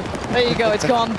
But gap closing's not easy still. It's one very big window is what it is. That's true. Yeah, that's all it is. Just, you know, open up the scenery. You give it open layout, you know what I mean? Depends. But that, I think, that moment, I think, illustrates, and if you haven't played Battlefield before, and you've played other FPS games where they don't have the scale of destruction that Battlefield has, that right there is a perfect example of why this game kicks ass. Because you get shot from the right side, you're on a rooftop, you're like, okay, cool, I want to deal with this problem, I'm gonna blow it up. And then you blow it up, and then you break up that entire side of the map. That's the bread and butter of Battlefield, right? Yeah. I mean, you have to think one step ahead at first, right? Of course. And if you do, you get rewarded, hopefully. I love the fact I just heard someone desk slamming already out of like rage. And I just want to know how they died. I want to know what caused the desk slam at a nice reveal event. Maybe it's an SMG. Maybe it is. Maybe it is. They're figuring it out. Could be. The live evolution of the game as we go. This one's getting, I mean, this has just become very dominant in the end. Started off pretty even, but runback's been pretty solid. And as you were saying, though, the map kind of has changed and gone along, right? The destruction here, it's leveling out the playing field pretty quickly. I kind of want someone to go for that recon now, switch into a little bit late game, so you think kind of polish those longer lines of sight. And again, there's open areas here. As much as it does feel quite close quarters, those big lines of sight are around, but when Pestely's running around with a shotgun, it's kind of hard. I mean, on the point, that's pretty powerful. Yeah, that's fair. That's kind of fair. They have to be within this little square almost, right? But still enough cover to play around, but it's... Oh my god, that's a lot of players. Oh yeah, he split the difference on both. Yeah, when both, all the cover is gone, right? That's where the support. Yep. That's where the difficulty comes in, and there you have it. One tick left, and GG. All right, domination on Liberation Peak. I very much like that map for Dom. I think that is a nice. Yeah, I like the variety in terrain. I like the natural cover. I like the openness in some of these lanes. Like it's. Yeah. It also feels just like it flows very well from like the kind of respawns and kind of how people are like pushing towards the points here. It doesn't feel overly repetitive. You don't feel like you're just going into that one singular blender. There's different lines and approach points to all of these areas. And I mean, the destruction, we've tried to tune it so it lasts the full round. Yeah. Like you don't want it flattened instantly. It needs to be, and they're global settings, right? But we want it to be like never looking the same at the end. And of course, I mean, it shouldn't be completely coverless. What we call the destruction aftermath in this game is where we basically design that aftermath. That's why we have the piles. There's still that little hard lips cover. left. And all of those things are following our soldier metrics. So you can always count on that being crouch height, prone height, stand height, whatever it might be. Oh, that's actually pretty cool to know. Okay. That is true for making holes as well. So when you make a hole in a wall, if it becomes a hole you can use. Yeah. Oh, that's... And consistently so.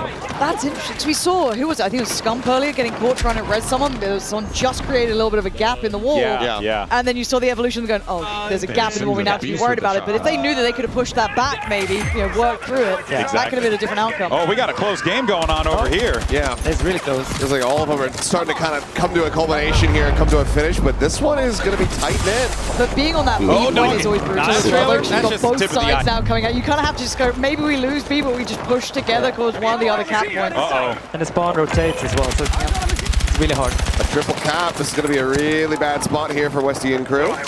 And does it have, how are the respawns kind of working in these? Is there that same sort of, you go across a certain point almost? Yeah, in Domination, right? That's the classic Domination setup. We want to stop the sort of Florian exploit that they used back I was in the day. about to bring it up. I'm like, this man used to live just locking people into those and I think we have that in this because it's a little bit smarter now. Yeah. I don't want to tell everyone how it works. No.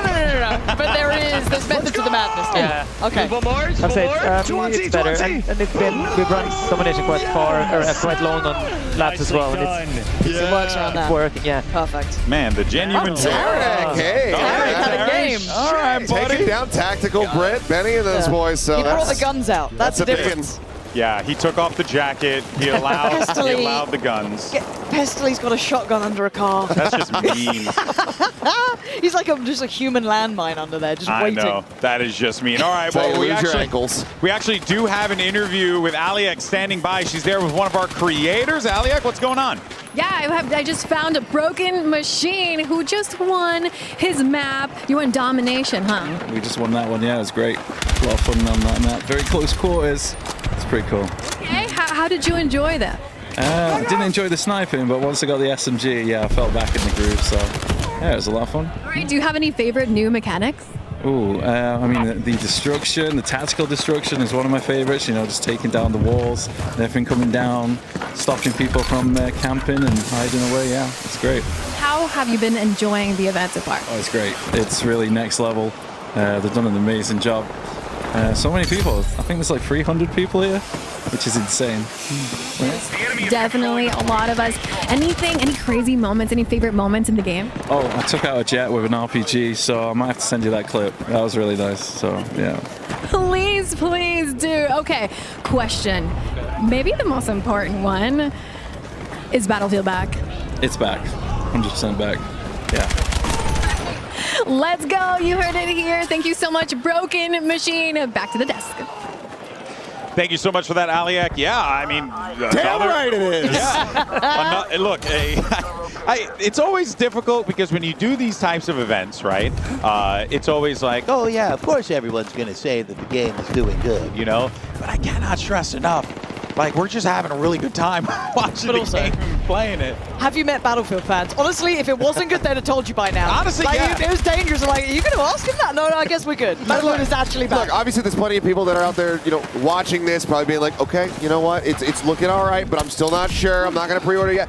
The beta's right there. You get to play it yourself, you get to test it, and then you can make your final judgments. Yeah. I think, like, you're really able to just stand on business with this game and just be like, yeah, guys, look, you can believe us or you cannot play the game. How does that feel for you with the journey that Battlefield has been on up until this point? That has to feel kind of you know, invigorating, right? It feels quite amazing. I mean, it's finally doing the right things in the right order. Yeah. with enough size. Yeah. For this to be possible. And time, right? That's the big one. And time is an important aspect for sure. Yeah. Yeah, because you guys had how long? You guys have been working on this one? A couple years. Yeah, I wasn't here for all of it, right? Yeah. I was here for the end. Yeah, he came. He came for the good part. Okay, I peep. Well, it was pretty long end, but I think it's 4 years total or something like that. Wow. Yeah. And hey, and the proof is in the results that we're seeing here on screen right now. You know, it's just like so much. And what's even more absurd is like what we're watching here is just the content that we're going to get in the open freaking beta. I know. Yeah. Like there's more in the full game, right? There is. Oh, tons more. I mean, today we're like we're only seeing a couple game modes here, and then there's like so much more that's going to be packed into that. Yeah, I don't remember the exact number. How much you guys are going to have in the open beta, if you know off the top of your head? I think it's 4 maps, right? 4 maps? I think it's 4 modes as well. Okay. Sure. I mean, dude, back in the day, remember when you load up a game, it's 1 map, 1 mode. You're lucky.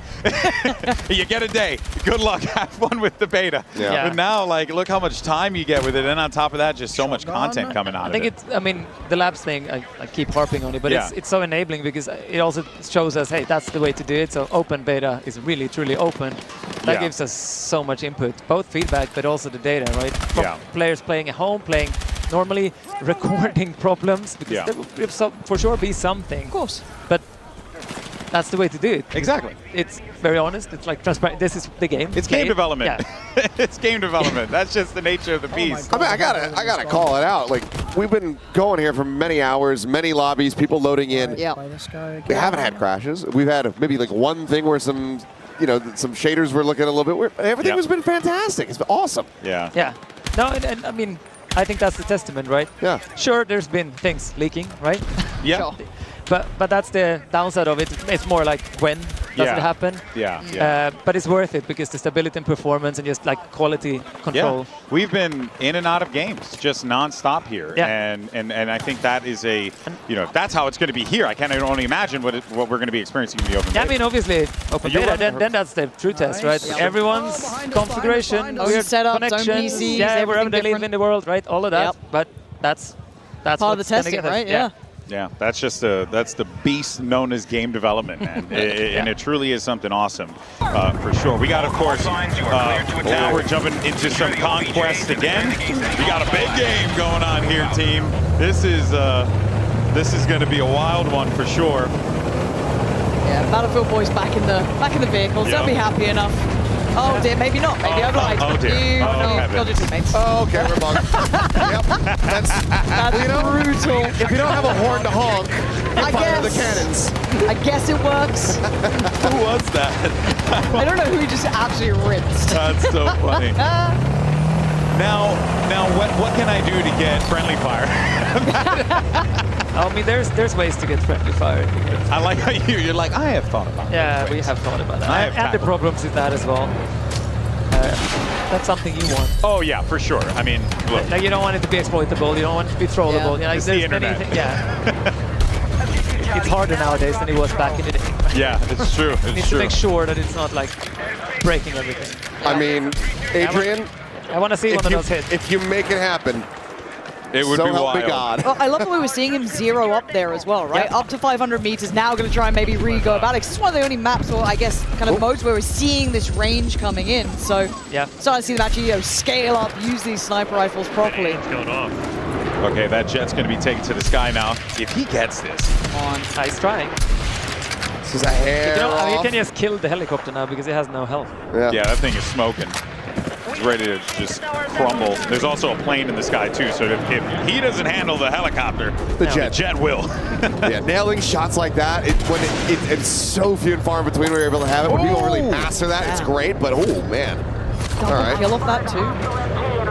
Yeah, Tactical Brit, I mean, a lot of our streamers, but they've been really using all of the options available to you in that tank. I think that's their upside here, right? They have that experience. They know that's how you win in Battlefield.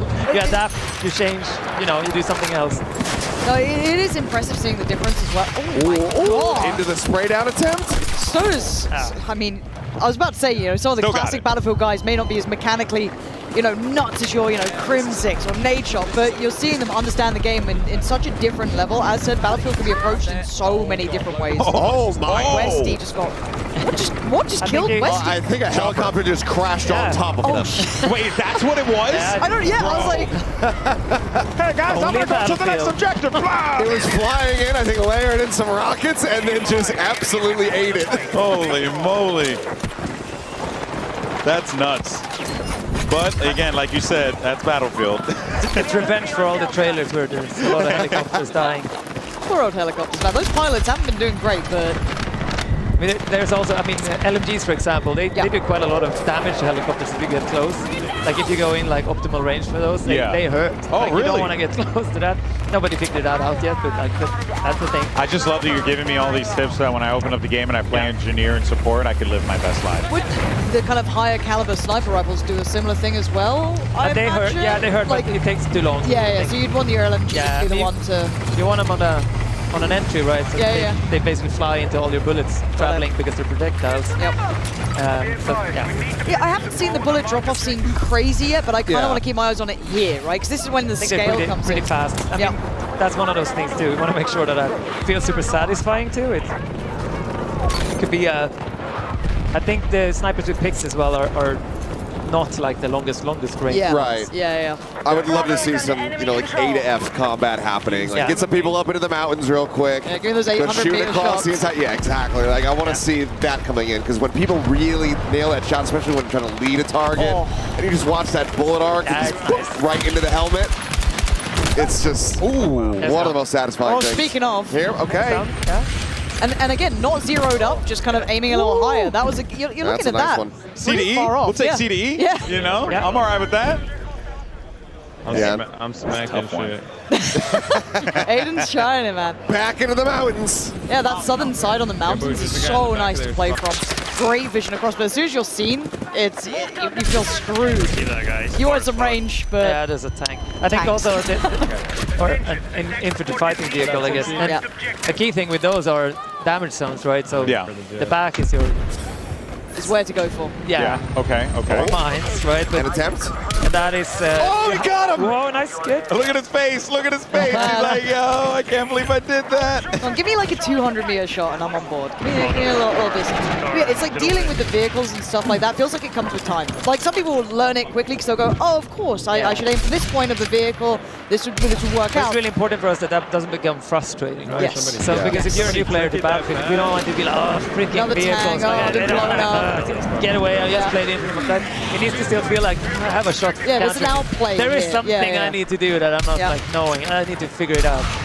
It is nice. And that is true also for, I think, the selection of weapons in this build, right? And for open beta. Leading your shot. One of them is a good like starter one. Like it's not too extreme in in either side. Yeah. I think Aiden is figuring out sniping, because I'm hearing him talk about it. He's like, oh wait, I think I just got to lead my shot a bit more. Yep. It feels like around like 200 meters, you've got to start leading a little bit up, maybe 3, but again, I just want to sit there and work it out, right? This is something that I get enjoyment from. But you might have to bring that scope a little bit higher up. That's about 150? 50 meters? Yeah. There you go. Well played. 123. I was off. Okay, so this is 120 meters. That's far. Now, again, this is me getting a little sweatier, I guess, but would there be bullet drop-off that would be counted by being on an elevated level? So it kind of arcs down, so right? Gravity applies all the way. So even if it was... High ground is high ground. Yeah, okay, that's nice to know. The sweaty little snipers out there taking notes. Like, okay, got it. Yeah, I mean, it's good because then you know where they are. That is true. Exactly, and then you blow them up. That's it. Just go get in a vehicle, man. RPG the hillside. RPG the hills, that's it. I'll just layer C4 all throughout the hill, and just little landmines about the place. Yeah. All right, here's Chow, and we got Little Big Well right behind us here. Love Little Big Well. See what she could do. And I've got to say, she's been pretty creative with the loadouts as well. There you go. There we go. Teammate.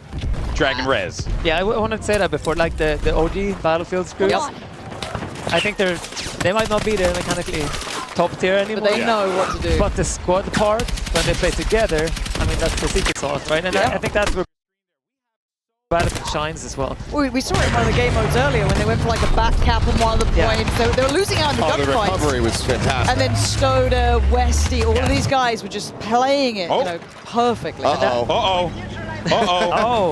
Timmy, it's of course it's Timmy Toucans.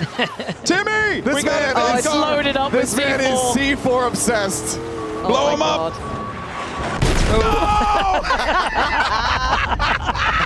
Tommy's got you beat this time. Yeah, helicopter. Tommy took out Timmy. Oh, that's you could just see the anger. He looked pissed about it. But you know, he just threw 4 C4. My guy was about to get a clip. He was so excited. Oh, what a heartbreaker. Ooh.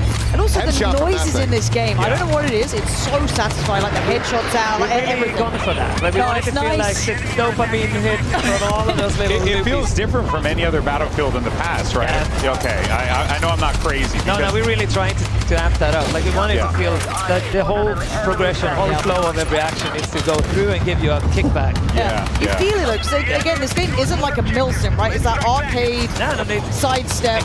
And entertainment. Exactly. It needs to feel good. Like it needs to feel good and play good. Yeah. And at a high level, that's what we want, right? But he's back on it. He's on fire. That car's not looking great. It's okay. Well, oh my God. Let me go for F. Well, Timmy, well, I jumped Timmy. out. Oh, what happened? Oh, you made a guys. I don't even know what happened, bro. I think we got hit by a Excellent. plane or something. Yeah, that was weird. If we know anything about Timmy Toucans, he's gonna try again. Yeah. We'll see him in 30 seconds. This is bad. You can't park there. Oh no, tanks aren't supposed to go that way. Oh boy. Also. Same guy. I mean, the thing is, he's got a clear angle right now. Yes, definitely. This is wild. Figured it out. Should aim for either the head or the back. There it is. That's rough. Even visually, it's kind of nice seeing these little like pop-ups on the left, kind of telling you what's going on as well. It's just such a nice balance. Like, I don't know why it feels so rewarding. That dopamine hit of just like knowing what you've done just feels really nice. It's also really important from telling you what you did right and wrong, right? It needs to be a feedback loop. Yeah, and it doesn't feel too intrusive. So I was a bit worried that, that's quite center on the screen, but these are like notifications like the capping, everything that's going on. It's just like a nice subtlety. Makes me very happy to hear. Whoever's done the UI, good job. Yeah. And actually, speaking of that, how much can you kind of take away the UI? If you were to play like super immersive, nothing on the screen, could you still do that? There is some options here for sure. Okay. Yeah, I mean, it's very customizable, especially for us when we make modes, right? Yeah. We want to not have a mini-map or that kind of stuff. The thing that blew my mind, it's a simple one, and I know it's nothing really to do with like gameplay entirely, but kind of. We were messing around with some of the settings yesterday, and you guys put in a freaking noise gate on audio. Like, that's freaking crazy. Yeah. Like, I haven't seen that in a minute. You're able to just put the slider up, and then from there you could just leave your mic open, and it's like a little quality of life things I think are kind of cool. Did you play with the VoIP as well? I didn't get a chance to. We didn't get a chance. We were right there. We were ready to go, and then they were like, "All right, guys, we're done for today. Playtest is over." Yeah, I'll do another shout out then because I think the VoIP setup in this game. Yeah. It's amazing, right? Yeah. There's an option that's called auto that switches between the different modes, and that is like positional. So you hear that person over here, and then when they go die, it goes to radio, and like I've used that so many times. On my left, and then you just so sick. Flip over and That's actually kind of sick. Yeah. Wait, why is that got me so excited? That sounds like I don't know. It's I know nice what gets you excited. It's stuff. It's like Lethal Company in Battlefield. Yeah. But it is. But then also imagine that in like Portal, when people start playing around with stuff. Are we going to see like Among Us in Battlefield at this point? Yeah, no, honestly, like you can do probably a lot of cool stuff. Or I'll just make that big ramp again. I'm just going to make the big ramp. You just want the down ramp. That's it. I have no creativity whatsoever. I've seen it. I'm going to make it. She can't confirm. Yep. And we're just going to drive up a big ramp.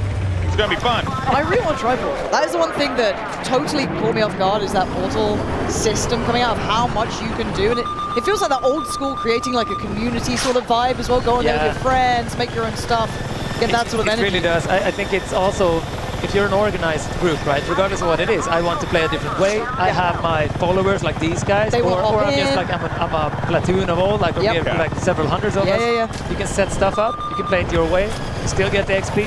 I mean, unless you go really crazy. Go crazy. But I mean, you have control basically. You have control look as a at group. Brit. Again, it's like some tight movement. That was beautiful. So I think some of the guys I know from like used to play Battlefield 1942, love modding and that aspect, and there's a little touch of that here with that mod. That's this is and again, basically that's what I modern love. modding, right? Yeah, right. It's like in a nice environment, like made out for you, user friendly, and you can make your own stuff. I'm super excited for it. Nice. Let's go. Oh, he's got to try and get out of this one. Get out of sight line. Look at that LOS break, just nice down low. I mean, the control, it inspires me. It makes me want to drive the vehicles in the game. But You should try the helicopter. You know we have an assisted mode for people like you. Oh, thank you! Oh, wow! And mind you, everything that he's doing, you can see right there, assist is off. He is playing just full manual. Yeah. And then we wanted also to make sure that that's not a new mode, right? It's on top of the real one. Yeah. So it's like actual autopilot level. It's kind of nice, yeah. Which means you can't get as good using that. But it's a way to train someone that yourself up. starts out, they don't just flip over and die like 14 times. You know, when you're teaching a kid how to ride a bike, you put the training wheels on. And this dude, he's freaking dodging him, man! Yeah, he's He's just dipping and playing around the flare CD so nicely. Every time he's trying to regress, he's making sure that he has it available. He can ignore. He does a pass and it survives. Hopefully it doesn't get under the third of health, because then it repairs again. Again, the skill ceiling in Battlefield is one of the things that I don't know if everyone appreciates when they see it, but it's like, again, talking through that, going through the cooldown timings, playing it well, breaking the LOS, coming back in. These sort of aspects you get from those veteran players, and I can't wait to see new players learn those systems as well. Benny didn't do it as well. Finally caught on a bit of a bad timing there. Good try. Good try. Damn, that was cool. Yep. Damn, that You was need to have to buy like the whole setup, get the little like joystick ready. I already have it. You know what's funny? No, weird, funny little story. I'm a big fan of Star Wars Squadrons. Oh, So I bought a flight ticket for Squadrons. Oh my gosh. That is a certified Battlefield moment. Yep.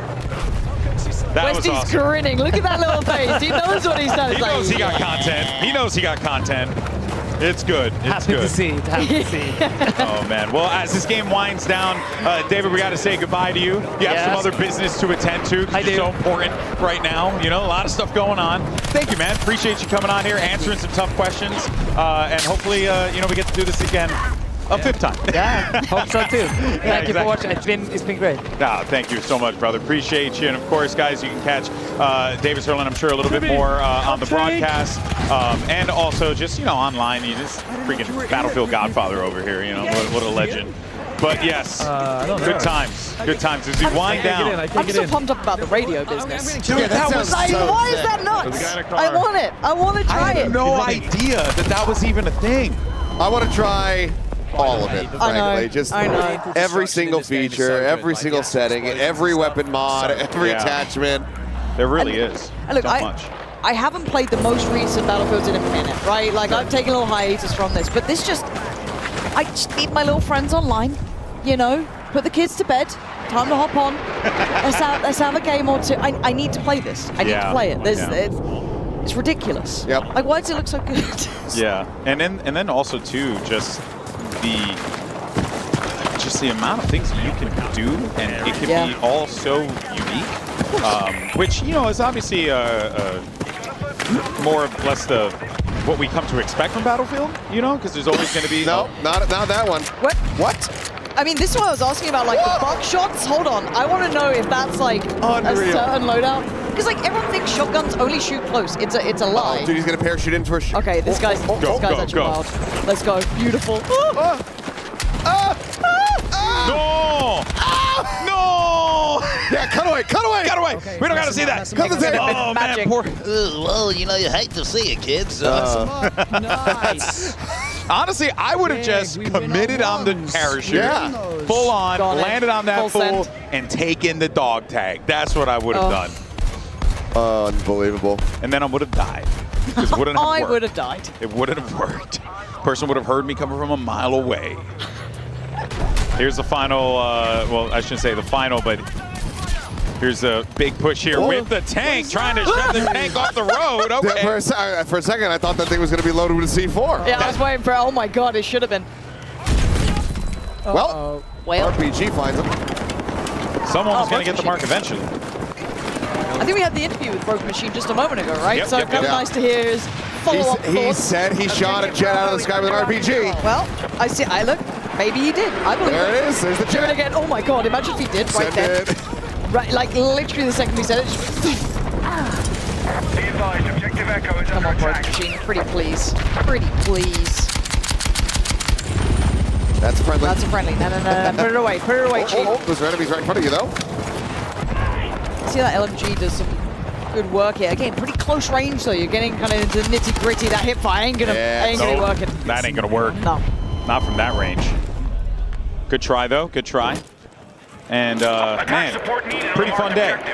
This is, I was told this is our last set of games that we're going to be watching here, so sadness. But we are very, very thrilled, honestly, as fans of Battlefield. Yeah. Just want to, again, I keep saying the word, I just want to blow stuff up. A new challenger has approached. Enter the fray. Hello, everybody. Ali is here with us. How you doing, Ali? How's the experience been out there for you? It's been absolutely incredible just walking by and hearing everybody just so excited and so thrilled and happy, and just seeing them interact with each other. The squads are just having a great time. It's been rare to find somebody just alone wandering around, like no lone wolves at all. It's been incredible. It does feel like really nice to check in with the Battlefield community as well, right? Like going into that other hall, I don't know if you've been in there yet, where it's like Press and a couple other people like hanging out and playing. It just feels like such a good community. It feels like we're kind of getting it back here. Yeah, it feels really, really fun. Marley really wants that. I mean, I would do the job. Take that one. That's not bad. He made, Yeah. made the best of his possible. Exactly. Oh, man. Who's your favorite person to speak to today? Just putting you on the spot. Favorite person? Favorite person. Oh, Who's the rest of man, the I gotta pick someone You gotta pick. today. You gotta pick. They're all going to watch this VOD back. Yeah, every single second of it. So. God. Every second. Can I just say everybody? No, no, it's Okay, gonna be let me one. see. Okay, honestly, talking to Tim the Tatman and Courage was so fun. Yeah. Their personalities are just so fun to be around. Also, Tactical Brit was really fun at the very beginning. His shoes. And what was it? North America. Nearest airport. Like, I love that. Yeah, they came up with the banter very early, didn't they? I'm wondering how that squad's doing right now. They did pretty well. Honestly, earlier on they did pretty damn well. Timmy, back to usual Timmy business. You see him with C4 in hand. No, he's dead again. Oh, man. So close. Now we got to find another truck. Now I got to throw C4 on another car. Come on, man. Only so many games left as well for Timmy. He's got to make this work. He's been working all day for that one moment. What a teammate. Completely absent from everything. Yeah. Fun C4. Here's Slow Rocks now. A little bit closer than he might have anticipated. Yeah. That's a tough one to fight around with the AR like that. Yeah. You can see the layout too. This is kind of getting a little dicey here, Seth, for enemy team. Yeah, I mean 4-2. They're gonna try and come back. This is definitely a recovery position if they're able to maintain this. You got decent contest coming in, so blue team should be in a right spot. But as we saw earlier, that could change really, really quickly. Certainly can. C is in trouble, but we are seeing some flips come in here. What's the craziest thing you've seen all day? We had a great comeback. Yeah. Oh, yeah. I mean, as far as just like overall, the very solid comeback, probably the craziest thing. It was like a 200-point swing. Yeah. Wow. Yeah. It was crazy. But other than that, I mean, some really good helicopter crashes, some great sniping. Yeah. Oh, have we got a dogfight? That'd be great to see. I think we might do. Does he have an RPG Here we behind go, him? baby. Oh, snap. He's trying to get up there. Oh, I'm trying to lead that shot as well. Exactly. With the burners on. Oh, man. Wow, this looks so fun. This is Top Gun here. Roger Dodger. I got the bogey right on my 12. Well, as I said earlier, he's got an opportunity to try to get in on this. He just needs The to mountains get are getting a little close, though. Jeez. Oh, man. Oh, good hit. That was it. There it is. That was it. Woo. Damn. I think he took down Jack Frags, too. I think John Battlefield is Jack Frags. Oh, really? So that's a pretty big name to take down. Of course it is. Mr. John Battlefield. Mr. John Battlefield Are you himself. shocked? Are you shocked? Not at all. Not at all. But, actually, one of my favorite moments, Scump actually tearing it up on that map. Scump was great That too. was beautiful, the way they played that out. Real nice. Yeah. Real like that one. nice. We also had a corner C4 trap as well. That almost worked out. That would have been really fun to watch. But those He got darn one kids. kill. He got one kill. He did. He got one. Red Ops actually has been... Oh no, the teabag! Red card. That's red card. The tactical crouch. The tactical Somehow crouch. the first time today. I know. That's crazy. So reserved. Oh, doggy. That's the first time we see a teabag? That's wild, man. We gotta tell these people what's good. Listen, with 10 tickets remaining, 9, 4, 3, 2, 0. There it is. Oh man, there might be other games. I'm not too sure. Yeah, maybe I think we jump have across. maybe one more lobby that's going that's a little bit. Yeah, maybe. But Either in way. any case, though, I think that could very well be it, though. You can see the other game happening. There's Tarek. Tarek getting ready to throw down, and all of our gamers. I mean, this is a really, really dope setup here. But just we got so many people in this building playing Battlefield. It's nuts. But you know, it goes without saying, like what we saw here today. I think everyone's just super pumped. It seems like it's positive, it's fun, it's Battlefield, you know? Pansy, we're back. It feels good. No, it really feels good. I was a little bit terrified, you know, coming into this, but being here, seeing the community, seeing the streamers, the players, the devs, I mean, it really feels like coming back to what made Battlefield great in the first place. Yeah, no, for sure. I mean, what about for you guys? I mean, Aliak, this has been you were out there in the trenches with the people. How was that? Oh, it was just so fun to be and experience what they were experiencing on the sidelines. I mean, I personally can't wait to jump in and play myself. I've been, you know, a little jealous on the time. Like, oh, you guys are having fun? Okay, I can't wait to jump in and destroy some buildings I think we've all been feeling that. I really wanted to play yesterday. That was our one opportunity. We'll get our chance. But Kilios, I know, I mean, like Lauren, you've been a BFOG from back in the day as well, right? Yeah, I mean, when I got the ask, hey, you interested in doing Battlefield, the reveal for the new game, I was like, of course I fucking am. I need to be on that. I'll do whatever it takes. And it's been such a pleasure to be able to come over here. I mean, yeah, quick trip over from Korea, but it's been worth every single second that I spent here in this venue. I can't wait to play this game. I can't wait to see what batshit crazy things people are going to be doing in this game. I think that this is, it's back.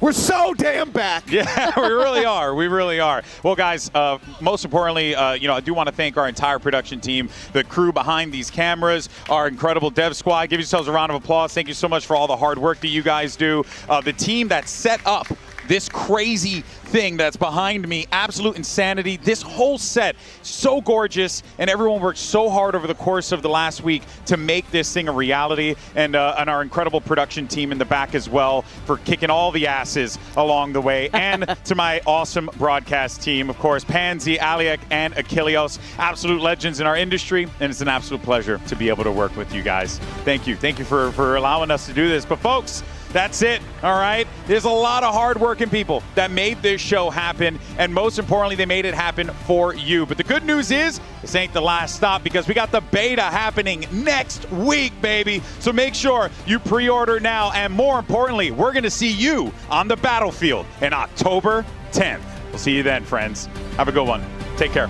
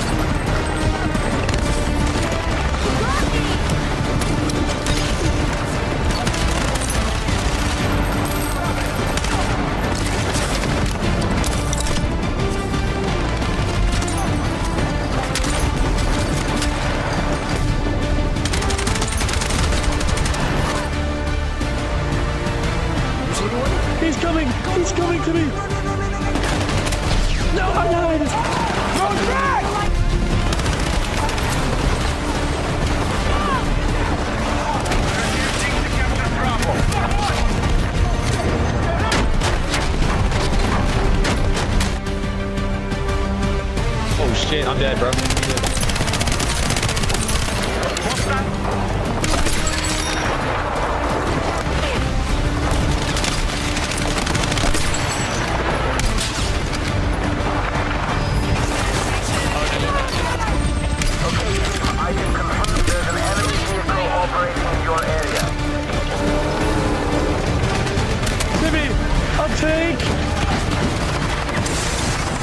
Enemy jet spotted. Use cover.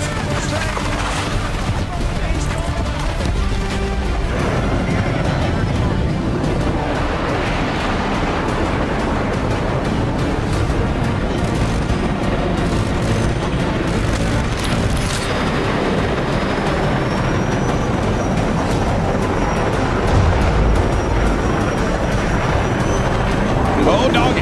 Now that trailer, that's just the tip of the eye.